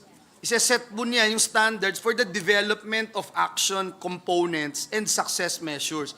Ang panukalang batas po na ito ay pinopromote po yung tinatawag na universal literacy and lifelong education as a continuum across all life stages. At madalas binabanggit nga po natin muli yung womb to tomb. And yung all modes po, no? Ano ba yung iba-ibang modes? Nandyan po yung formal, nandyan po yung non-formal, nandyan po yung informal mode of learning. So, ibig sabihin kahit wala pong certification, wala pong makukuhang degree, walang makukuhang certificate of competencies, etc., pasok pa rin po dito sa lifelong learning development framework. Lastly, Mr. President, it mandates also yung formulation ng tinatawag na lifelong learning national master plan. So, pagbuo po ng blueprint ng master plan natin na magse-serve as a blueprint for the promotion of lifelong learning, kahit nasaan kang parte ng Pilipinas, anuman yung edad mo, merong kang pagnanasa na ma-enhance yung iyong kaalaman at kasanayan, may po pwedeng tumugon dito dahil parte ho ng pagpasa nitong panukalang batas na ito yung pag-establish ng mga tinatawag na learning cities, learning municipalities across our country. Thank you, Mr. President. So it's quite a comprehensive objective, Mr. President, no? Lifelong na, available pa sa lahat, and then cities and municipalities dapat ma-encounter siya, Mr. President. So kung maging batas po ito, ano po ang practical na pagbabago sa buhay ng Pilipino na kanyang dapat maasahan, Mr. President? Meron po siyang aasahan na i-offer ang ating pamahalaan para bigyan siya ng kaalaman at kasanayan, tumugon sa kanyang mga pangangailangan para i-enhance o mas magkaroon ng mas mataas na kaalaman. May significant role po itong panukalang batas na ito sa pag-address ng evolving requirements of our labor market. Kasi paano po yan no? Nagbabago yung mundo, tumataas yung kaalaman, kasanayan, iba't ibang mga teknolohiya nandyan. At kasama po dito yung pag-ensure ng current and future generations of Filipinos na magkaroon po nitong kaalaman at kasanayan, skills and knowledge na kung saan sila ay magta-thrive, sila ay po pwedeng makinabang at may mapupuntahan yung kanilang karera sa buhay, Mr. President. Saang departamento po ng gobyerno natin ito makikita? Or anong departamento ng gobyerno ang pinakabaging involved dito po sa lifelong learning framework natin? Across po, no? At para mas maging specific, Mr. President, dito po nakapaloob yung Philippine Qualifications Framework. Nandyan po ang Department of Education, nandyan po ang TESDA, nandyan po ang DOLE, nandyan po ang CHED, nandyan din po ang DTI, sinasama po natin, at saka DILG, kasama din po dahil meron na po tayo na mga na-pinpoint na mga lugar sa Pilipinas na even before these measures being tackled here in the Senate, ay nagsimula na yung ilang mga LGUs na katulad sa Balanga, Mr. President, nag-identify na po sila ng mga lugar kung saan po pwede po na maging learning centers, no? And for example, in one particular barangay, meron silang mga programa, Mr. President, typing 101A, etc. Kahit ano pa yung edad mo, merong painting, merong... Offered ng barangay? Offered po ng barangay, supported by the munisipyo, supported by the city. So, ito po'y binibigyan natin ini-institutionalize po natin, binibigyan natin ng structure, Mr. President, so to speak, yung pong pagbibigay ng kaalaman at kasanayan ng ating mga kababayan. So nagawa po ng isang barangay na wala pa itong batas, nagawa ng isang syudad na wala pa itong batas. So with this law, mapapalaganap natin yan. May encourage po natin, sila. Mr. President. Okay. So, pati po yung pag-encourage natin, Mr. President, para sa mga syudad at munisipyo, na tingnan po yung posibilidad na paglaanan ng pondo itong ganitong klase ng programa para nang sa ganoon, ma-encourage yung ating mga kababayan na talagang ang kaalaman ay it's a dynamic no? So, hindi tayo dapat tumigil na tayo ay natututo at meron tayong sabi nga ho ng matatanda sa amin sa Bulacan, meron kang kinatatandaan. Tama. Pero ngayon po kasi hindi naman bawal na mag-ano sila eh. Ang LGU mag-budget para diyan, hindi naman bawal eh. But ano meron sa ating panukala na incentivize ngayon sila? Bakit? Ba't nila ngayon gagawin? Mr. President.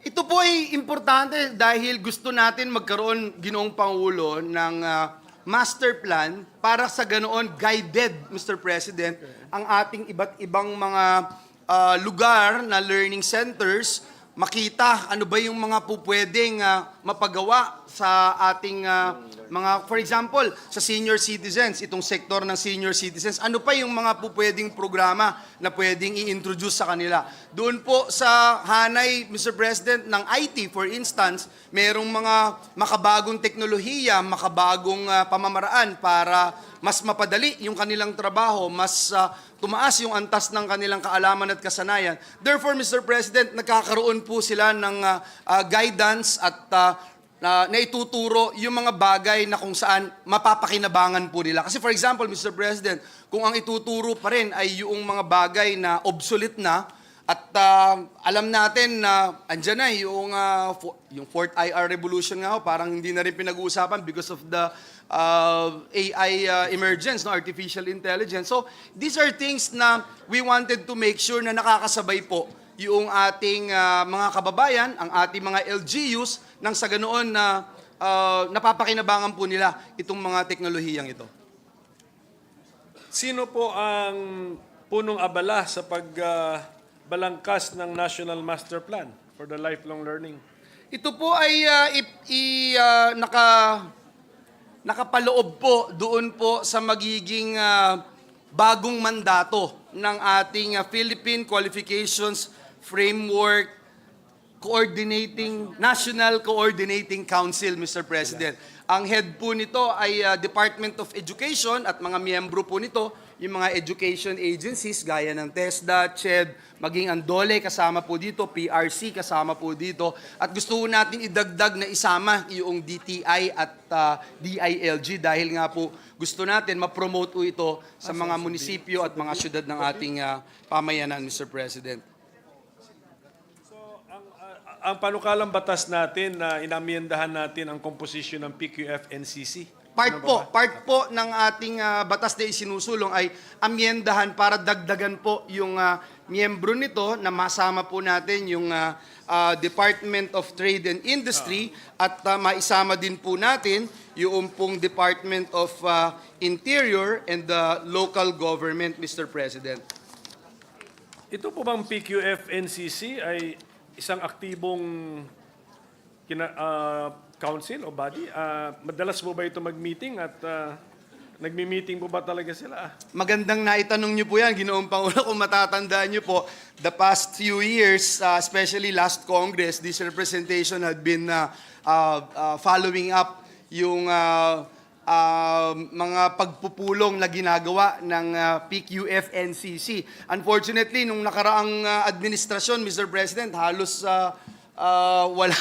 walang masyadong meeting na nangyayari. But in this administration, Mr. President, nakailang ulit na po yung kanilang pagpupulong at maging yung Education Commission, Mr. President, as you are very much aware, ay nasasama na ngayon dito sa mga pagpupulong po nila. Napakahalaga po nitong ginagawa ng Philippine Qualifications Framework National Coordinating Council. At kanina binabanggit niyo po yung kahalagahan nitong PQF-NCC na magpatupad po nitong batas na ating tinatalakay ngayon dahil matatask po sila to formulate also, Mr. President, and implement ito pong Lifelong Learning Development Framework and the Philippine Continuing Training System o yung PCTS. Kasama po dyan yung creation ng master plan na binabanggit natin for lifelong learning and the designation and support of learning cities and municipalities. It is also empowered, Mr. President, to integrate at i-align din mula po dito sa banukalang batas na ito, yung pong Republic Act number 8759. Ito po yung Public Employment Service Office Act with the lifelong learning system to facilitate po yung tinatawag na seamless transition between education and employment opportunities as part of the master plan's objectives, Mr. President. Sige, ang mag-come up with the master plan is the PQF-NCC. Ang mag-monitor sa implementation ng master plan, most likely is also the PQF-NCC. Opo, Mr. President. Dapat aktibong konseho po yan, Mr. President. Dapat po, Ginoong Pangulo. In fact, Mr. President, if you recall last budget deliberation, the past 2 years, we have been putting some funding for the Secretariat and regular Secretariat of PQF-NCC, Mr. President. So permanent na po siya ngayon. Meron na po, Mr. President. Okay. Mr. President, ito po yung napansin namin. Meron tayong Republic Act number 10968, the Philippine Qualifications Framework, which was institutionalized to encourage lifelong learning, etc. Meron din tayong Republic Act number 11510 or the Alternative Learning System na isa sa mga objectives niya, letter C, promote lifelong learning opportunities. So medyo magiging pangatlong mahalagang batas na po ito na binabanggit natin ng lifelong learning, Mr. President. So, what happened to the 2 previous laws at ba't kinailangan natin itong pangatlong batas po on lifelong learning? Well, Ginoong Pangulo, magkakaiba po itong mga batas po na ito and if I may just give a quick background, Mr. President, yung differences between the lifelong learning to the alternative learning system, if we can show this particular table. Yung lifelong learning po is a continuum and not confined po ito to a particular period in life nor the school system. At ngunit, Ginoong Pangulo, it takes place in all modes of and locals in all stages of life. Kaya binabanggit po natin from womb to tomb, no? Yung lifelong learning, and if we can show the table. It focuses on continuous skill and knowledge development throughout life across formal, non-formal, and informal modes. Samantalang yung alternative learning system led by the Department of Education, ang ino-offer lang po niya is non-formal basic education. Hanggang po doon sa out-of-school youth and adults, prioritizing marginalized groups. And yung alternative learning system po addresses yung basic education gaps. If you can show the other table that I'm talking about here sa technical po natin. Tapos yung lifelong learning din po, it fosters lifelong skill growth to help individuals thrive in a dynamic world, Mr. President. Yung LLDF and ALS, both po yan, parehong pinopromote yung inclusive education, but different po in scope. Again, yung LLDF is much broader in scope. Yung ALS is part of the LLDF, Mr. President. At pag tinignan po natin yung objectives ng lifelong learning development frameworks objectives, nandyan po yan sa Section 5 of the measure, talagang promotion of inclusivity and equity in education by expanding yung access and participation doon po sa alternative education programs. At isang component lang po dyan, yung alternative learning system, and with the number of beneficiaries reached and the quality of the programs provided as success measures. Meron pong mekanismo dyan para sukatin yung success measures po nila. Yung ALS po is DepEd's non-formal education program designed as a critical lifeline for out-of-school youth and adults who have not completed basic education.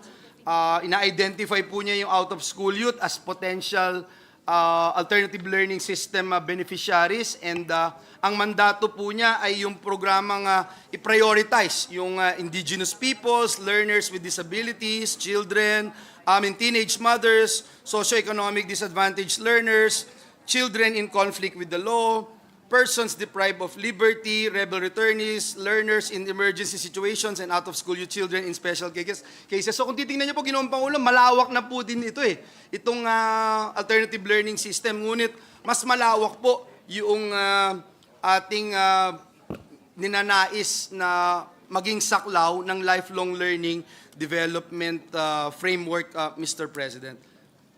Parang nakita natin sa alternative learning system ng DepEd ang kahalagahan ng lifelong learning. Yes. Kaya papakawalan na ngayon natin ito outside of that alternative learning system, beyond DepEd, Mas malawak. to the entire country. Opo, mas malawak po. Pero nabasa ko po sa Section 5, ang ating primary vehicle natin would be cities and municipalities and some so-called providers. Yun po yung mangyayari. Yes, Mr. President. So, Tama po. Wala po akong problema sa city or municipality. I think siguro kung outstanding ka, you will be designated as a lifelong learning city. Lifelong learning municipality. Opo, gaya But po what ng is Balanga City, Balanga na, Mr. okay. President. Opo. Yung staff ko po, si Rosan, galing sa Balanga po yan. Andito yata si ano? Nandito po Si, si Congressman Abet, Congressman Abet Garcia, na kasama ko po kagabi sa isang dinner, former mayor of Balanga City. Mr. President, lahat po ng barangay nila sa Balanga City ay may lifelong learning centers, Mr. President. Can you imagine, Mr. President, if we'll be able to duplicate this kind of initiative in all parts of the country? But sino yun? Who will...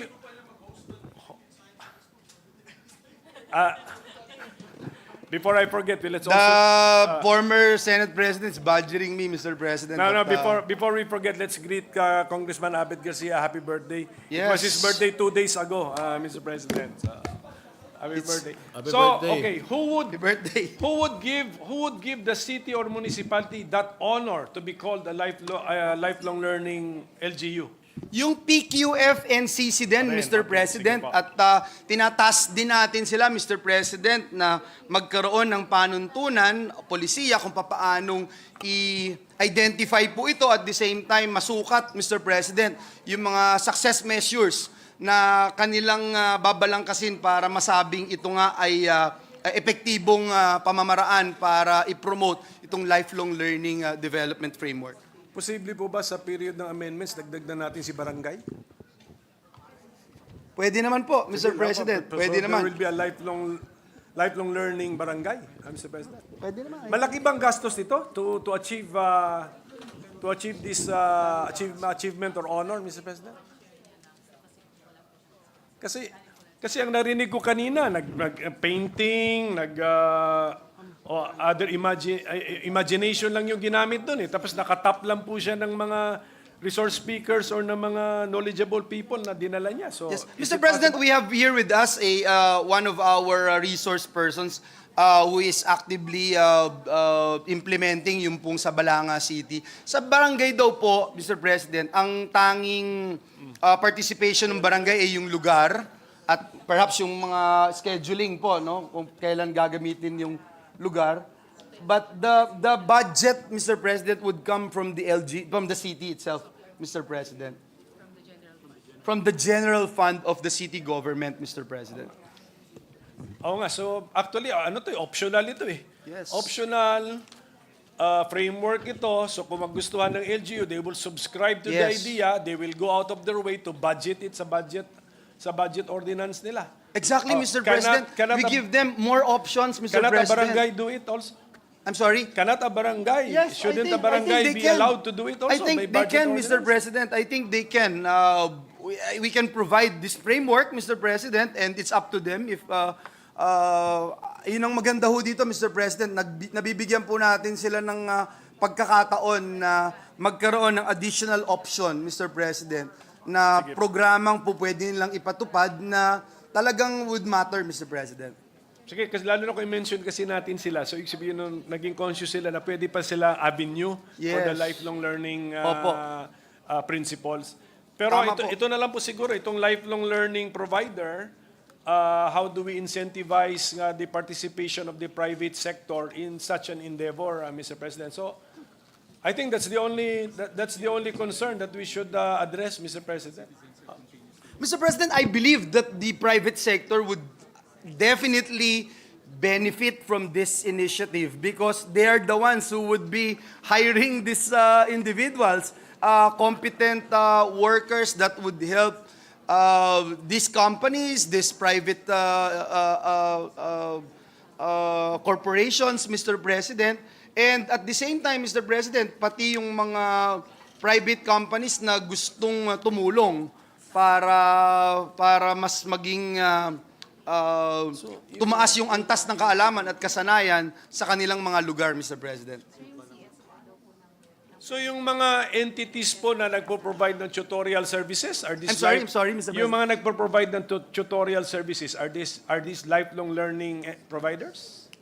Yes, Mr. President. Yes. And minsan, Mr. President, yung CSR ng mga private companies, na-invite po sila, so na-engage po sila, nakakapag-participate sila, na ito yung hinahanap namin. Dito sa lugar namin, ninyo, sa inyong komunidad, nandito yung aming kumpanya, at kung gusto nyo magtrabaho sa amin, ito yung competencies na kailangan namin, at ito yung nais naming ituro. Kung kayo ay papasa sa standard ng aming kumpanya, po pwede namin kayong i-hire. So yung company magiging lifelong learning provider din? Yes, Mr. President. They are part, Mr. President. Yung mga entities na naghahanda sa mga board exam, are they lifelong learning providers?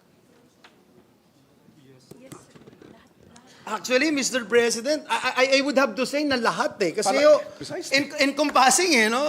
Ang suggestion ko, palawakin na natin. Yes, Mr. President. I would say yes, Mr. President. And as we mentioned earlier, and I'd like to take this opportunity to thank our minority leader because he was able to capture, Mr. President, what we really wanted to accomplish in passing this very important piece of legislation. In fact, yung EDCOM 2, Mr. President, since we started noong time na pinasa itong EDCOM 2, nagsimula na po itong pagbalangkas na ito at sila ay very supportive dito. Sila ay very much willing to give technical support na tama po kayo, na mapalawak pa ho natin ito. Mas ma-involve natin ang bawat isa, mas maganda po, Ginoong Pangulo.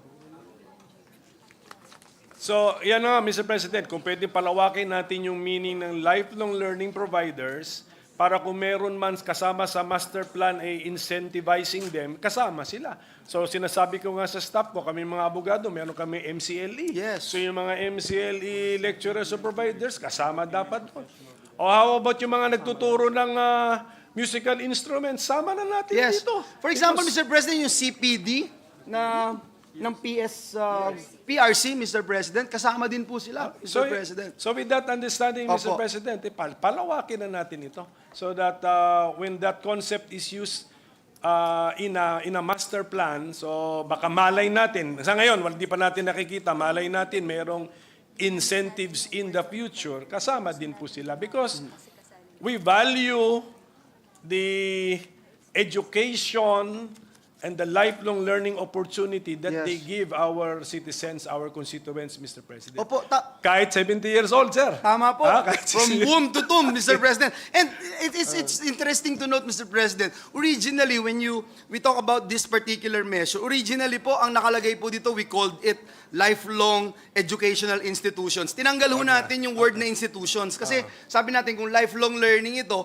non-formal, informal, non-formal, pinalitan po natin yung word ng institutions to provider, Mr. President. So anyone who can provide, any sector, any group na po pwedeng mag-provide ng information, ng programa para itaas yung antas ng level ng ating kaalaman at kasanayan can be part of this lifelong learning development framework, Mr. President. Sige po, I'm sure na marami siguro nakikinig sa atin na talagang yung gusto pa ng active mind, gusto talagang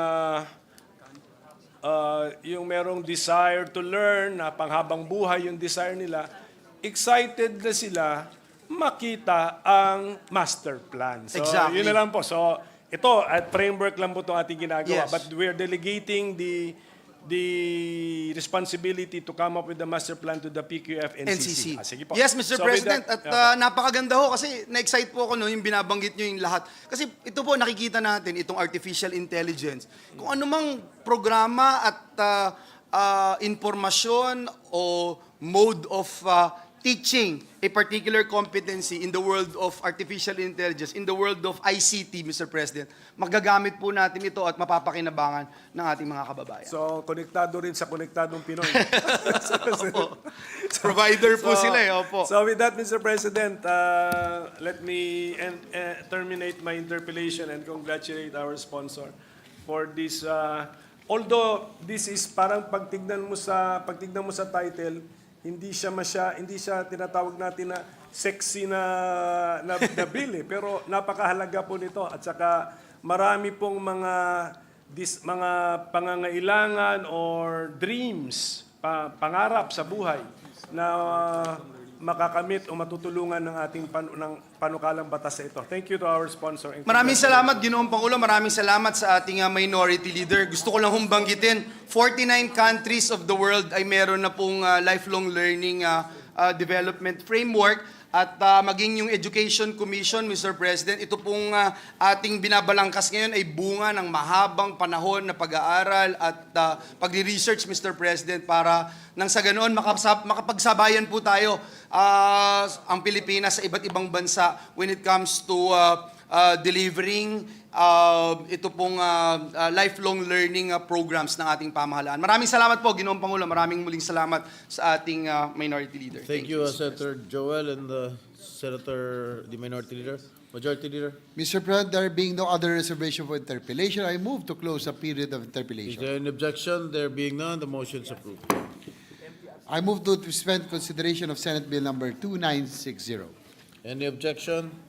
There being none, the motion is approved. Mr. President, I move that we resume consideration Senate Bill number 2805. This is the bill on the amendments to the Movie and Television Review and Classification Board. So move, Mr. President. Any objection? There being none, the motion is approved.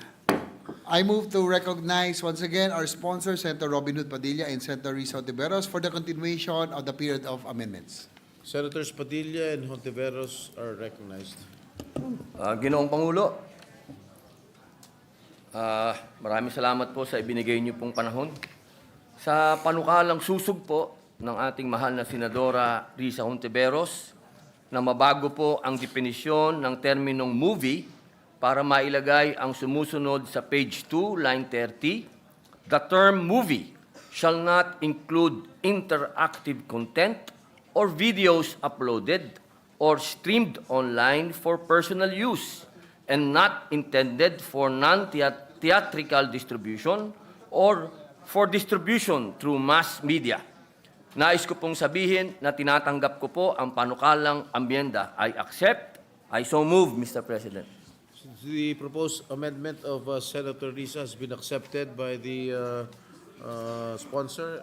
Any objection? There being none, the amendment is hereby approved. Salamat po, good sponsor at Mr. President. Sa pangalawa pong amyenda na hinihingi po ng ating mahal na Senadora Risa Ontiveros, ikinalulungkot ko po, mahal na Pangulo, na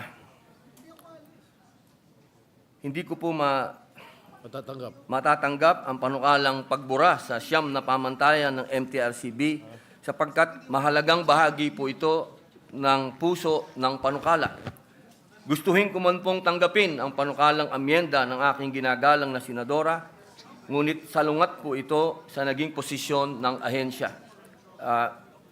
Muli po, ako po'y humihingi ng paumanhin sa ating mahal na Senadora Risa Ontiveros.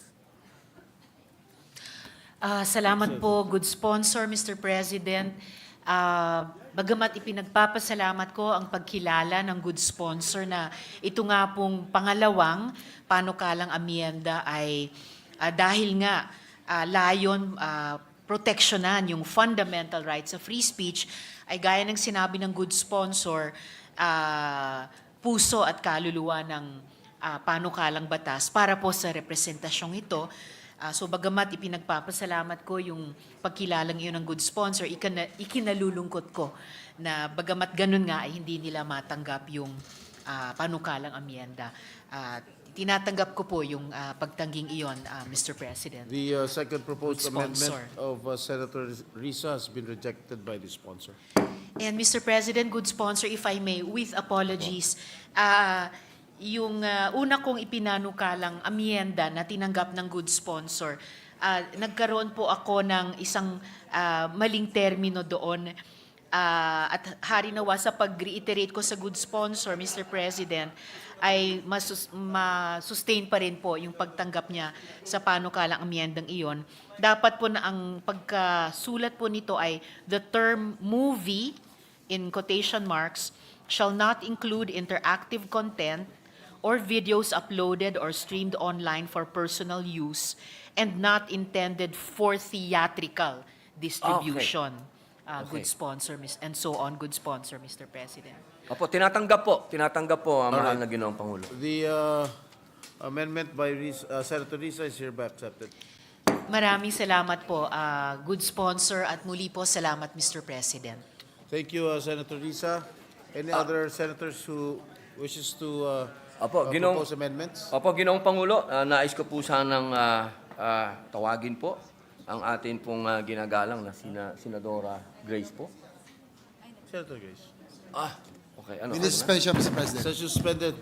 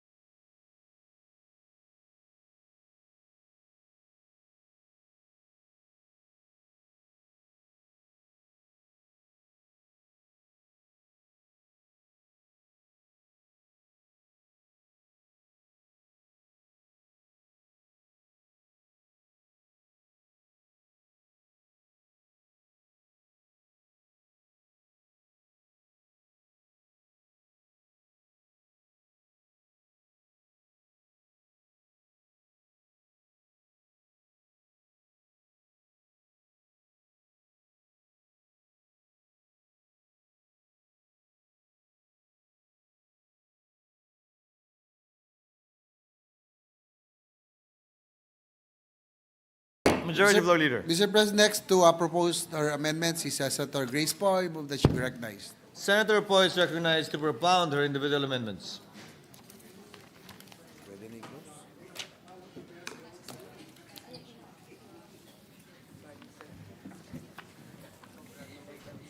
Mr. President, I would like to state for the record the rationale of the deletion of the requirement for submission of content list of an on-demand streaming services under Section 6B. To be clear, the MTRCB cannot and shall not review each content of online streaming platforms. That would be simply impossible. Under this provision, the MTRCB can review content of platforms to order, upon a decision of the board, the reclassification of a show in the platform. As supported in Section 6A and 7, on-demand streaming services have the obligation to establish and provide informative ratings and classifications. The MTRCB's role will be to ensure that the classification system is carried out and only examine content and order reclassification post-screening when necessary, such as when there are complaints raised to the board. Moreover, our intent is to remove the requirement of a list of content of platforms, as it would be unduly burdensome to platforms who have thousands of content. Movies and TV series get added and removed in platforms so frequently, new episodes are uploaded regularly. There are no clear terms how often they need to submit the list and what are the consequences of not submitting. I thus propose that on page 4, section 6B, lines 25 to 27, we replace the phrase starting with the word shall until after screening and replace it with may, if necessary, require a reclassification post-showing or streaming.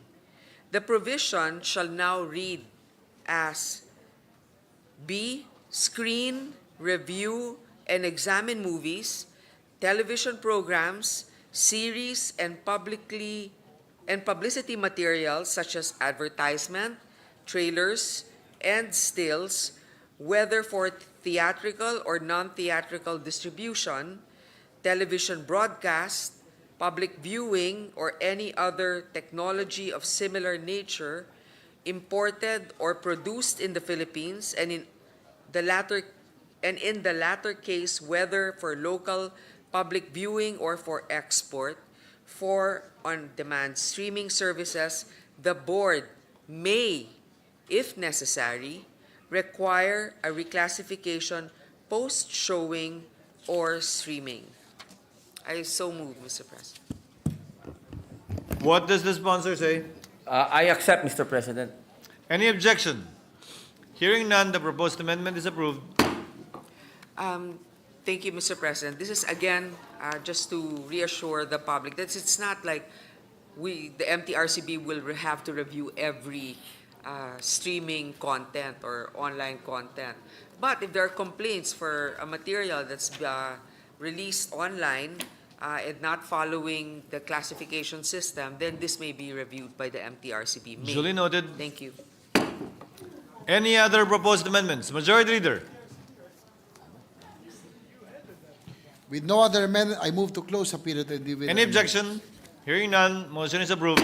Majority Leader. I move to approve in second reading Senate Bill number 2805. So move, Mr. President. Any objection? Hearing none, the aforementioned measure is approved on second reading. Congratulations to Senator Padilla. Majority Floor Leader. I move that we suspend consideration Senate Bill number 2805. Any objection? Hearing none, motion is approved. Additional reference. Additional reference. Mr. President, I move to proceed to the reference of business. Any objection? Buong additional reference. Any objection? Hearing none, Secretary is directed to comply. Bills on first reading, Senate number 2971, preventing, mitigating, responding to the risks affecting children while on vacation, engaging in leisure, participating in any other activities related to tourism industry. Senator Ontiveros. To the Committees on Women, Children, Family Relations, Gender Equality, and Tourism. 2972, grant of student loan discount privilege and mobile internet services and for other purposes. Senator Tolentino. To the Committees on Basic Education, Public Service, and Ways and Means. Resolutions. Proposed Senate Resolution 1299, congratulating, commending Johnny Arcilla for his exceptional career in sport of tennis and for his recognition as Philippine Columbian Association Hall of Famer, Senator Cayetano P. The Committee on Rules. 1300, congratulating, commending Marian Jade Cappadocia for her exceptional career in the sport of tennis and for her recognition as a Philippine Columbian Association Hall of Famer, Senator Cayetano P. To the Committee on Rules. 1301, commemorating the life and honoring Representative Edsel Lagman and expressing condolences to his family and loved ones on his passing, Senator Lapid. The Committee on Rules. 1302, directing the Appropriate Senate Committee to conduct an inquiry on the alleged unauthorized off-campus activity of Wesleyan College, expose its students to severe logistical problems and safety concerns, with the interview identifying the gaps in Commission on Higher Education policies in relation to schools' off-campus activities, Senator Tulfo. The Committee on Higher Technical and Vocational Education. 1303, urging the national government to promote, support, and collaborate with the University of the Philippines National College of Public Administration and Governance, the Association of Schools of Public Administration in the Philippines, and the Philippine Society for Public Administration in advancing the practice of public administration in the country and in commemorating the Public Administration Week every second week of June, Senator Escudero. To the Committees on Civil Service, Government Reorganization, Professional Regulation, Higher Technical Vocational Education. 1304, commemorating the 150th birth anniversary of Gregoria de Jesus and honoring her life and legacy as a heroine of the Philippine Revolution and a symbol of Philippine women's strength, resilience, and leadership. And The Committee on recognizing Rules. 1305, expressing the profound sympathy and sincere condolences of the Senate on the death of Honorable Edsel Lagman. Senator Villar. To the Committee on Rules. 1306, directing the Appropriate Senate Committee to conduct an inquiry into alleged fraud and irregularities in the sale of vape products by Apex Pacific Corp and its officials, as well as to examine the regulatory oversight and approval process of vape products in the Philippines. Senator Tulfo. The Committee on Trade, Commerce, and Entrepreneurship. Committee reports. Committee Report 514, jointly by the Committee on Women, Migrant Workers, and Public Order and Dangerous Drugs on Resolution number 595, 611, 853, 977-1032, and the privileged speech of Senator Risa Ontiveros on human trafficking delivered on December 21, 2022, recommending the adoption of the recommendations incorporated therein. Sponsor, Senator Ontiveros. To the calendar for ordinary business. 515, Committee on Public Services on House Number 10242, granting the Pampanga Rural Electric Service a franchise to construct, install, establish, operate, and maintain a distribution system for the conveyance of electric power to the end users in 34 barangays in Mexico, Arayat, Santa Ana, and Magalang, Pampanga. Recommending approval with amendments. Sponsor, Senator Tulfo. To the calendar for ordinary business. 516, Committee on Public Services on House Number 10483, granting Benguet Electric Cooperative a franchise to construct, install, establish, operate, maintain the distribution system for the conveyance of electric power to the end users in all the municipalities of Benguet and in Baguio City. Recommending approval with amendments. Sponsor, Senator Tulfo. To the calendar for ordinary business. 517, granting Aquaculture a franchise to construct, install, establish, operate, own, manage, and maintain a distribution system for the conveyance of electric power to the end users in 17 municipalities of Aklan, Pandan, and Libertad of Antique, and Barangay Damayan, Sapian, Province of Capiz. Recommending approval with amendments. Sponsor, Senator Tulfo. To the calendar for ordinary business. 518, by the Committees on Local Government and Electoral Reforms and People's Participation in House Number 5555, creating a barangay in Orzaragay, Bulacan to be known as Barangay Friendship Village Resources or Barangay FVR. Recommending approval with amendments. Sponsor, Senator Ejercito. The calendar for ordinary business. 519, Committee on Local Government on House Number 4839, declaring June 17 of every year special non-working holiday in Lapu-Lapu, Province of Cebu. Recommending approval with amendments, taking into consideration Senate Number 1813, Senator Ejercito. The calendar for ordinary business. 520, jointly by the Committees on Culture and Arts, Civil Service, Ways and Means, and Finance on Senate Number 2973 with Senators Legarda, Revilla Jr., Gatchalian, and Pos authors. Reorganizing and renaming the National Archives of the Philippines to the National Archives and Records Management Authority, repealing for the purpose RA 9470. Recommending approval in substitution of Senate Number 2686, Senator Legarda. The calendar for ordinary business. 521, jointly by the Committees on Science and Technology, Ways and Means and Finance on Senate Number 2974 with Senators Lapid, Estrada, Tolentino, Revilla Jr., Gatchalian, and Zubiri, expanding the Philippine Science School System, strengthening governance and management, approving the funds therefore, recommending approval in substitution of Senate Numbers 2836, 2859, 2866, 2874, 2901, and 2902, taking into consideration House Number 9726, sponsored Senator Zubiri. The calendar for ordinary business. Majority Floor Leader. Mr. President, I move that we transfer from the calendar for ordinary business to the calendar for Special Orders Committee Report number 521 on Senate Bill number 2974. This is the bill strengthening the Philippine Science High School System. So move, Mr. President.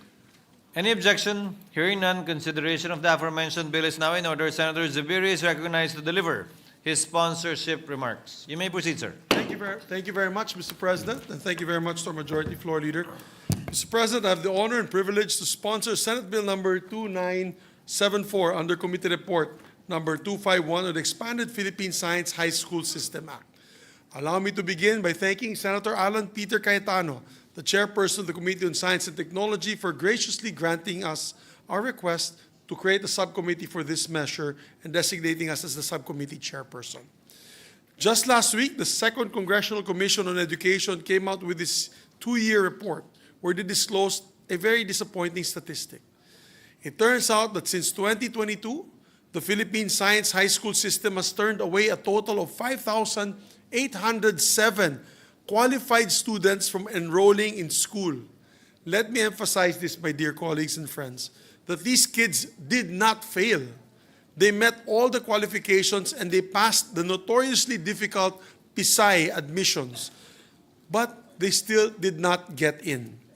Biruin niyo po, Mr. President, pumasa sila sa entrance exam pero hindi sila nakapag-enroll dahil lamang na walang sapat na slots para sa kanila.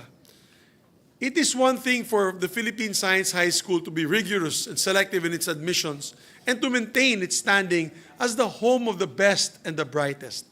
It is quite another thing for them to have to turn qualified students away just because they have no room left. Sayang ang talino at ang potensyal ng mga batang ito, Mr. President. They could be our next generation of innovators. But instead, we had closed the door for them and cut them off from receiving some of the best STEM education that our country has to offer. This is why we need the Expanded Philippine Science High School System Act to make the school more accessible to deserving young students across the country. We will pursue this through a number of interventions, including infrastructure development, scholarships, faculty support, and most crucially, campus expansion. At present, Mr. President, we have 16 Philippine Science High School campuses across the country, serving over 10,600 students. The establishment of these 16 campuses is in accordance with the current Philippine Science High School Act, which only allows for one campus for each of our administrative regions. Imagine in my home region, Mr. President, of Northern Mindanao, Region 10, yung campus po ay nasa Lanao del Norte. Medyo malayo-layo po siya from Cagayan de Oro, Bukidnon, Misamis Oriental, and Camiguin. That's why hindi po kami marami ding mga estudyante hindi nakakapasok dun sa aming Lanao del Norte campus. So if we expand this mesh, or we expand the Philippine Science High School Act, the original act, to two campuses, Mr. President, we will be able to cater to more students all around these regions.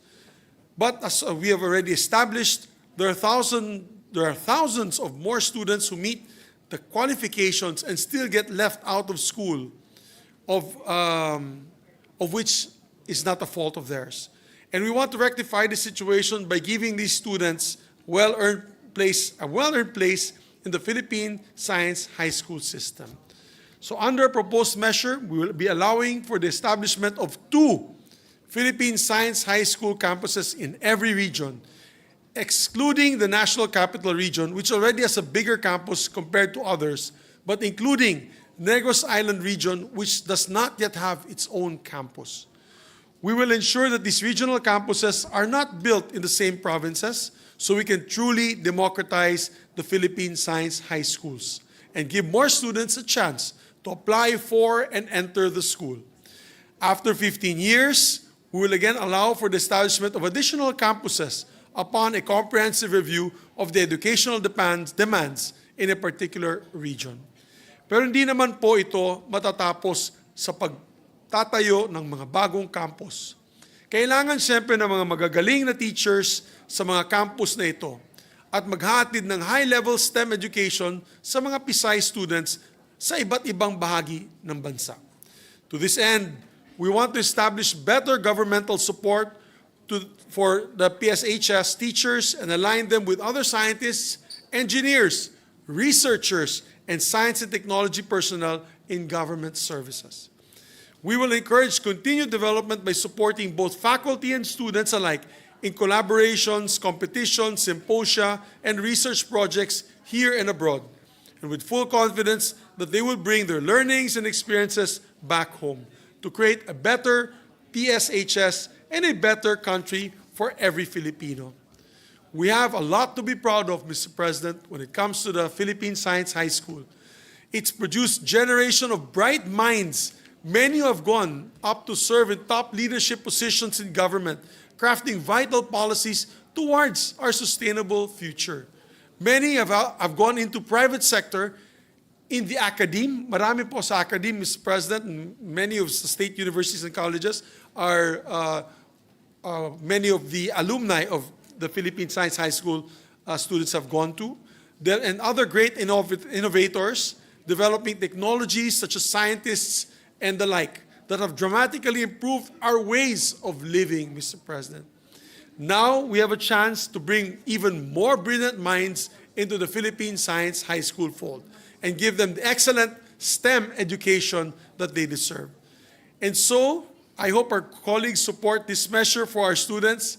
Kung nandito lang po si Senator Joel Villanueva, hindi lang siya at si Senator Win ang palaging nagpapasa ng education bills. Meron din si Mig Subiri ng education bill. Hindi niya ma-accept kanina sa lounge.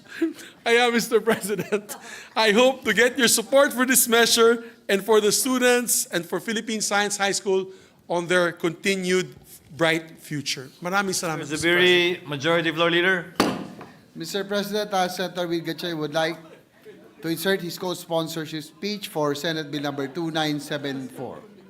Any objection? Hearing none, duly noted and entered into the records. Majority Leader. I move that we suspend consideration of Senate Bill number 2974. Any objection? Hearing none, motion is approved. Mr. President, I move that we transfer from the calendar for ordinary business to the calendar for special orders committee report number 490 on Senate Bill number 2967. This is the bill on the creation of mandatory position for a human resource management officer in local government units. So move, Mr. President. Any objection? Hearing none, motion is approved. I move that we consider Senate Bill number 2967 under committee report number 490. Any objection? Hearing none, motion is approved. Mr. President, may I be recognized, but I'd just like to have my sponsorship speech be inserted to the records. Gentleman is recognized to insert into the records his sponsorship speech for the bill creating a mandatory position for Human Rights Resource Management Officer in local government units. What is the pleasure of the Minority Floor Leader?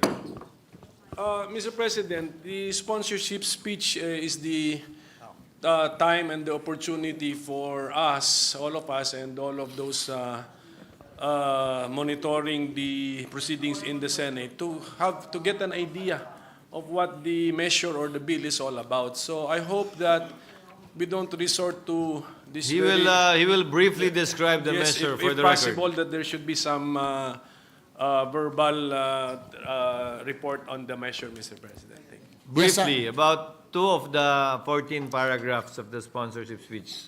Yes, thank you. Senator Ejercito is recognized. You may proceed, sir. Good day, Mr. President, and the honorable members of this chamber. It is with privilege to sponsor Senate Bill number 2967 under committee report number 490, setting the creation of mandatory position for a human resource management officer in local government units.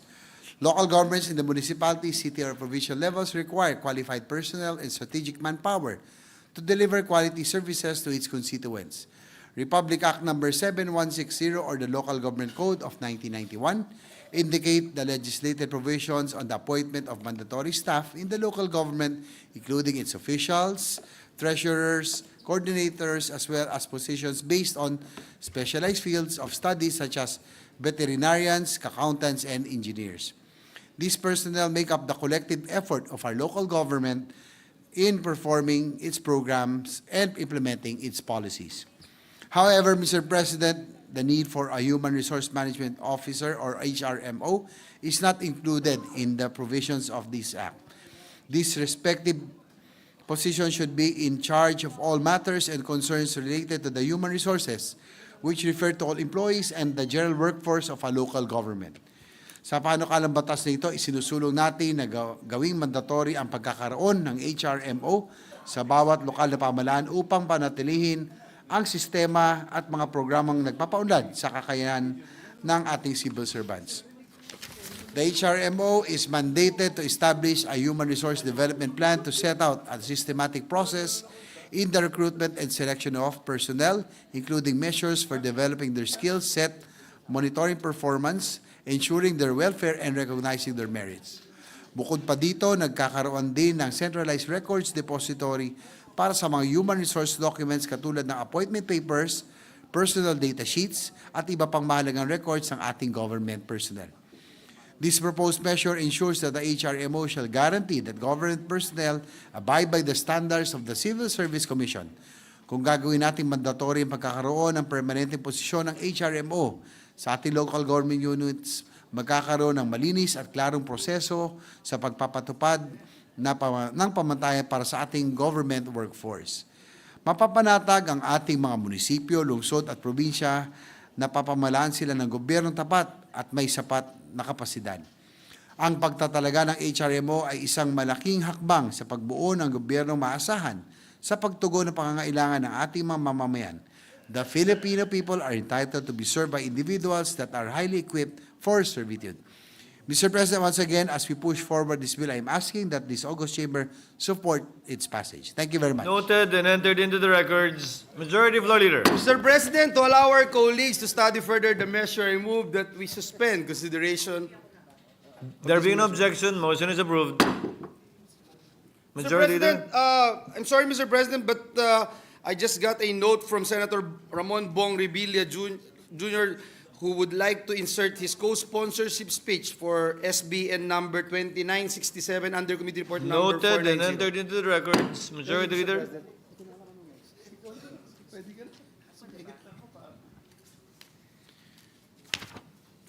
Mr. President, I move to consider Proposed Senate Resolution number 1287, take into consideration Proposed Senate Resolution number 1288, 1290, and 1292.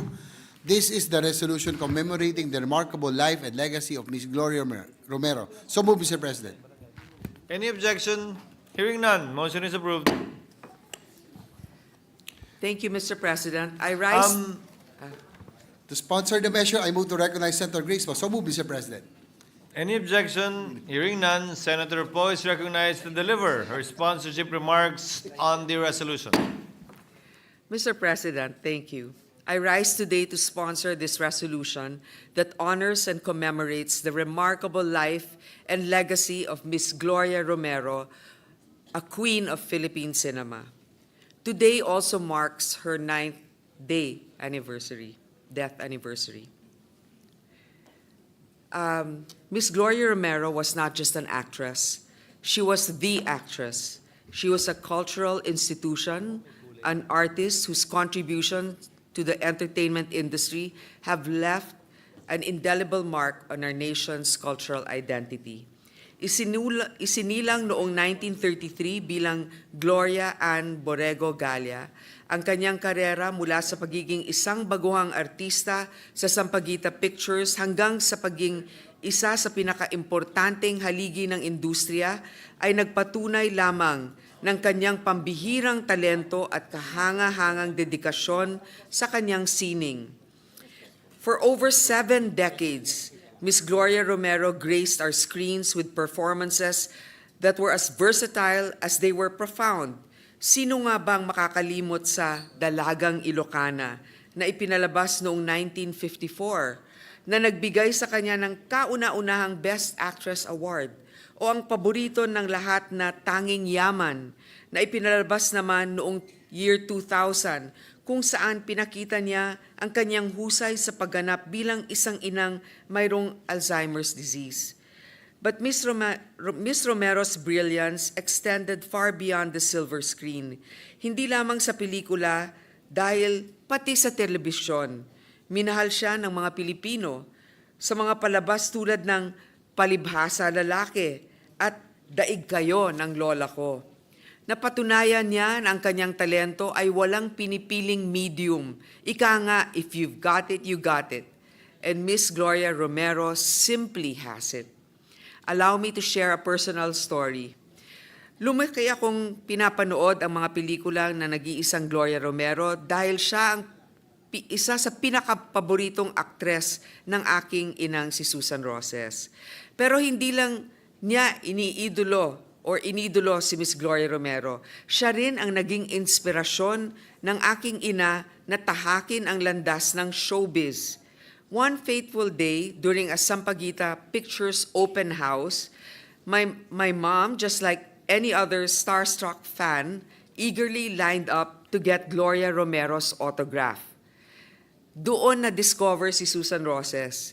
Dahil pumipila siya para sa autograph ni Gloria Romero, nakita siya ni Dr. Perez para mapansin at mag-audition. What I personally find most admirable about Miss Gloria Romero is that even in her prime, she did not stay in her comfort zone. Instead, she chose to work outside of her own home studio. This led her to collaborate with other industry titans like my father, Fernando Poe Jr., and work on high-profile film projects like Juan de la Cruz. Unfortunately, hindi natuloy yung Juan de la Cruz dahil namayapa ang ating national artist na director noon na si Jerry De Leon. Gloria Romero was not just a consummate performer, she was a trailblazer. Alongside her peers, she helped define the first golden age of Philippine cinema, elevating their craft and paving the way for future generations of artists. Through it all, she remained a portrait of elegance, a symbol of grace, and an enduring beacon of Filipino talent. The passing of Gloria Romero is truly a great loss to our nation. Nevertheless, her legacy lives on in the countless films and shows she left behind and in the hearts of millions of Filipinos she inspired. Sana maging huwaran siya sa marami nating mga kabataan, mapagkumbaba, professional at masipag. Hindi siya parang palaging hindi siya nagrereklamo basta-basta at palagi na lang alam natin ng mga kasama natin dito na pag merong mga requirements, yun nga napaka-professional niya at palagi siyang isa sa mga nauuna doon sa set. Maganda siya. Beautiful inside and out. Ginong Pangulo, nararapat lamang nakilalanin at ipagdiwang natin ang nag-iisang Gloria Romero sa kanyang napakalaking kontribusyon sa pelikulang Pilipino at ambag sa ating pambansang kultura. Her life and work remind us that genuine artistry is timeless and their sheer dedication serves as a model for all of us to emulate. Maraming salamat po. Thank you, Senator Grace. Yes, Mr. President, next to co-sponsor the measure is our Deputy Minority Leader, Senator Risa Ontiveros. I move that she be recognized. Senator Risa Ontiveros, recognized. Salamat po, Mr. President. Tonight, led by Senator Grace, we gather to celebrate the remarkable life of an extraordinary woman whose light illuminated the world of Philippine cinema for decades. Gloria Romero was not just an actress, she was a cultural treasure, a beacon of grace and artistry who touched the hearts of countless Filipinos. Born to captivate and inspire, Gloria graced the silver screen with her ethereal beauty, timeless elegance, and unmatched talent. Her performances were not merely portrayals, but heartfelt connections with her audiences. And importantly, she was a trailblazer, a pioneer who paved the way for generations of actors and generations of women. Her career, spanning over 7 decades, is a testament not only to her passion and dedication to her craft, but also to her can-do spirit as a woman ahead of her time. But beyond the accolades, the trophies, and the standing ovations, Gloria Romero was a woman of humility and kindness. She carried herself with a dignity that inspired not only those in the industry, but also the millions who admired her from afar. She was a mentor to many, a role model who embodied perseverance, resilience, and a love for the arts that knew no bounds. In her lifetime, Gloria taught us the importance of staying true to our passions and embracing every role life gives us with grace and courage. Today, as we bid her farewell, let us remember her not only with sadness, but also with immense gratitude for the legacy she leaves behind. As we honor her memory, let us carry forward the lessons she imparted: to love deeply, to dream boldly, and to live authentically. Rest in eternal peace, Ms. Gloria Romero. You will forever remain in our hearts as the Queen of Philippine cinema. Salamat po, Mr. President. Thank you, Senator Ontiveros. Majority Leader. Yes, Mr. President, next to co-sponsor the measure is our Senate President Pro Tempore. I move that he be recognized. The gentleman from San Juan, our Senate President Pro Temp, Senator Jinggoy Estrada, is recognized. Thank you, Mr. President. Mr. President, members of this August Chamber, it is a sad time for the Philippine entertainment industry because we lost a respected artist, a pillar, and one of the oldest living Filipino actresses, and one of the last surviving stars from the first golden age of Philippine cinema. Gloria Ann Borrego Galia, popularly known as Miss Gloria Romero, had a life well lived. With more than 6 decades of agility in acting, she gave us characters that made us laugh, love, and cry. Talagang marami ng pinagbidahan at itinampok ang natatanging talento at ganda ni Ms. Gloria Romero. With more than 250 movies and television shows in her record, she gifted us with old but gold classics, which include Dalagang Ilocan 1954, Nagbabagang Luha in 1988, Tanging Yaman in the year 2000, Magnifico in 2004, as well as the comedy sitcom Palibhasa Lalaki. Dahil na rin sa natatanging niyang ganda, gumanap siya sa teatro bilang Blessed Virgin Mary sa Martir sa Golgota noong 1954. At naging leading lady pa nga siya ng Aking Ama sa pelikulang Patria Dorada, Dugo ng Bayani na ipinalabas noong 1969. She was also the unrivaled box office queen in the 1950s. 3 of her movies were among the highest grossing movies of 1957, with her film Sino ang May Sala becoming the biggest moneymaker of that year, followed by Hong Kong Holiday and Paru-Parong Bukid. Her last film, Rainbow's Sunset in 2018, made her the oldest actress to win the Metro Manila Film Festival Award for Best Actress when she was already 85 years old. In her younger years, she modeled for major brands such as Kamay Soap and Coca-Cola, to name a few. And who would easily forget that she was also the face of Lola Remedio's food supplement syrup.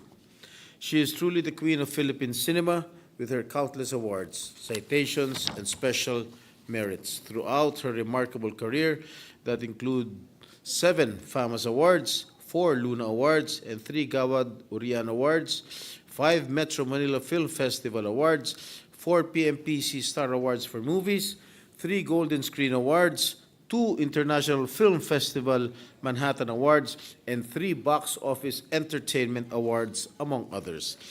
Bagamat nawalan tayo ng tanging yaman ng Philippine cinema, hindi may tatanggi na nakaukit na ang pangalan ni Gloria Romero sa mundo ng pelikulang Pilipino maging sa daigdig ng telebisyon. Mahirap tumbasan ang higit sa 250 pelikula at TV shows na nagawa niya sa loob ng mahigit na 6 na dekada at tumatak sa mga manonood. Tinitingala at hinangan ka namin, Ms. Gloria Romero. Ms. Gloria Romero may have left us, but her craft, body of work, and timeless beauty will remain as an indelible mark in our hearts. Your contributions and legacy to the Philippine entertainment industry will forever be honored. Maraming salamat po, Ginoong Pangulo. Thank you very much, Senator Estrada. Majority Leader. Yes, Mr. President, next to co-sponsor the resolution is Senator Robin Hood Padilla. I move that he be recognized. The gentleman from Camarines Norte and Central Luzon, Senator Robin Hood Padilla, is hereby recognized. Maraming salamat po, Ginoong Pangulo. Ako po ay tumitindig upang maging kapwa may akda at maging sponsor po ng proposed Senate Resolution number 1287, kabilang ang PSR numbers 1288 at 1290. Ginoong Pangulo, narinig ko na po at nalaman na po natin ang mga pelikulang nagbigay buhay po sa pinilakang tabing na pinagbibidahan po ni Tita Gloria. Hindi ko na po dadagdagan ng mga sinabi po ng aking mga kasama, ni Senator Jingo Estrada, Senator Risa Ontiveros, Senator Grace po. Gusto ko lamang pong ikwento na tunay po yung sinabi ng ating Senadora Grace po na talagang mayroong ginintoang puso si Tita Gloria Romero. Sapagkat nung nakasama ko po siya sa isang proyekto, nung ako po ay lumalabas pa bilang mga kontrabida sa TV, si Tita Glo po ang nag-iisang nagsabi sa akin na, "Iho, magtiyaga ka lang at isang araw magbibida ka." Hindi ko po makakalimutan yon sapagkat siya po yung nagbigay ng hudyat sa akin na magtiis po, magpursigi pa. At sa kanya pong magandang sinabi, sa kanya pong advice sa akin, nakamit ko po. Ako nga po ay nagbida. Kailanman po hindi ko makakalimutan ang tulad po ng isang katulad ni Tita Gloria Romero. Siya po ay maganda sa panlabas at mas maganda po sa panloob. Ang kanyang puso ay ginintuan. Yun lamang po. Maraming salamat po, Ginoong Pangulo. Thank you very much, Senator Padilla. Majority Leader. Mr. President, the following senators would like to insert in the records their co-sponsored speeches for Senate Resolution number 1287. Senator Manuel Lito Lapid, Senator Ramon Bong Revilla Jr., Senator Cynthia Villar, and Senator Amy Marcos. And if I may, Majority Leader, be allowed to also insert into the records my co-sponsorship speech. I'm a big fan of Tita Gloria, and the Bible says, "Give honor to whom honor is due." And so I would like to insert into the records my co-sponsorship speech. So noted. Thank you, Majority Leader. Mr. President, no member wishes to interpolate or propose amendments to the measure. I move that we adopt proposed Senate Resolution number 1287. Take into consideration the proposed Senate Resolution numbers 1288, 1290, and 1292, subject to style. So move, Mr. President. Is there any objection? Chair hears none. Proposed Senate Resolution number 1287, taking into consideration proposed Senate Resolution numbers 1288, 1290, and 1292, subject to style, is hereby adopted. Mr. President, with the permission of the body, I move that all members of the Senate present be made co-authors of this resolution. Is there any objection? Hearing none, the motion of the Majority Leader is hereby carried. Mr. President, I move that we resume consideration of Senate Bill number 2811 under Committee Report number 313. This is the bill on the revised Cooperative Code of the Philippines. So move, Mr. President. Is there any objection? The motion of the Majority Leader is hereby carried. Having sponsored the measure, I move to open the period of interpellation and recognize the sponsor, Senator Amy Marcos, and to interpellate our Deputy Minority Leader, Senator Risa Ontiveros. The hardworking chairperson of the Senate Committee on Cooperatives, Senator Amy Marcos, is hereby recognized. And to interpellate, we recognize our Deputy Minority Leader, Senator Risa Ontiveros.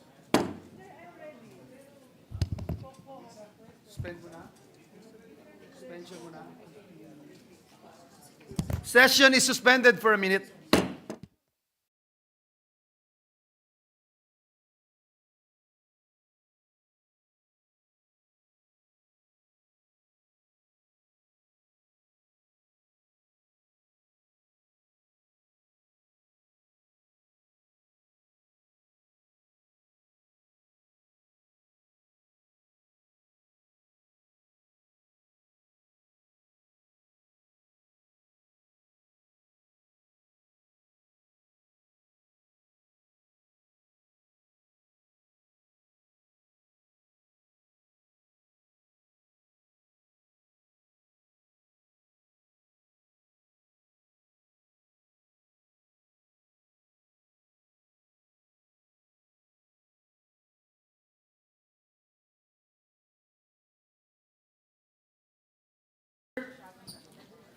I move again to recognize the sponsors, Senator Amy Marcos, and our Deputy Minority Leader. We recognize the chairperson and sponsor of the measure, Senator Amy Marcos, and to interpolate our Deputy Minority Leader, Senator Risa Hontiveros.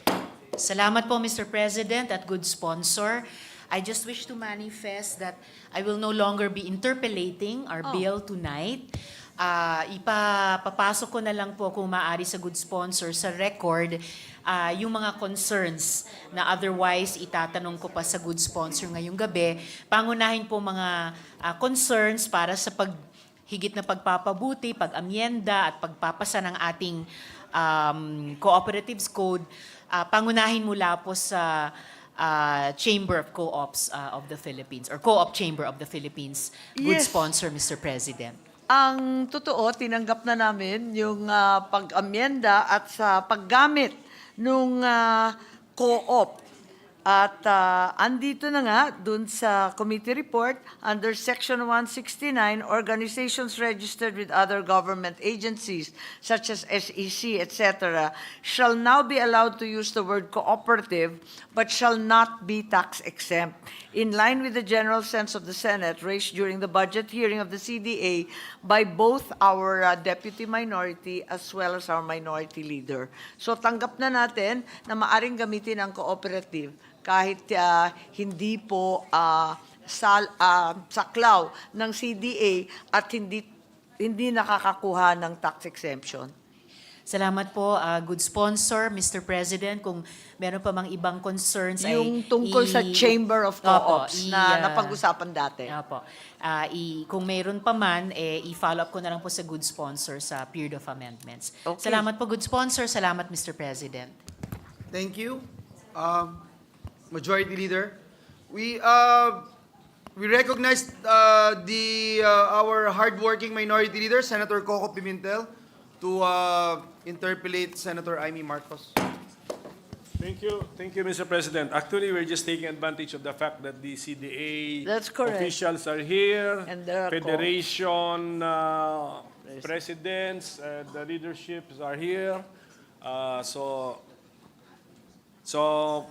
kaya mag-interpolate po tayo, but pasensya na po na hindi natin to pwedeng hindi interpolate kasi this is a code. This is actually a code, Mr. President. So, with the permission of our sponsors. Yes, maraming salamat po sa ating minority leader. Handa naman tayo na sagutin ang maaring sagutin. At tama naman po, hindi naman pwedeng paspasayan ng basta-basta ang isang code. At ito ay cooperative code. Dati na iisip rin natin na pwede siguro amendments na lamang to the cooperative code, but they're quite extensive. Kaya So what are we tama po doing kayo. here? Are we now repealing the existing code? There's also a code or a law. What do we call the existing cooperative Well, we're law? really calling this the new cooperative code, in as much as the amendments are quite far-reaching. So what are we repealing here? Are we repealing the law or the code authored by my father, Senator Nene Pimentel? I think he also authored the cooperative code. Basically, it's the amendments of Senator Subiri's Correct. last law. Sige po. So, with that initial information, may we get from the sponsor what are the new ideas? Yes, in one our of the new ideas was contained in the original Cooperative Code of the late great Senate President Pimentel, and that is to do with the tax exemption on the current reserve cap of 10 million. 1990 pa yan, ngayon, 35 years later, sana itong 10 million palakihin natin. Nagtatawaran kami ng DOF, ayaw noong pumayag na dagdagan. In fact, there were certain noises to scrap it. And ngayon, nasa 100 million na. Ito yung retained earnings na sinasabi na wag nang i-tax. Kapag maliit, 10 million. Ngayon, 10 million sa negosyo, napakaliit na talaga. So, nagtatawaran kami, sabi ko 100 million, but finally, I think we have convinced Secretary Recto to put 50 million, taking into consideration the speed and breadth of inflation. In our bill, 100 million. 100 million, pero siguro sa committee amendments, ibaba na lang natin yan sa 50 million para pumayag yung DOF po. May we know what would be the tax exemptions to be extended to the qualified co-op? Yes, cooperatives that are transacting exclusively with members. Sa loob ng co-op, talagang tax exempt lahat. Pero pag non-members ang kalakal nila, 10 million ang tax exemption. Beyond 10 million, they are taxable na. What taxes are we talking about? We're talking about all taxes na po.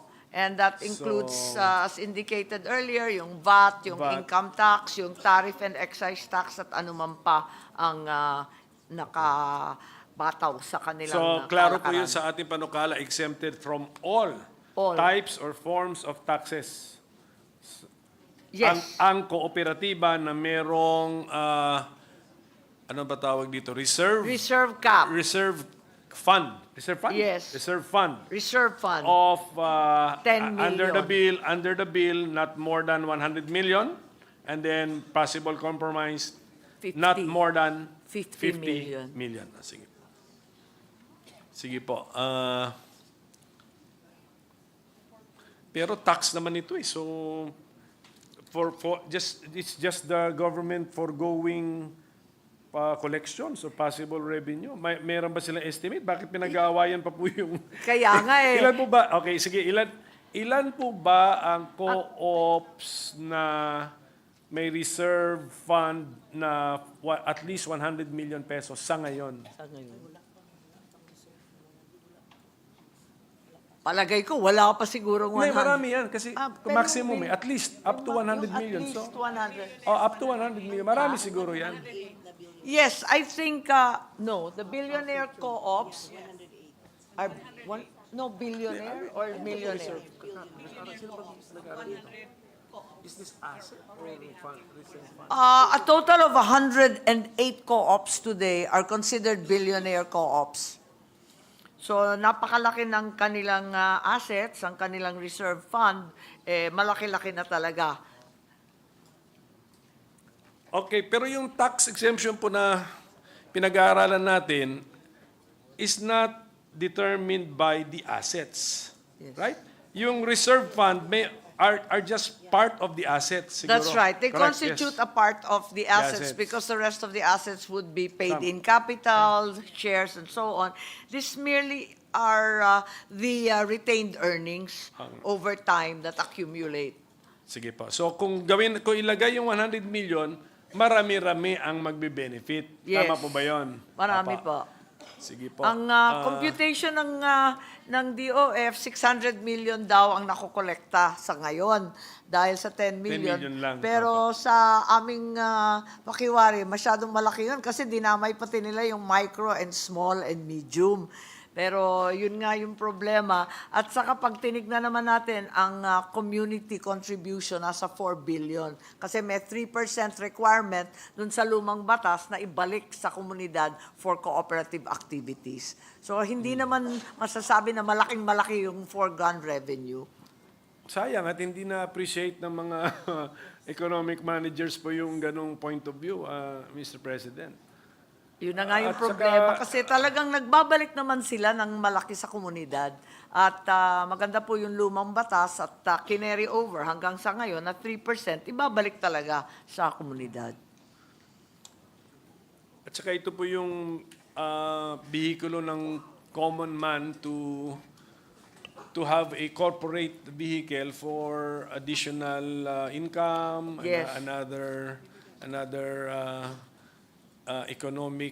economically rewarding activities. Activity. Kasi yung mga nasa mas magandang kalagayan, they use the corporate vehicle. corporate. Opo. Pati po yung banking, yung sa savings and loan co-ops, para hindi sila nabibiktima ng 5-6, alam naman natin, the non-existence of rural credit, napipilitan mangutang sa kung saan-saan.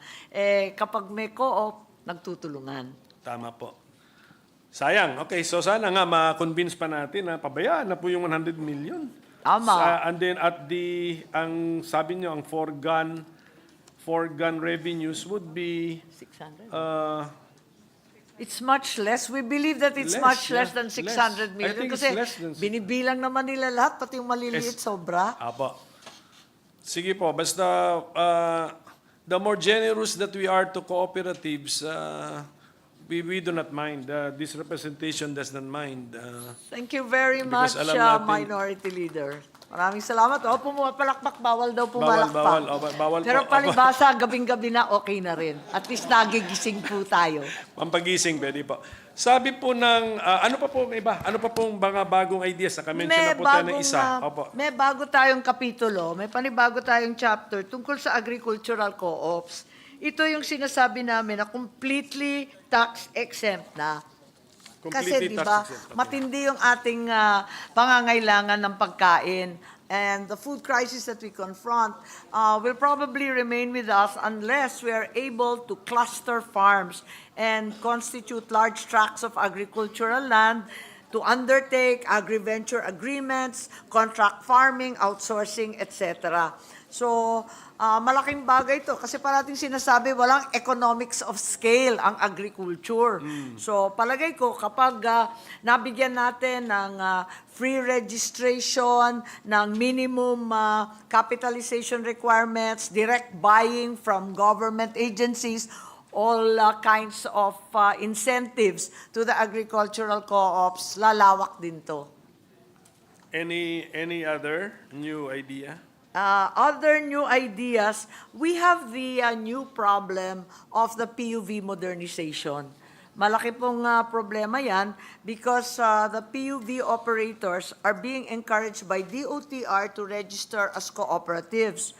But we came back and forth on this because the committee report says that transport co-ops will remain under DOTR.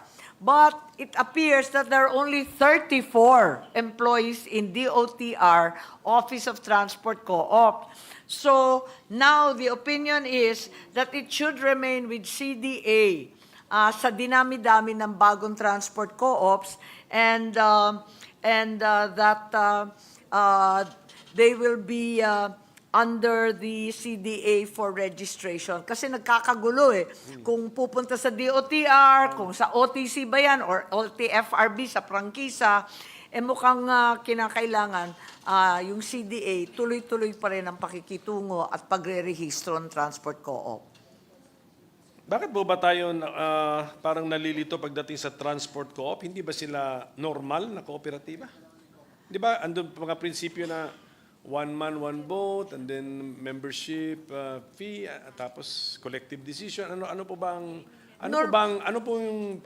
ang ingredient o elemento ng transport co-op? Bakit nagka-question pa tayo whether it is a real co-op? Walang tanong naman, talagang real co-op naman sila. Kaya lang, napapahirapan yung mga member, magre-register pa yung co-op sa CDA, tapos tatakbo na naman sa OTC. Kasi yung DOTR requires another set of documents. So, ang sinasabi natin, somehow, kikilalanin na yung CDA registration, wala nang dagdag na requirement sa OTC. And then, ang gagawin na lamang ng OTC, yung regulation at yung pag-expedite ng prangkisa sa LTFRB.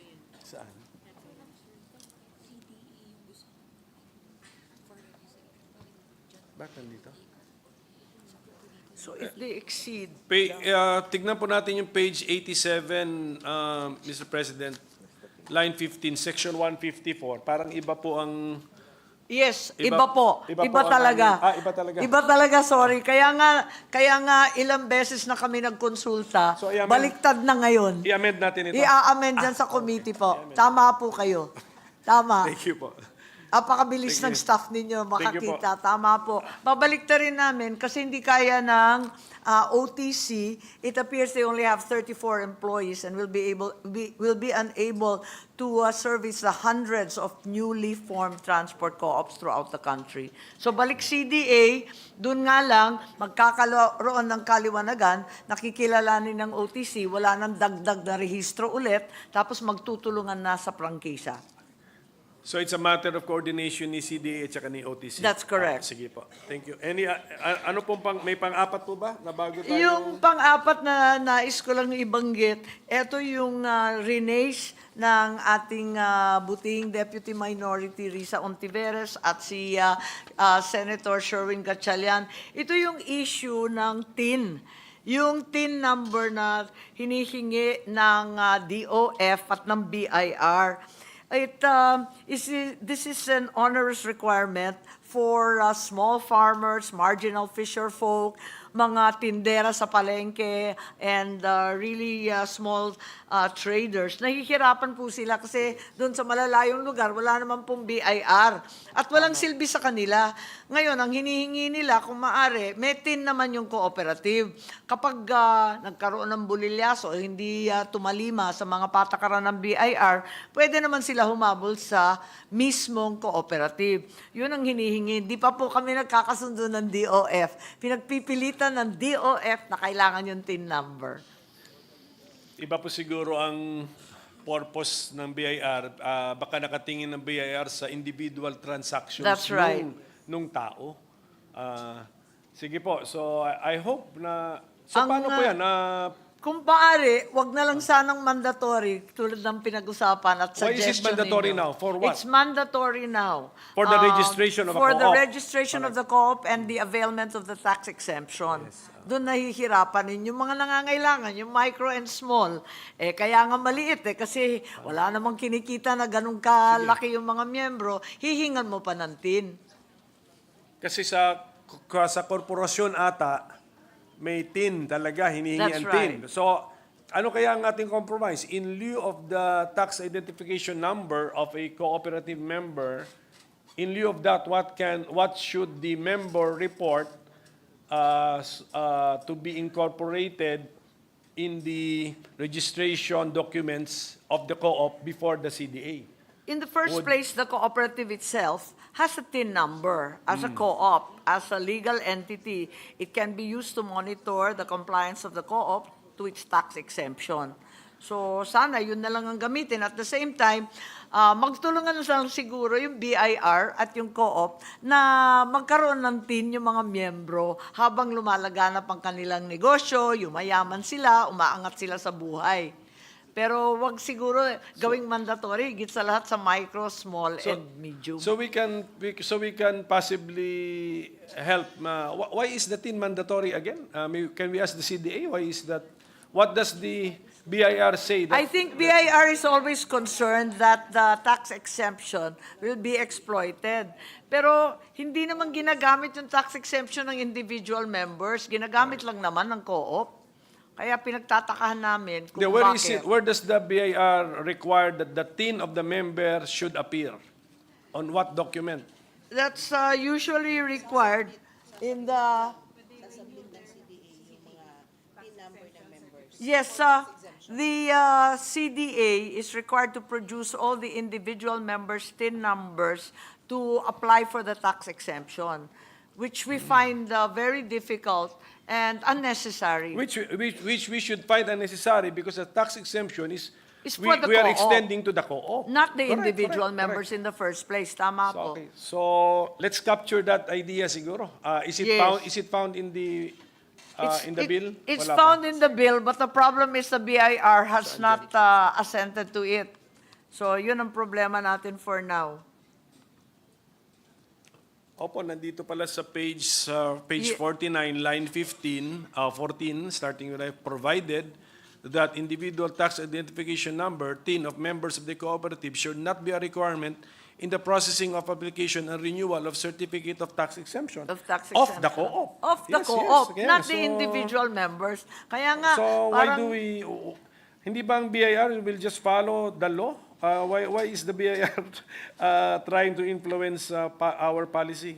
I Mr. think if President? the purpose is to expand the pool of taxpayers, perhaps there should just be an undertaking by CDA and the co-ops, especially the large co-ops, to capture all the members and require them to produce TINs. But to make it mandatory, I think is unfair and unduly onerous. So I think we have expressed this sufficiently in our Yes. committee report, That's section correct. 71. Yes Mr. po, President. and also in the previous interpellation with Senator Gatchalian and Senator Risa.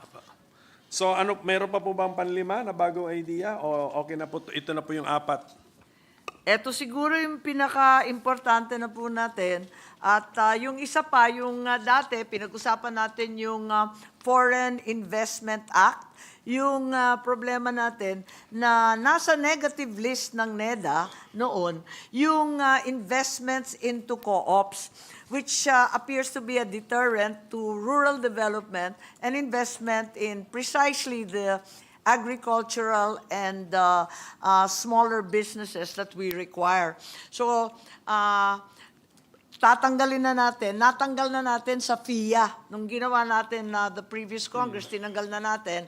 So yung foreign investors, many of them also fellow co-ops who want to invest, can invest at the federation level. They can partner, joint venture, and so on with local co-ops who will benefit from additional capital, technology, knowledge, and so on.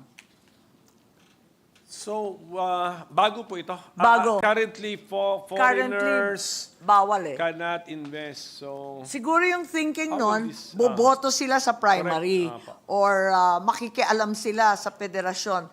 Wala naman tayong sinasabing ganun. Hinahayaan lang natin yung mga co-op na makipag-usap sa mga kapwa co-op at korporasyon na interesado magbigay ng investment sa kanila.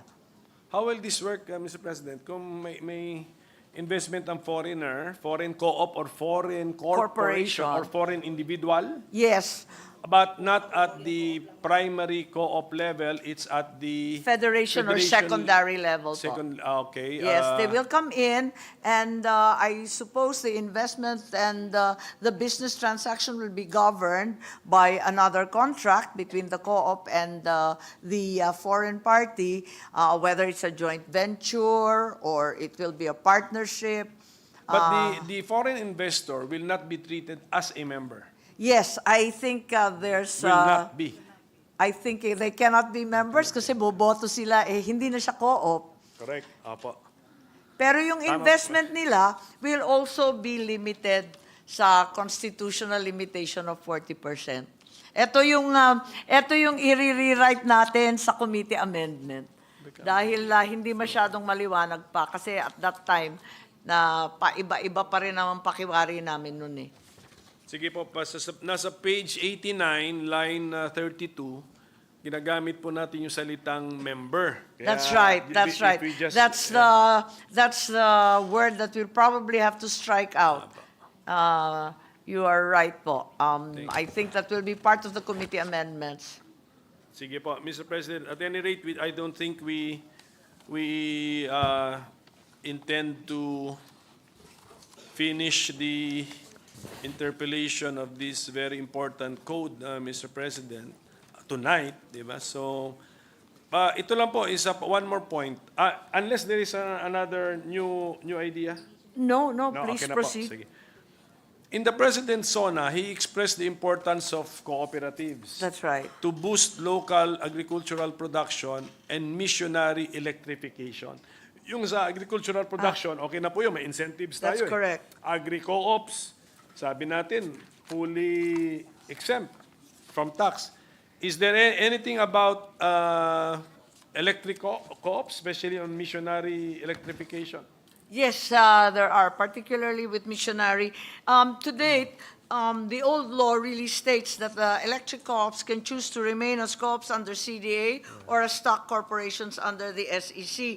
Kapag nasa ilalim sila ng CDA, they take advantage of the tax exemption. And already 14 out of the 100 plus have availed of that. We recommend that there should be a grandfather provision and that in fact, the others remain under NIA. Is that correct? Yes.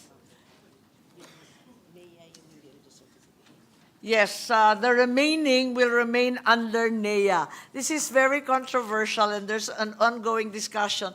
The sense among the greater number of the co-ops is that malaki naman ang kinikita ng ating electric co-op. Pero marami rin nalulugi.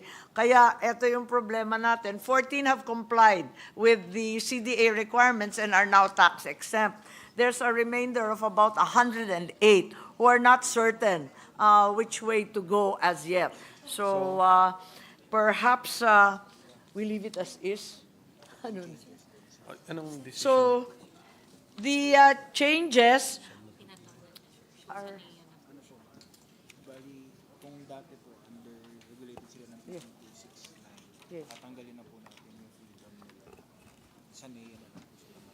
Yes. Right now, the consideration is that they fall under NEA.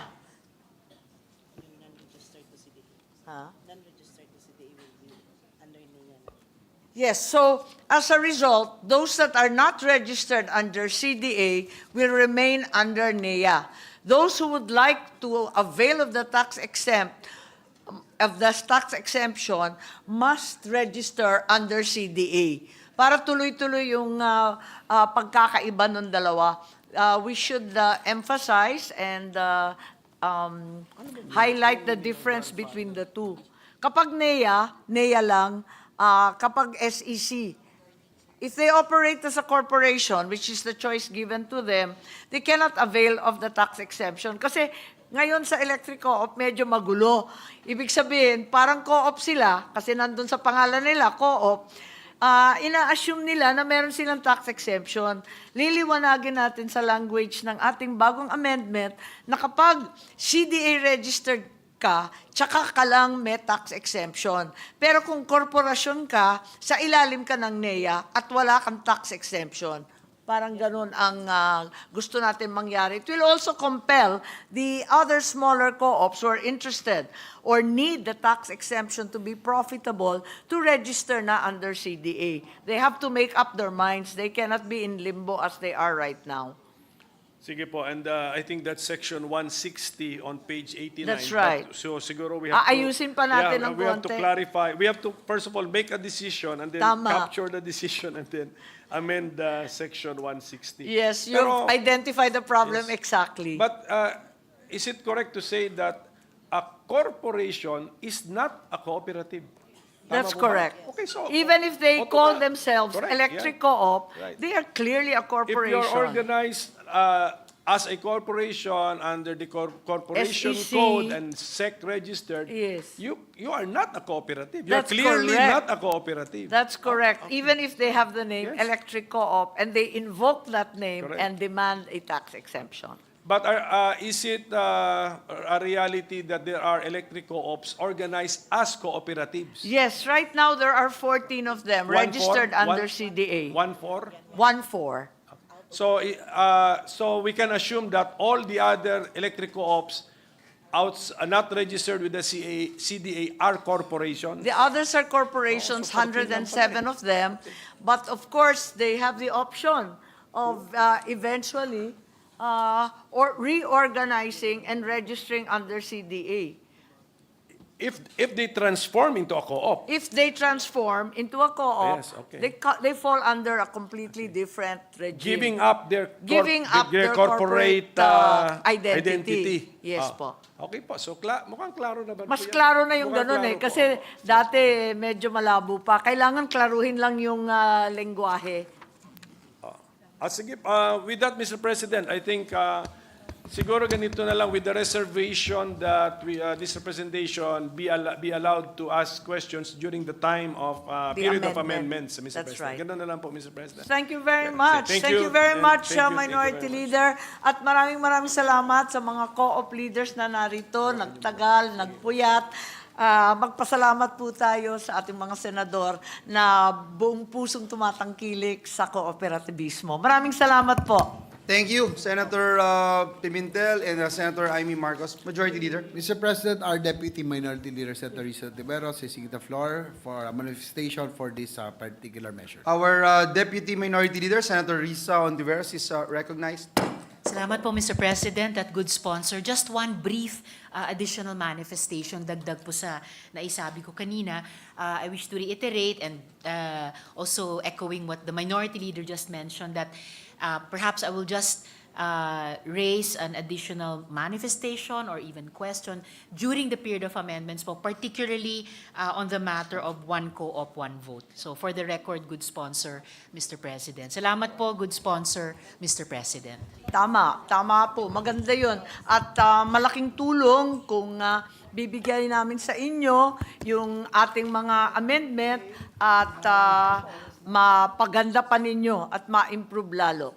Maraming salamat muli sa ating Deputy Minority Leader. Thank you, Senator Amy.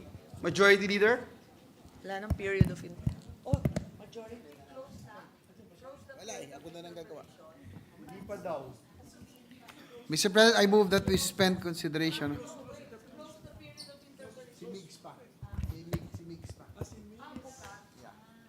Mr. President, I move that we suspend consideration Senate Bill number 2811. Is there any objection? Chair hears none. Motion's carried.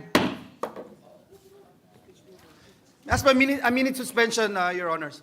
Session suspended for a minute.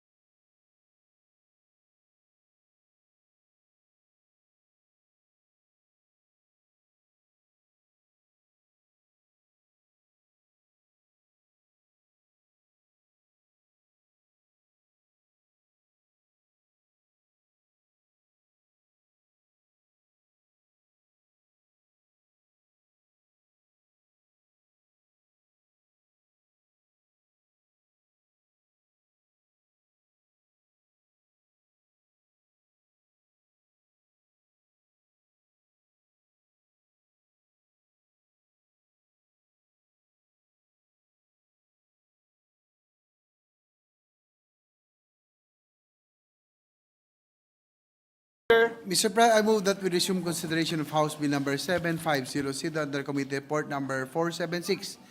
This is the bill on the establishment of aquaculture feed mill plant in Panay, Capiz. So move, Mr. President. Is there any objection? The chair hears none. The resumption of consideration of House Bill number 7500 under Committee Report number 476 is now in order. Mr. President, there being no other reservation for interpellation, I move to close the period of interpellation. Is there any objection? Hearing none. The motion of the majority leader is carried. I move to open the period of amendments and I move that I be recognized on behalf of our sponsor, Senator Cynthia Villar, for the committee amendments. So Hearing no objection, the period of committee amendments is in order. We hereby recognize our Deputy Majority Leader, Senator J.V. Ejercito. You're recognized, sir. Yes, Mr. President, these are the amendments. On page 1, line 1, after the word established, delete the comma and the phrase under the supervision of and insert the word by. I so move, Mr. Is President. there any objection? Chair hears none. Motion's carried. On page 1, delete lines 5 and 6, the entire section 2, and renumber the succeeding sections. I so move, Mr. Is President. there any objection? Hearing none. Motion's carried. On page 1, line 8, delete the word and the number in parentheses 5 and replace with 2. And on the same line, delete the word establishment and replace with the word construction. I so move, Mr. Is President. there any objection? Hearing none. Motion's carried.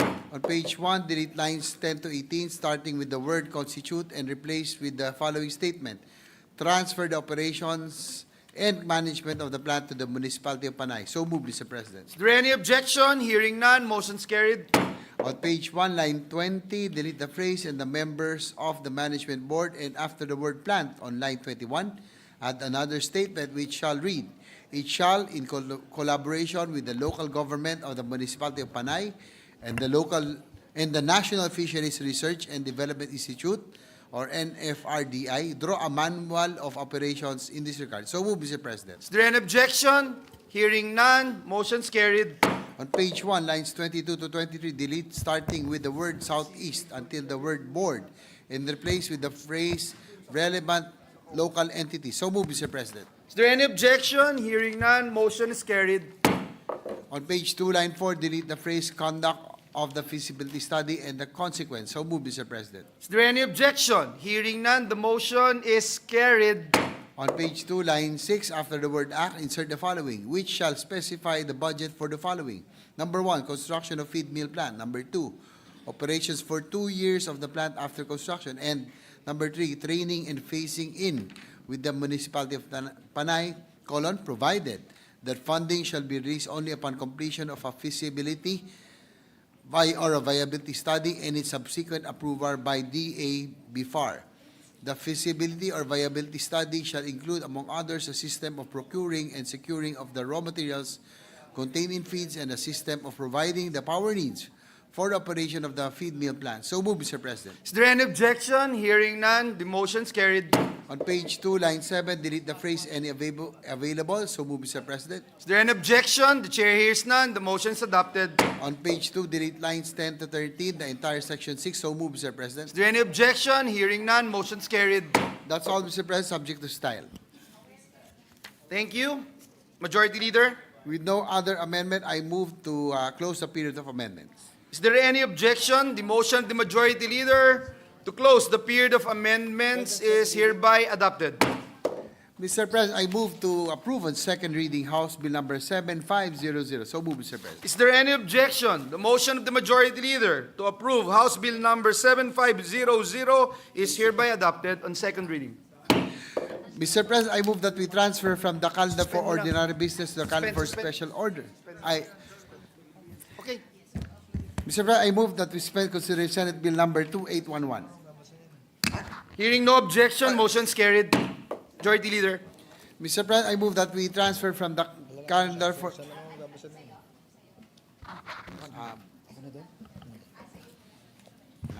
The Majority Leader may proceed. Mr. President, I move that we resume consideration Senate Bill of House Bill number 10181 under Committee Report number 510. This is the bill on the College of Medicine in Sultan Kudarat State University. Any objection? Hearing none, motion is approved.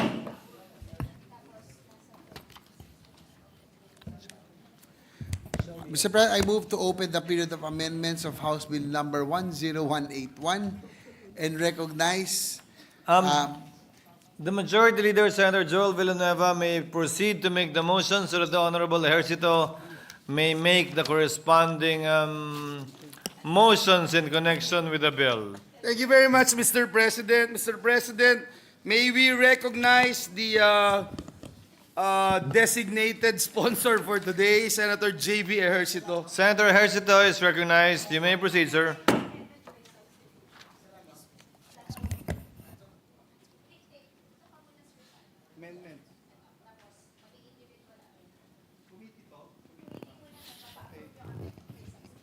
The gentleman may proceed.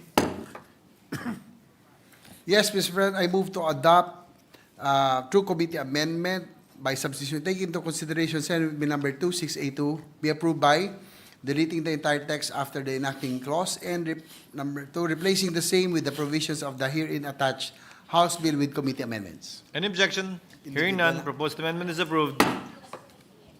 That's all for the committee amendments. Mr. President, I move that we close the period of committee amendments. I Any so move, Mr. objection? President.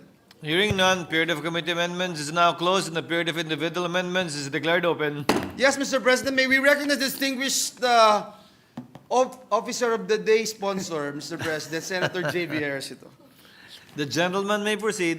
Yes, Mr. President, for the individual amendment on page 4, line 1, section 8, after the word freedom, delete the phrase and institutional autonomy. I so move, Mr. President. Any objection to the proposed amendment?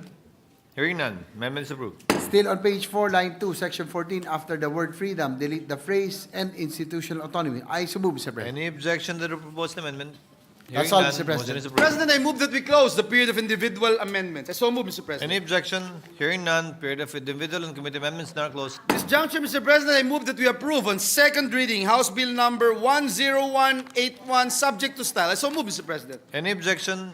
Hearing none, the aforementioned measure is approved on second reading. Thank you, Mr. President. May I move Majority that Leader. we suspend consideration of the said measure, Mr. President. Any objection? Hearing none, motion is approved. Mr. President, this juncture, may we recognize our distinguished minority leader to deliver his privileged speech, Mr. President. The Honorable Minority Floor Leader, the distinguished Senator Coco Pimentel is recognized. You may proceed, sir. Mr. President, my esteemed colleagues, we relax for a little bit, Mr. President. Today I rise on a matter of privilege to speak on a matter of public interest and draw attention to an often overlooked field in our day-to-day business, foreign policy. A lot is happening these days in the world of geopolitics. There have been and will still to come significant changes in the leadership of powerful and consequential countries.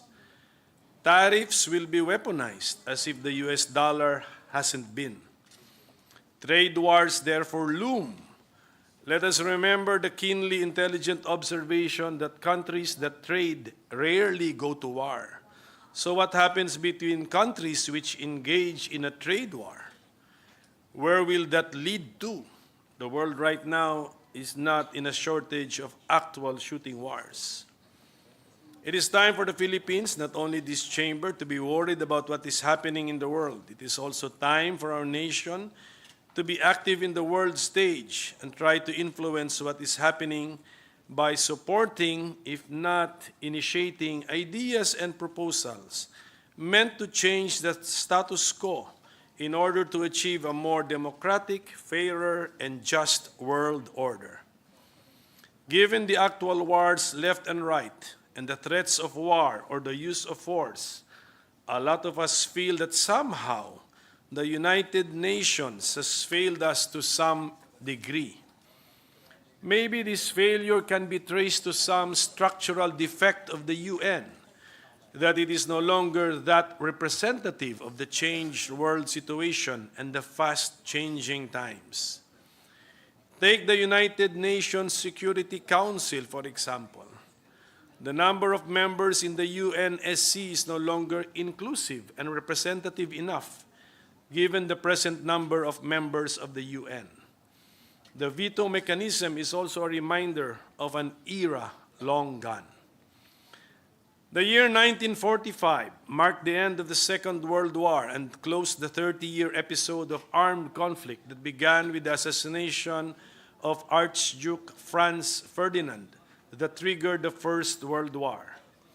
The victorious allies, who called themselves the United Nations, decided to establish a new global commonwealth where the nations of the world would renounce their right to make war, guided by their humanitarian ideals and their commitment to an international order of formal laws and institutional rules. This would be the grand norm of a new and better world. Therefore, in the Charter of the United Nations Organization, the signatory nations solemnly promised to refrain in their international relations from the threat or use of force against the territorial integrity or political independence of any state, or in any other manner inconsistent with the provisions of the United Nations, excepting only the exercise of their inherent right of individual or collective self-defense. They also created a special body to maintain international peace in their behalf, the Security Council, which they even empowered to conduct armed sea and land operations to maintain or restore international peace and security. Among its members, a special role was reserved to the 5 most powerful nations of the world who had provided the bulk of the military force of the Allies. These would be permanent members of the Security Council. Their consensus would be required for the Council to act, and they will lead its military staff. The 79 years since its establishment fulfilled some of the hopes of the founders of the United Nations and its Security Council. Direct military hostilities between the great powers have been largely avoided, a momentous achievement that benefits all humanity, since these same great powers are equipped with nuclear arms, weapons of such indiscriminately destructive power that 86 nations, including the Philippines, now seek their total proscription through the Treaty on the Prohibition of Nuclear Weapons. Likewise, some egregious acts of aggression have been checked by military actions authorized by the Security Council, most notably in 1950 and 1991. However, the same 79 years have seen manifold failures on the part of the Council, failures that point to the need to reform its membership and to the conduct of its members. The first is the normative failure of the members of the Council, particularly its 5 permanent members. Their preeminence in global power entails their duty under natural law to promote the global common good. Omni autem cui multum datum est, multum quaeritur habeo, which means unto whoever much is given, of him much shall be required. And their membership in the Council comes with the duty under positive law of protecting international peace and security in accordance with the purposes and principles of the United Nations.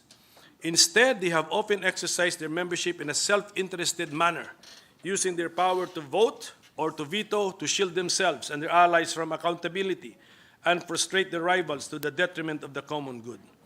This has been worsened by the geopolitical rivalries among the permanent members themselves, whose conflicting interests make the Council into a political battlefield instead of a forum for collective decision-making. As a result, the Security Council has repeatedly failed to fulfill its mandate, especially when the breach of peace it must suppress is waged by a permanent member or an ally or client of a permanent member. Its failures have been so manifold that the international community has been forced to develop alternative means of protecting international peace and security, such as sending of peacekeeping missions by the General Assembly, the deployment of forces by members of regional organizations, or the exercise of unilateral action by concerned states. The second is the failure of representation. When the United Nations organization was first established, there were 11 members of the Security Council, including the 5 permanent members, primarily responsible for the security interests of the 51 members of the United Nations organization in 1945. Today, there are 15 members of the Security Council out of the current 193 UN members. Of the 15 council members, only 3 members, or 20%, none of them permanent council members, are from the 54 African states, although these constitute more than 28% of the UN membership. In contrast, 5 council members, or a full 33%, including 3 of the 5 permanent council members, are from the grouping of 28 Western and other states who form less than 15% of the UN membership. Moreover, the geopolitical shifts since 1945 has so changed the balance of power that the 5 permanent members are no longer the 5 preeminent nations of the world. Now, Japan, Germany, and India have larger economies than those of the permanent members of permanent members like the United Kingdom and France, while Italy, Brazil, and Canada have economies larger than that of permanent member Russia. Yet these states that are now at least regional powers are denied recognition of the fact that they have the capacity and capability to exercise the leadership required of permanent members. In any case, as I noted, the permanent membership is unduly and undemocratically skewed in favor of the grouping of Western and other states, and therefore unreflective of the proportions among the several groups of UN members. For these reasons, various proposals have been suggested for the reform of the UN Security Council. On the question of Council membership, the G4 countries, Japan, Germany, India, and Brazil, threw their support behind the proposal to add 6 new permanent members and 4 additional elective members to the United Nations Security Council, including 2 permanent members and 1 additional elective member from the African states. The Uniting for Consensus group proposed 20 new non-permanent members, including 6 from the African states.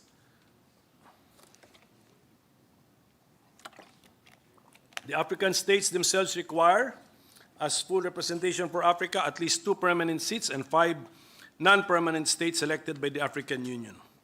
Other reforms concerning the functioning of the Council have been proposed, including a recommendation that permanent members set out their reasons for interposing their veto and refrain from exercising it in the event of genocide, crimes against humanity, and serious violations of international humanitarian law. Esteemed colleagues, this is not an abstract question far removed from the interests of the Philippines. Let us remember the world's nations have surrendered their power to wage war, except under the inherent right of self-defense. They have delegated the power to safeguard international peace and security to the Security Council and have promised to obey its decisions, even up to ceasing the exercise of self-defense when the Council has taken the necessary measures. These are considerable restrictions on national sovereignty, but to quote Edmund Burke, we must give up some natural rights to enjoy some civil advantages. Therefore, it matters to us who are in the Council and how they make decisions, which someday might be made on a matter directly affecting our national interest.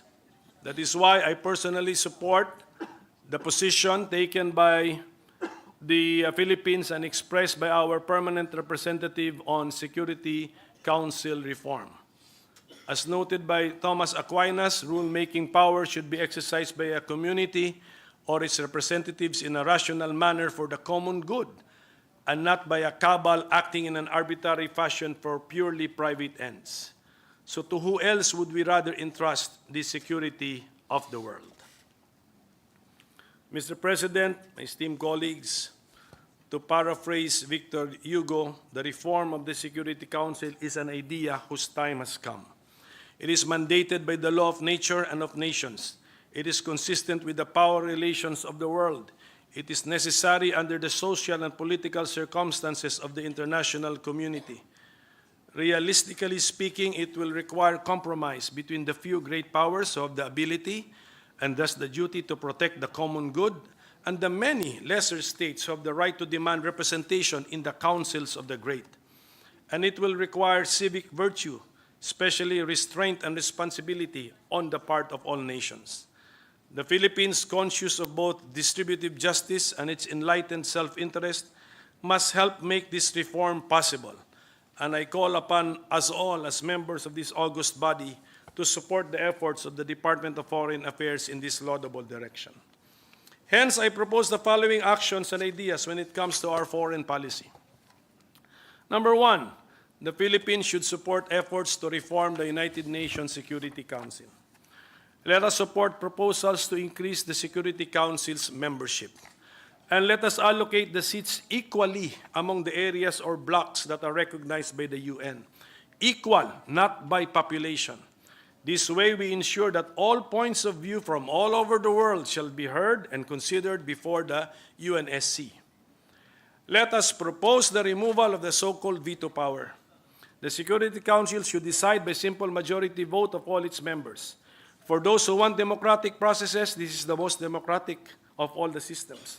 However, should this proposal prove to be too radical a reform measure at this point, then we should entertain requiring the veto power to be exercised collegially by the 5 permanent members through a majority vote of the said 5 permanent members. This would mean that there will be a veto only if 3 out of the 5 permanent members of the Security Council vote to exercise the veto. Number 2, let us rejoin the ICC. We should treat this as our insurance policy, just in case, number 1, our democratic system fails us and we get to elect an abusive, tyrannical, heartless leader, and number 2, should our justice system fail us too. Number 3, let the Philippines apply to join BRICS. The march to a multipolar world is inevitable, as such is consistent with human nature. We should support the idea of a multipolar world. I ask our Commission on Elections for figures on political parties here in the Philippines. We have 56 national parties, 25 regional, and 127 provincial or local parties. This is proof enough for me, for this representation, that Filipinos are themselves believers of multipolarity. I believe this is the ultimate goal of BRICS, to provide an alternative to the current world order. Let us therefore support all efforts that provide alternatives, because having alternatives is proof itself of multipolarity. The Universal Declaration on Human Rights provides that everyone is entitled to a social and international order in which the rights and freedoms set forth in this declaration can be fully realized. This necessarily means that it is a basic human right to have a seat at the table when the subject matter is about you or affects you. In a greatly interconnected world, almost everything now affects us, and therefore it is the better rule that everyone must have the chance to have a seat at the table. That the world is multicultural, multidisciplinary, and multifaceted is a fact that we must accept. Hence, we should support the idea of a multipolar world and give life to it. Number 4, we should support initiatives to develop an alternative to the use of the US dollar as the primary medium of exchange for world trade. This is not a call to de-dollarize. Neither is this an exhortation to shift to cryptocurrency. This call has more to do with reducing our reliance on the US dollar than on introducing a new currency. To quote an article published in the World Economic Forum, rather than a democratic displacement of the US dollar, one future trajectory might involve countries' gradual diversification through the creation of new financial ties and infrastructure. Number 5, we should recalibrate our foreign policy strategy and tactics towards projecting this particular image of the Philippines to the entire world. The image that the Philippines is a friend to all nations and is a responsible and law-abiding member of the community of nations. The ultimate test that we have to pass to say that we have succeeded in this mission is if the Philippines becomes accepted by the rest of the world as their natural choice for a neutral venue for talks, especially talks involving the settling of international disputes. It is my dream that the Philippines should host talks, not bases. We admit that building relationships takes time. Trust takes time. The Philippines has historically proven itself to be weak in follow-through or follow-up. One reason for this is our lack of continuity, as some have observed that we do not have permanence in the people that we send to represent us or negotiate on our behalf. We need to develop one national stand on international issues, and once developed, this must be communicated throughout the government structure, most especially the legislature, whose members actively participate in international fora and conferences. Every foreign trip abroad at the expense of the government must be for a very clear purpose. Number 6, let us treat Indonesia as our big brother when it comes to mining. The American think tank, the Center for Strategic and International Studies, reports that Indonesia is the world's largest nickel producer and produces significant quantities of copper, cobalt, tin, and gold. In 2023, mining contributed to 11.9% of Indonesia's gross domestic product. In 2009, the Indonesian government enacted legislation that required mining companies to establish local processing facilities or face a ban on mineral exports by a certain year. This policy aimed to jumpstart the domestic minerals processing industry by mandating that companies process their ores within Indonesia. According to a report by The Diplomat, the Philippines has large reserves of copper, nickel, zinc, gold, and silver. If we can get our act together in the mining sector, then we can economically benefit from the global demand for our minerals. These are God's gift to the Filipino people, today's as well as tomorrow's generations. The profits from mining must be equitably distributed across space and across time. As we approach the conclusion of the 19th Congress, I invite you, my dear colleagues, to take the time to think about improving our foreign policy, for it is just as important as domestic policy. Decisions made in New York, Geneva, or Brussels have consequences in the daily lives of our countrymen.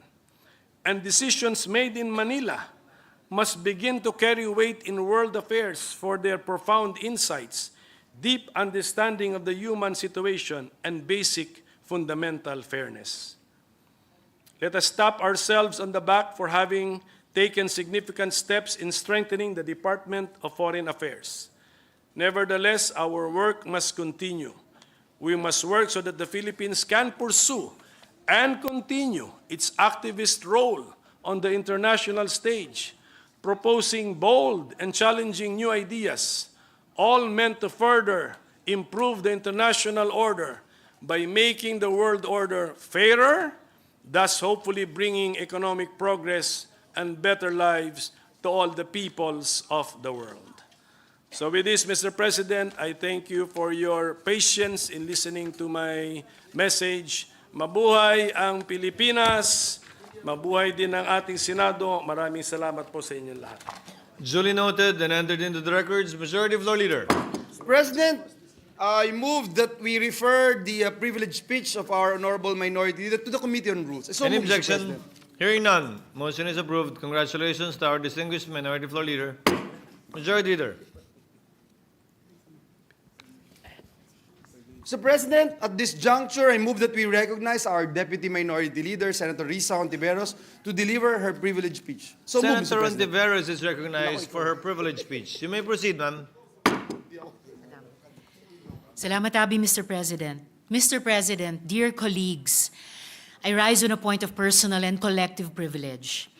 I hope to bring to the nation's attention an issue that may affect the upcoming 2025 May national and local elections, which are just a little more than 100 days from now.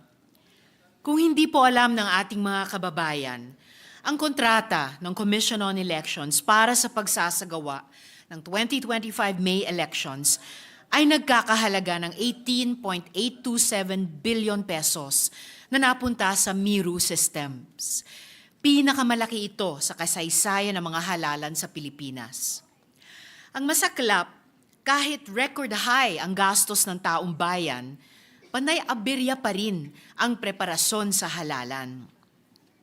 Nitong January 27 lang natuloy na ang pag-imprenta ng mga balota para sa May 12, 2025 elections.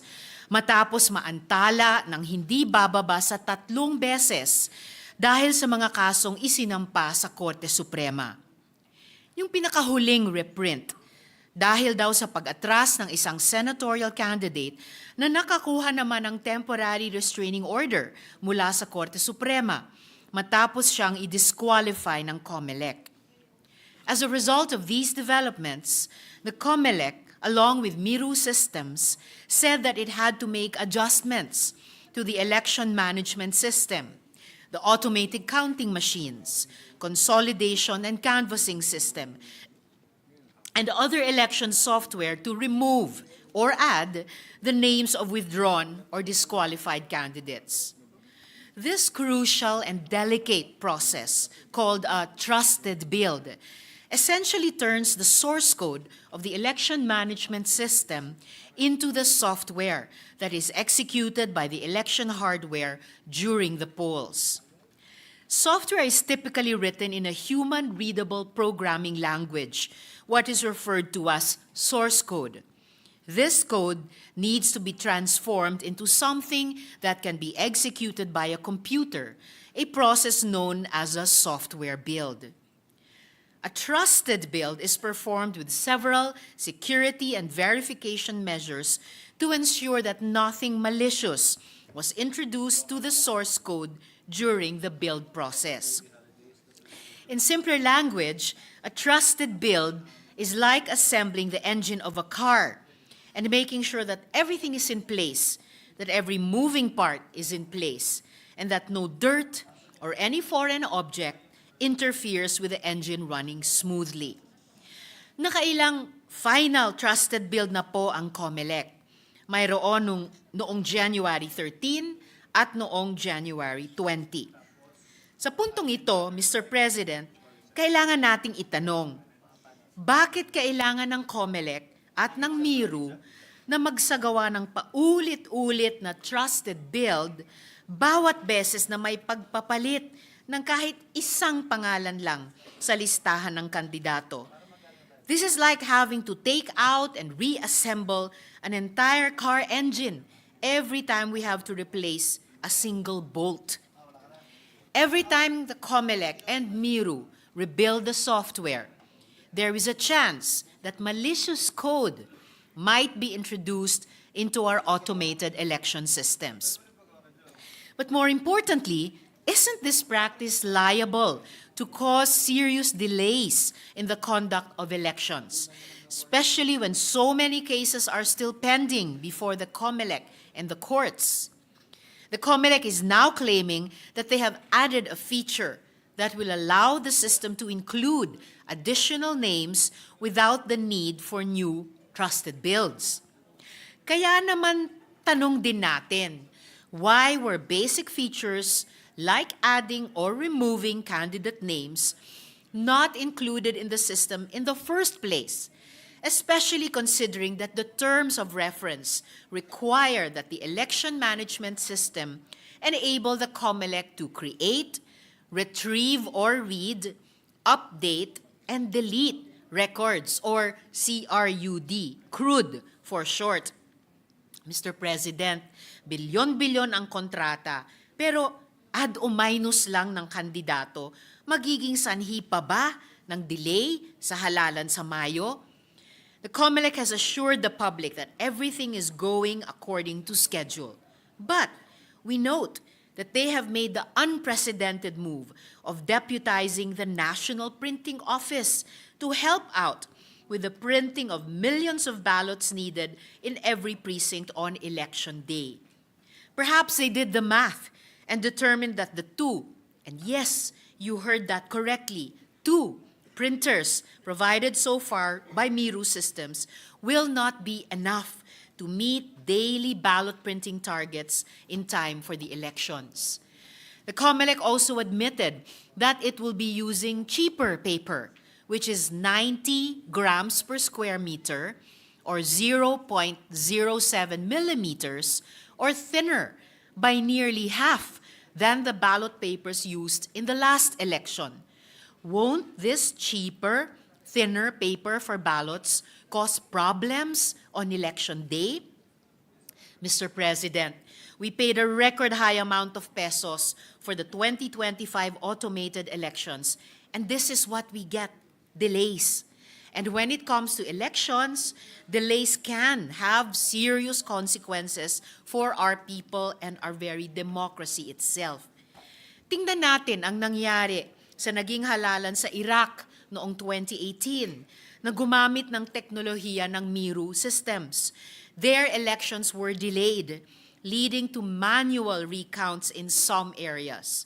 The credibility of Miru's electronic voting machines was heavily questioned.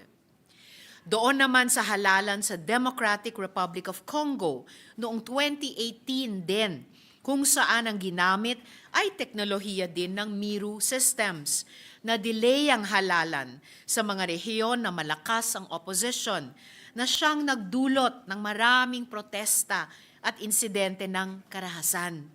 Ito ba ang kahihinatnan din natin sa Mayo? Sana naman hindi. It should be noted that in connection with the 2018 Congo elections, the president of that country's electoral commission was sanctioned by the U.S. Department of the Treasury for inflating by as much as $100 million the costs of electronic voting machines procured from Miru. Here, we are paying for features na hindi naman gagamitin.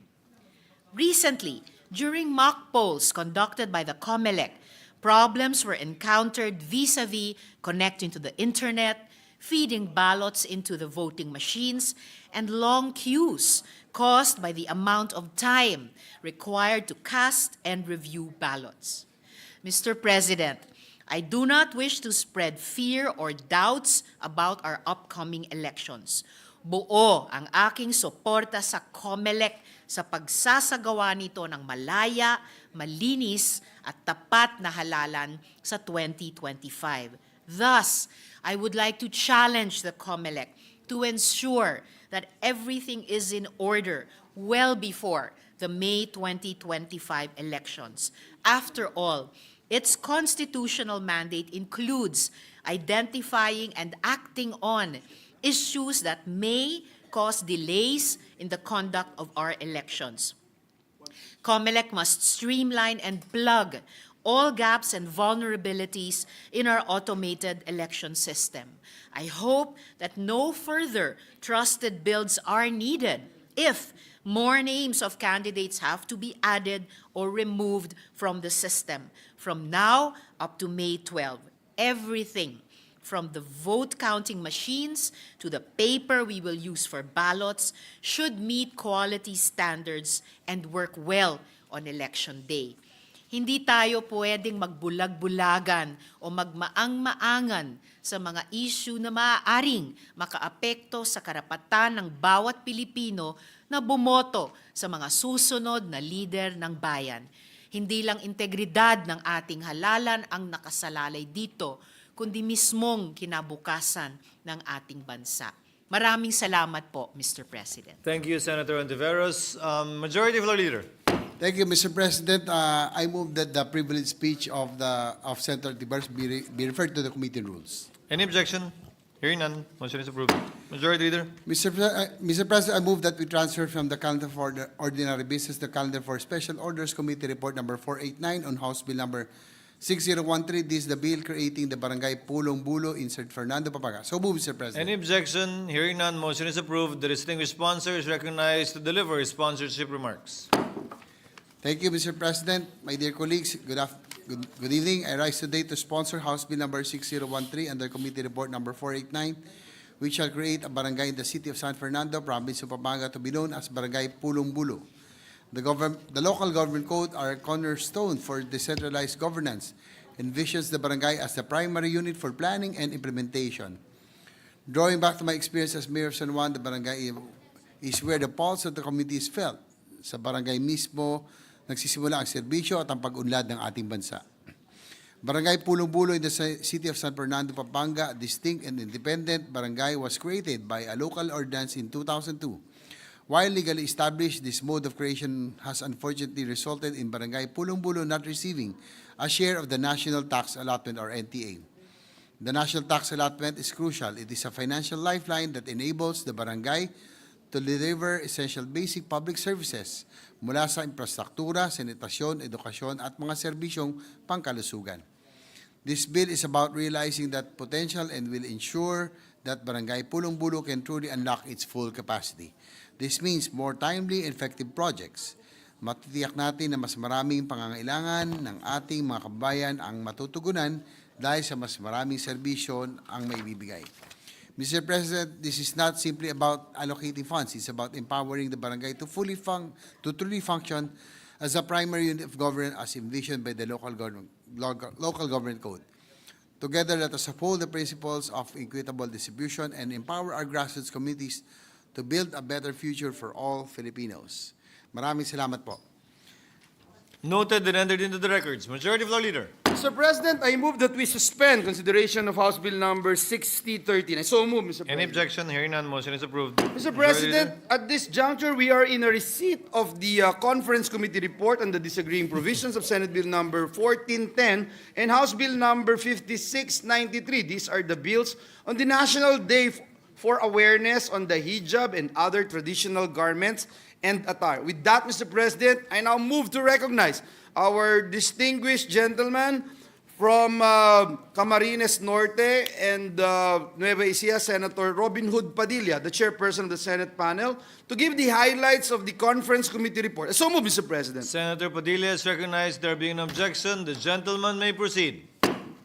Maraming salamat po, Ginoong Pangulo at sa ating pinunong mayorya. The Bicameral Conference Committee on the disagreeing provisions of Senate Bill number 1410 and House Bill number 5693, after having met and fully discussed the subject matter, hereby report to the respective houses the following: that 1.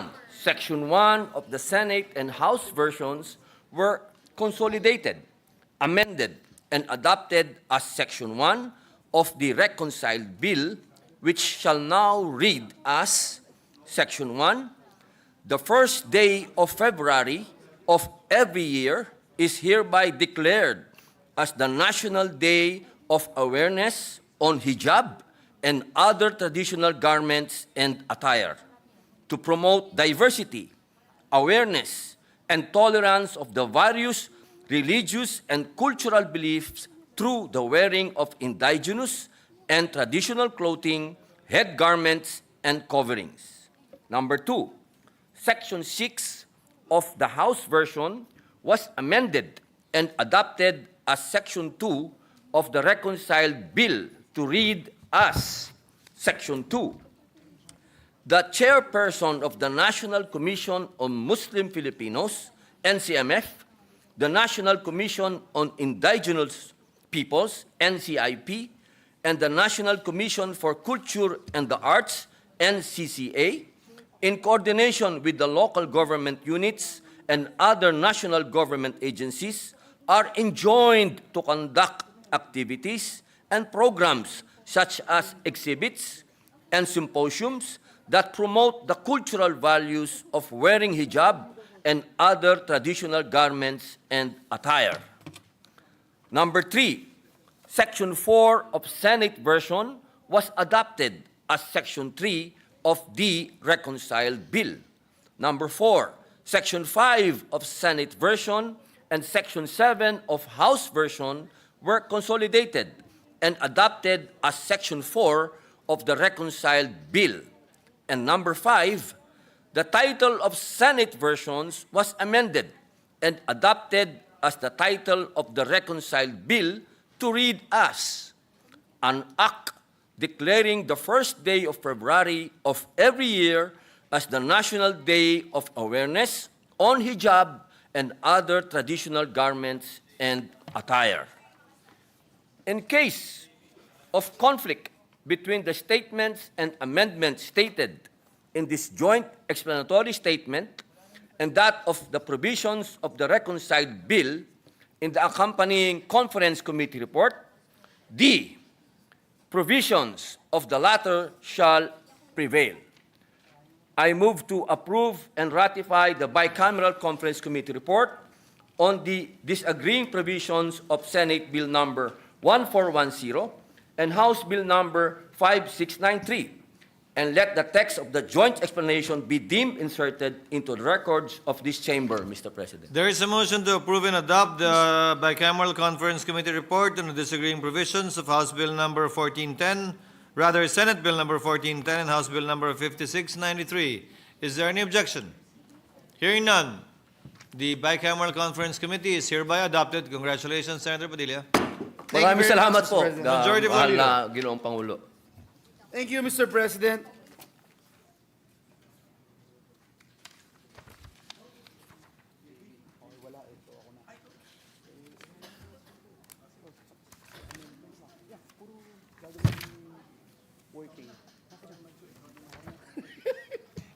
Mr. President, at this juncture, I move that we resume consideration of House Bill numbers 6551, 5842, 5829, 5844, 7009, 7005, 2868, 7010, 5848, 5839, 5838, 5840, 5824, 5849, and 5834. These are various bills declaring special non-working holidays. So move, Mr. President. Any objection to the omnibus motion? Hearing none, motion is approved. Thank you very much, Mr. President. Mr. President, having sponsored the measures and with the consent of the body, I move for an omnibus interpellation, and may I be recognized on behalf of Senator J.V. Ejercito. So move, Mr. President. Any objection? Hearing none, period of interpellation is now open.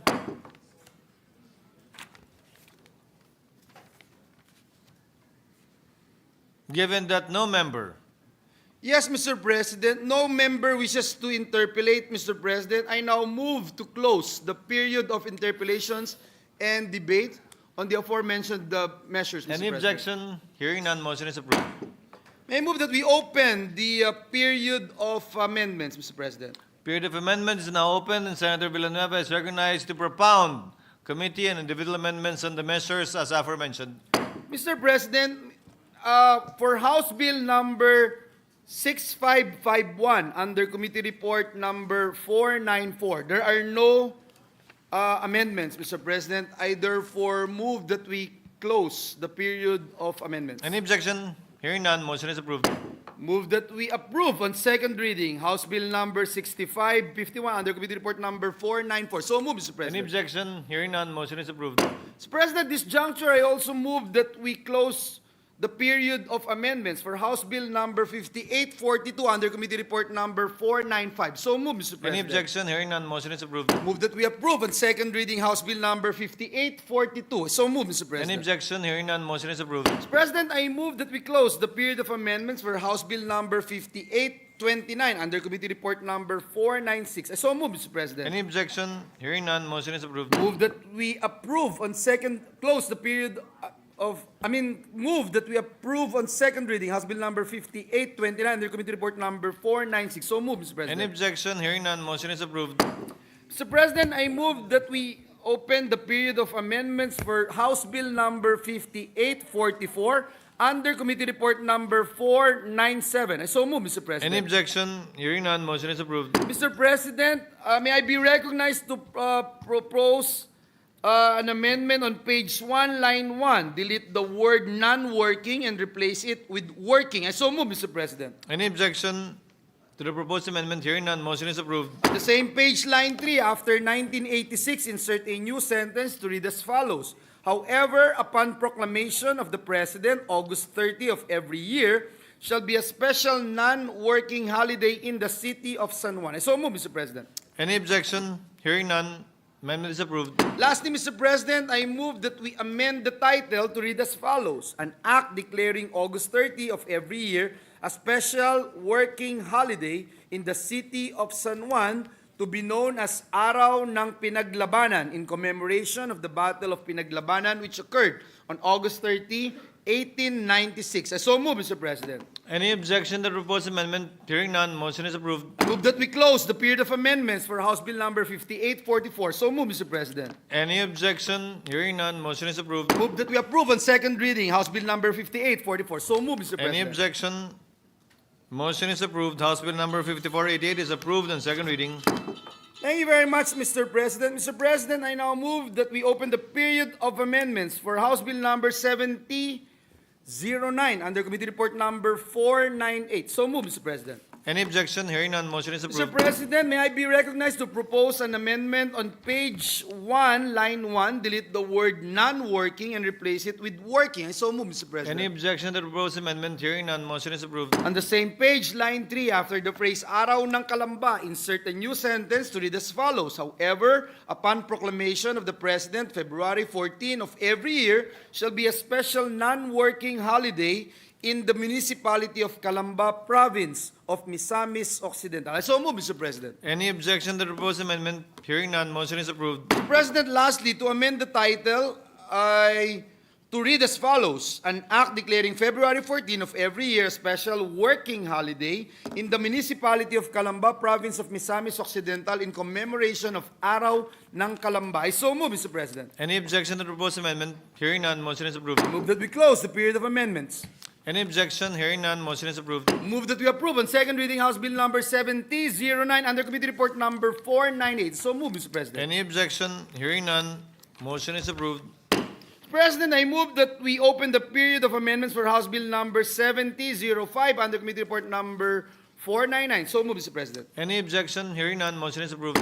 I be recognized to propose an amendment on page 1, line 1. Delete the word non-working and replace it with working. So move, Mr. President. Any objection to the proposed amendment? There being none, motion is approved. Thank you, Mr. President. On same page, line 3, after the phrase Araw ng Anini.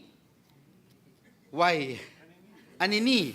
I just want to make sure I pronounce it properly, Mr. President. Insert a new sentence to read as follows. However, upon proclamation of the President, August 5 of every year shall be a special non-working holiday in the said municipality of Anini, Province of Antique. So move, Mr. President. Any objection? Hearing none, proposed amendment is approved. Lastly, Mr. President, amend the title to read as follows. An act declaring August 5 of every year a special working holiday in the municipality of Anini, Province of Antique, in commemoration of its foundation anniversary to be known as the Araw ng Anini. So move, Mr. President. Any objection? Proposed amendment is approved. Move that we close the period of amendments. Any objection? Motion is approved. Move that we approve on second reading House Bill number 7005 under Committee Report number 499. So move, Mr. President. Any objection? There being none, House Bill number 7005 is approved on second reading. Thank you, Mr. President. Now move that we open the period of amendments for House Bill number 2868. So move, Mr. President. Any objection? Hearing none, motion is approved. I be recognized to propose the amendments on page 1, line 1. Delete the word non-working and replace it with working. So move, Mr. President. Any objection? Hearing none, proposed amendment is approved. On the same page, line 2, after the word anniversary, insert a new sentence to read as follows. However, upon proclamation of the President, October 22 shall be a special non-working holiday in the said municipality of Rosario, Province of Cavite. So move, Mr. President. Any objection? Hearing none, amendment is approved. Thank you, Mr. President. Lastly, amend the title to read as follows. An act declaring October 22 of every year a special working holiday in the province, in the municipality of Rosario, Province of Cavite, in commemoration of its founding anniversary. I so move, Mr. President. Any objection? Hearing none, proposed amendment Move is that we approved. close the period of amendments. There being no objection, motion is approved. Move that we approve on second reading House Bill number 2868 under Committee Report number 500. So move, Mr. Is President. there any objection? Motion is approved. House Bill number 2868 is approved in second reading. Thank you, Mr. President. May I ask that we open the period of amendments on House Bill number 7010. I so move, Mr. President. Any objection? Hearing none, motion is approved. I be recognized to propose the amendments on page 1, line 1. Delete the word non-working and replace it with working. So move, Mr. President. Any objection? Hearing none, motion is approved. Same page, line 3, after the word anniversary, insert a new sentence to read as follows. However, upon proclamation of the President, June 9 of every year shall be a special non-working holiday in the municipality of Rosario, province of Batangas. So move, Mr. President. Any objection? There being none, motion is approved. Lastly, amend the title to read as follows. An act declaring June 9 of every year a special working holiday in the municipality of Rosario, province of Batangas, in commemoration of its foundation anniversary. So move, Mr. President. There being no objection, amendment is approved. Move that we close the period of amendments. There being no objection, motion is approved. Move that we approve on second reading House Bill number 7010 under Committee Report number 501. So move, Mr. President. Is there any objection? There being none, House Bill number 7010 is approved on second reading. Thank you very much, Mr. President. I now move that we open the period of amendments for House Bill number 5848. So move, Mr. President. Any objection? Hearing none, motion is approved. I be recognized to propose amendments on page 1, line 1. Delete the word non-working and replace it with working. So move, Mr. President. There being no objection, amendment is approved. Same page, line 3, after the word anniversary, insert a new sentence to read as follows. However, upon proclamation of the President, October 5 of every year shall be a special non-working holiday in the municipality of Santa Cruz, province of Davao del Sur. So move, Mr. President. There being no objection, motion is approved. Lastly, amend the title to read as follows, declaring October 5 of every year special working holiday in the municipality of Santa Cruz, province of Davao del Sur, to be known as Araw ng Santa Cruz in commemoration of its foundation anniversary. So move, Mr. President. There being no objection, motion is approved. Move that we close the period of amendments. There being no objection, motion is approved. Move that we approve on second reading House Bill number 5848 under Committee Report number 502. So move, Mr. President. Is there any objection? Hearing none, House Bill number 5848 is approved on second reading. Thank you, Mr. President. Now move that we open the period of amendments for House Bill number 5839. So move, Mr. President. There being no objection, motion is approved. I be recognized to propose some amendments on page 1, line 1. Delete the word non-working and replace it with working. So move, Mr. President. There being no objection, motion is approved. On the same page, line 3, after the word anniversary, insert a new sentence to read as follows. However, upon proclamation of the President, May 28 of every year shall be a special non-working holiday in the municipality of Malalag, province of Davao del Sur. So move, Mr. President. There being no objection, motion is approved. Lastly, amend the title to read as follows. An act declaring May 28 of every year a special working holiday in the municipality of Malalag, province of Davao del Sur, to be known as Araw ng Malalag in commemoration of its foundation anniversary. So move, Mr. President. There being no objection, motion is approved. Move that we close the period of amendments. There being no objection, motion is approved. Now move that we approve on second reading House Bill number 5839 under Committee Report number 503. So move, Mr. President. Is there any objection? Hearing none, House Bill number 5839 is approved on second reading.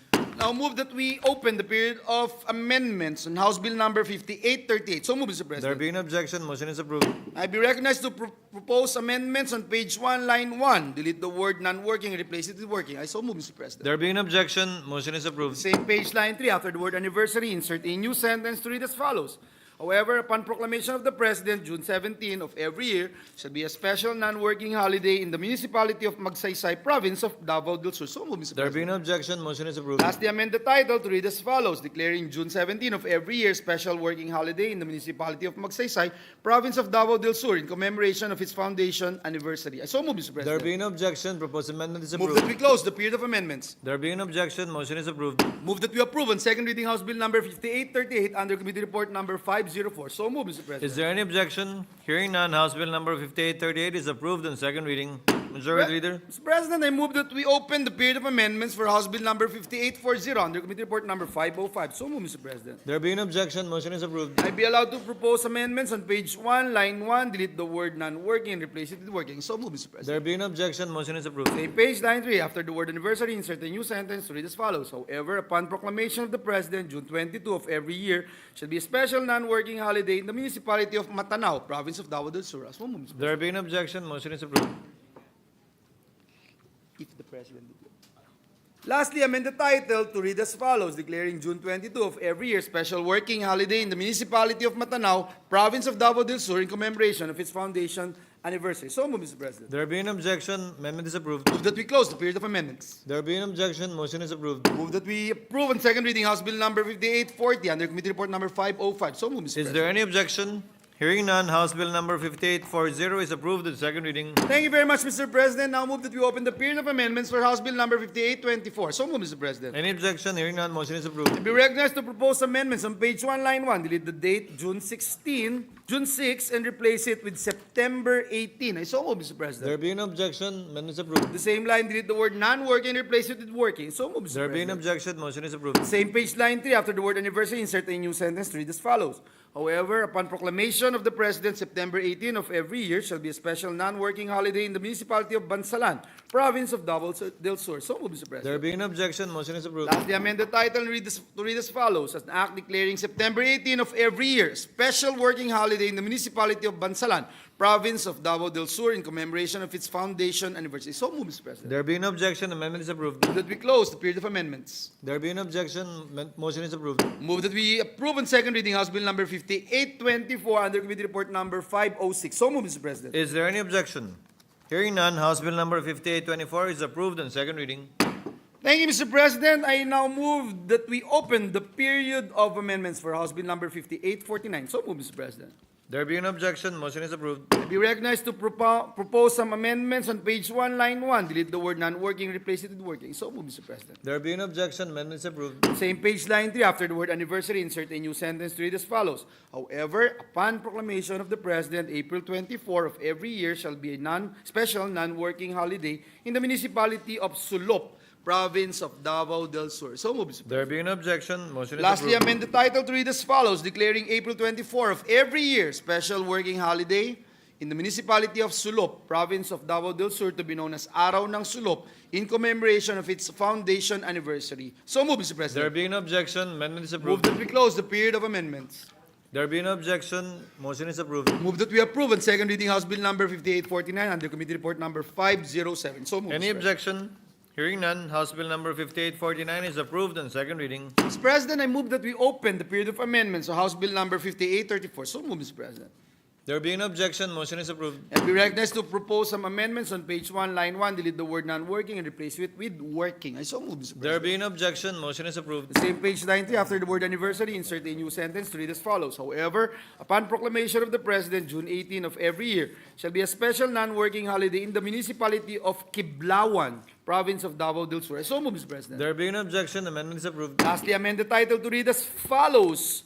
Declaring June 18 of every year a special working holiday in the municipality of Kiblawan, province of Davao del Sur, in commemoration of its foundation anniversary. So move, Mr. President. There being no objection, amendment is approved. Move that we close the period of amendments. There being no objection, motion I is now approved. move that we approve on second reading House Bill number 5834 under Committee Report number 508. So move, Mr. President. Is there any objection? Hearing none, House Bill number 5834 is approved on second reading. Majority Leader. Mr. President, I move that we suspend consideration of the aforementioned bills. So move, Mr. There being no President. objection, omnibus motion to suspend consideration of the aforementioned bills is now approved.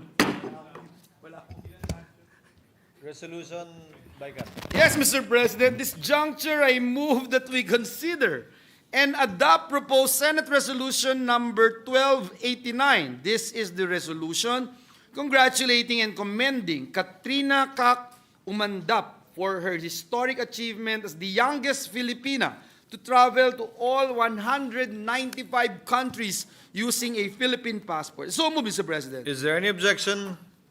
Hearing none, the motion is approved. Resolution number 1289 is adopted. Majority Leader.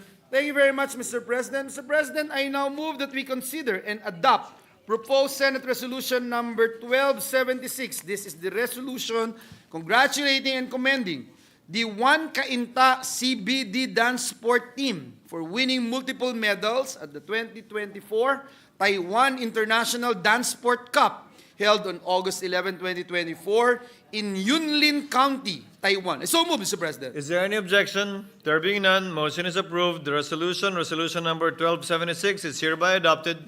Thank you very much, Mr. President. At this juncture, I move that we consider and adopt proposed Senate Resolution number 1274. This is the resolution congratulating and commending the Philippine Para Dance Sport team for winning multiple medals at the Dearborn 2024 Para Dance Sport USA Open. So move, Mr. President. Is there any objection? There being none, motion is approved. Resolution number 1274 is hereby adopted.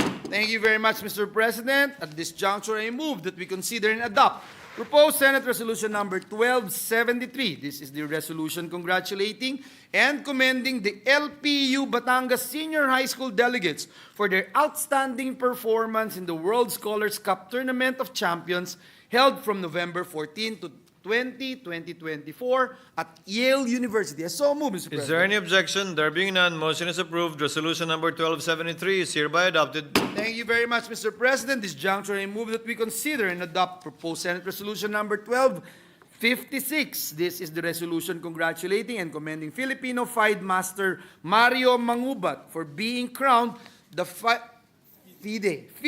World Senior 65 Plus Rapid Champion. So move, Mr. President. Is there any objection? There being none, motion is approved. Resolution number 1256 is hereby adopted. Thank you to our minority leader for ensuring that we are saying the right words and the right pronunciation. Mr. President, at this juncture, I move that we consider and adopt proposed Senate Resolution number 1255. This is the resolution congratulating and commending Salvador Butch Toong III for winning the 2024 Scott Kelby Worldwide Photo Walk Contest. So move, Mr. President. Is there any objection? There being none, motion is approved. Resolution number 1255 is hereby adopted. Thank you very much, Mr. President. This juncture, I move that we consider and adopt proposed Senate Resolution number 1213. This is the resolution congratulating and commending Major Floren Herrera for becoming the first Filipino recipient of the Alexander R. Nininger Award for Valor at Arms. I so move, Mr. President. Any objection? There being none, motion is approved. Resolution number 1213 is hereby adopted. Administrative matters? Yes, Mr. President. While I'm still trying to breathe here, I move that we proceed to the Senate President's designation of Senate conferees to the Conference Committee on the Disagreeing Provisions of Senate Bill number 2942 and House Bill number 11144. I so move, Mr. President. Any objection? Hearing none, motion is approved. The following members are hereby designated to comprise the disagreeing provisions on of Senate Bill number 2942 and House Bill number 1114, namely, this representation, Senator Joseph Victor Ejercito and Senator Aquilino Pimentel on the part of the minority. So ordered. Thank you very much, Mr. President. Mr. President, I move that we proceed to the Senate President's designation of Senate conferees to the Conference Committee on the Disagreeing Provisions of Senate Bill number 2826 and House Bill number 8937. So moved, Mr. President. Any objection? Hearing none, motion is approved. The following members are hereby designated as the Senate conferees to the Bicameral Conference Committee report on disagreeing provisions of Senate Bill number 2826 and House Bill number 8937 as follows. Senator Joseph Victor Ejercito as chairperson. This representation, Senator Mark Villar, Senator Alan Peter Cayetano, and Senator Aquilino Pimentel on the part of the minority. So ordered. Majority Leader. Thank you, Mr. President.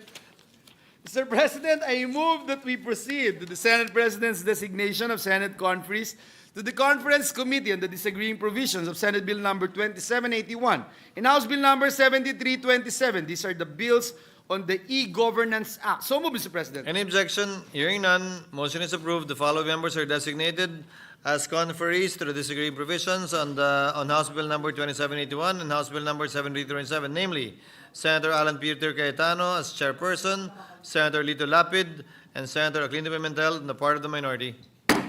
Thank you very much, Mr. President. This juncture, I move that we proceed to the Senate President's designation of Senate conferees to the Conference Committee on the Disagreeing Votes on House Bill number 9989.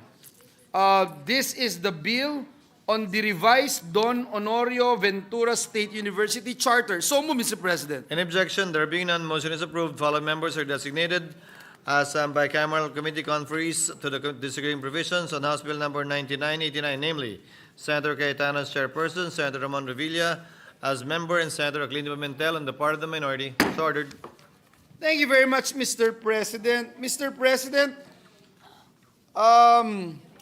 at this juncture, I move that we elect Senator Loren Legarda, Vice Senator Ronald Bato de la Rosa as member of the Committee on Trade, commerce and entrepreneurship. So moved, Mr. President. Any objection? Hearing none, motion is approved.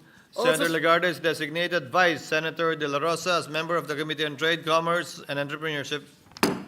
Mr. President, also some admin matters. Senator Christopher Bongo would like to manifest his intention to co-sponsor House Bill number 11072 or the Davao Light Franchise Bill. So moved, Mr. President. Duly noted and entered into the records. Mr. President, I move to transfer the committee referrals of proposed Senate Resolution number 1303, resolution urging the national government to promote, support, and collaborate with the University of the Philippines National College of Public Administration and Governance, the Association of Schools of Public Administration in the Philippines, and the Philippine Society for Public Administration in advancing the praxis of public administration in the country and in commemorating the Public Administration Week every second week of June. From the Committees on Civil Service, Government, Reorg, and Professional Regulation and Higher Technical and Vocational Education to the Committee on Rules. So moved, Mr. President. Any objection? There being none, motion is approved. I thought this will never happen, but thank you, Mr. President. At this juncture, I move that we adjourn the session until 3 o'clock in the afternoon of Tuesday, February 4, 2025. So move, Mr. President. Is there any objection? There being none, session is hereby adjourned until 3 o'clock in the afternoon of Tuesday, February 4, 2025.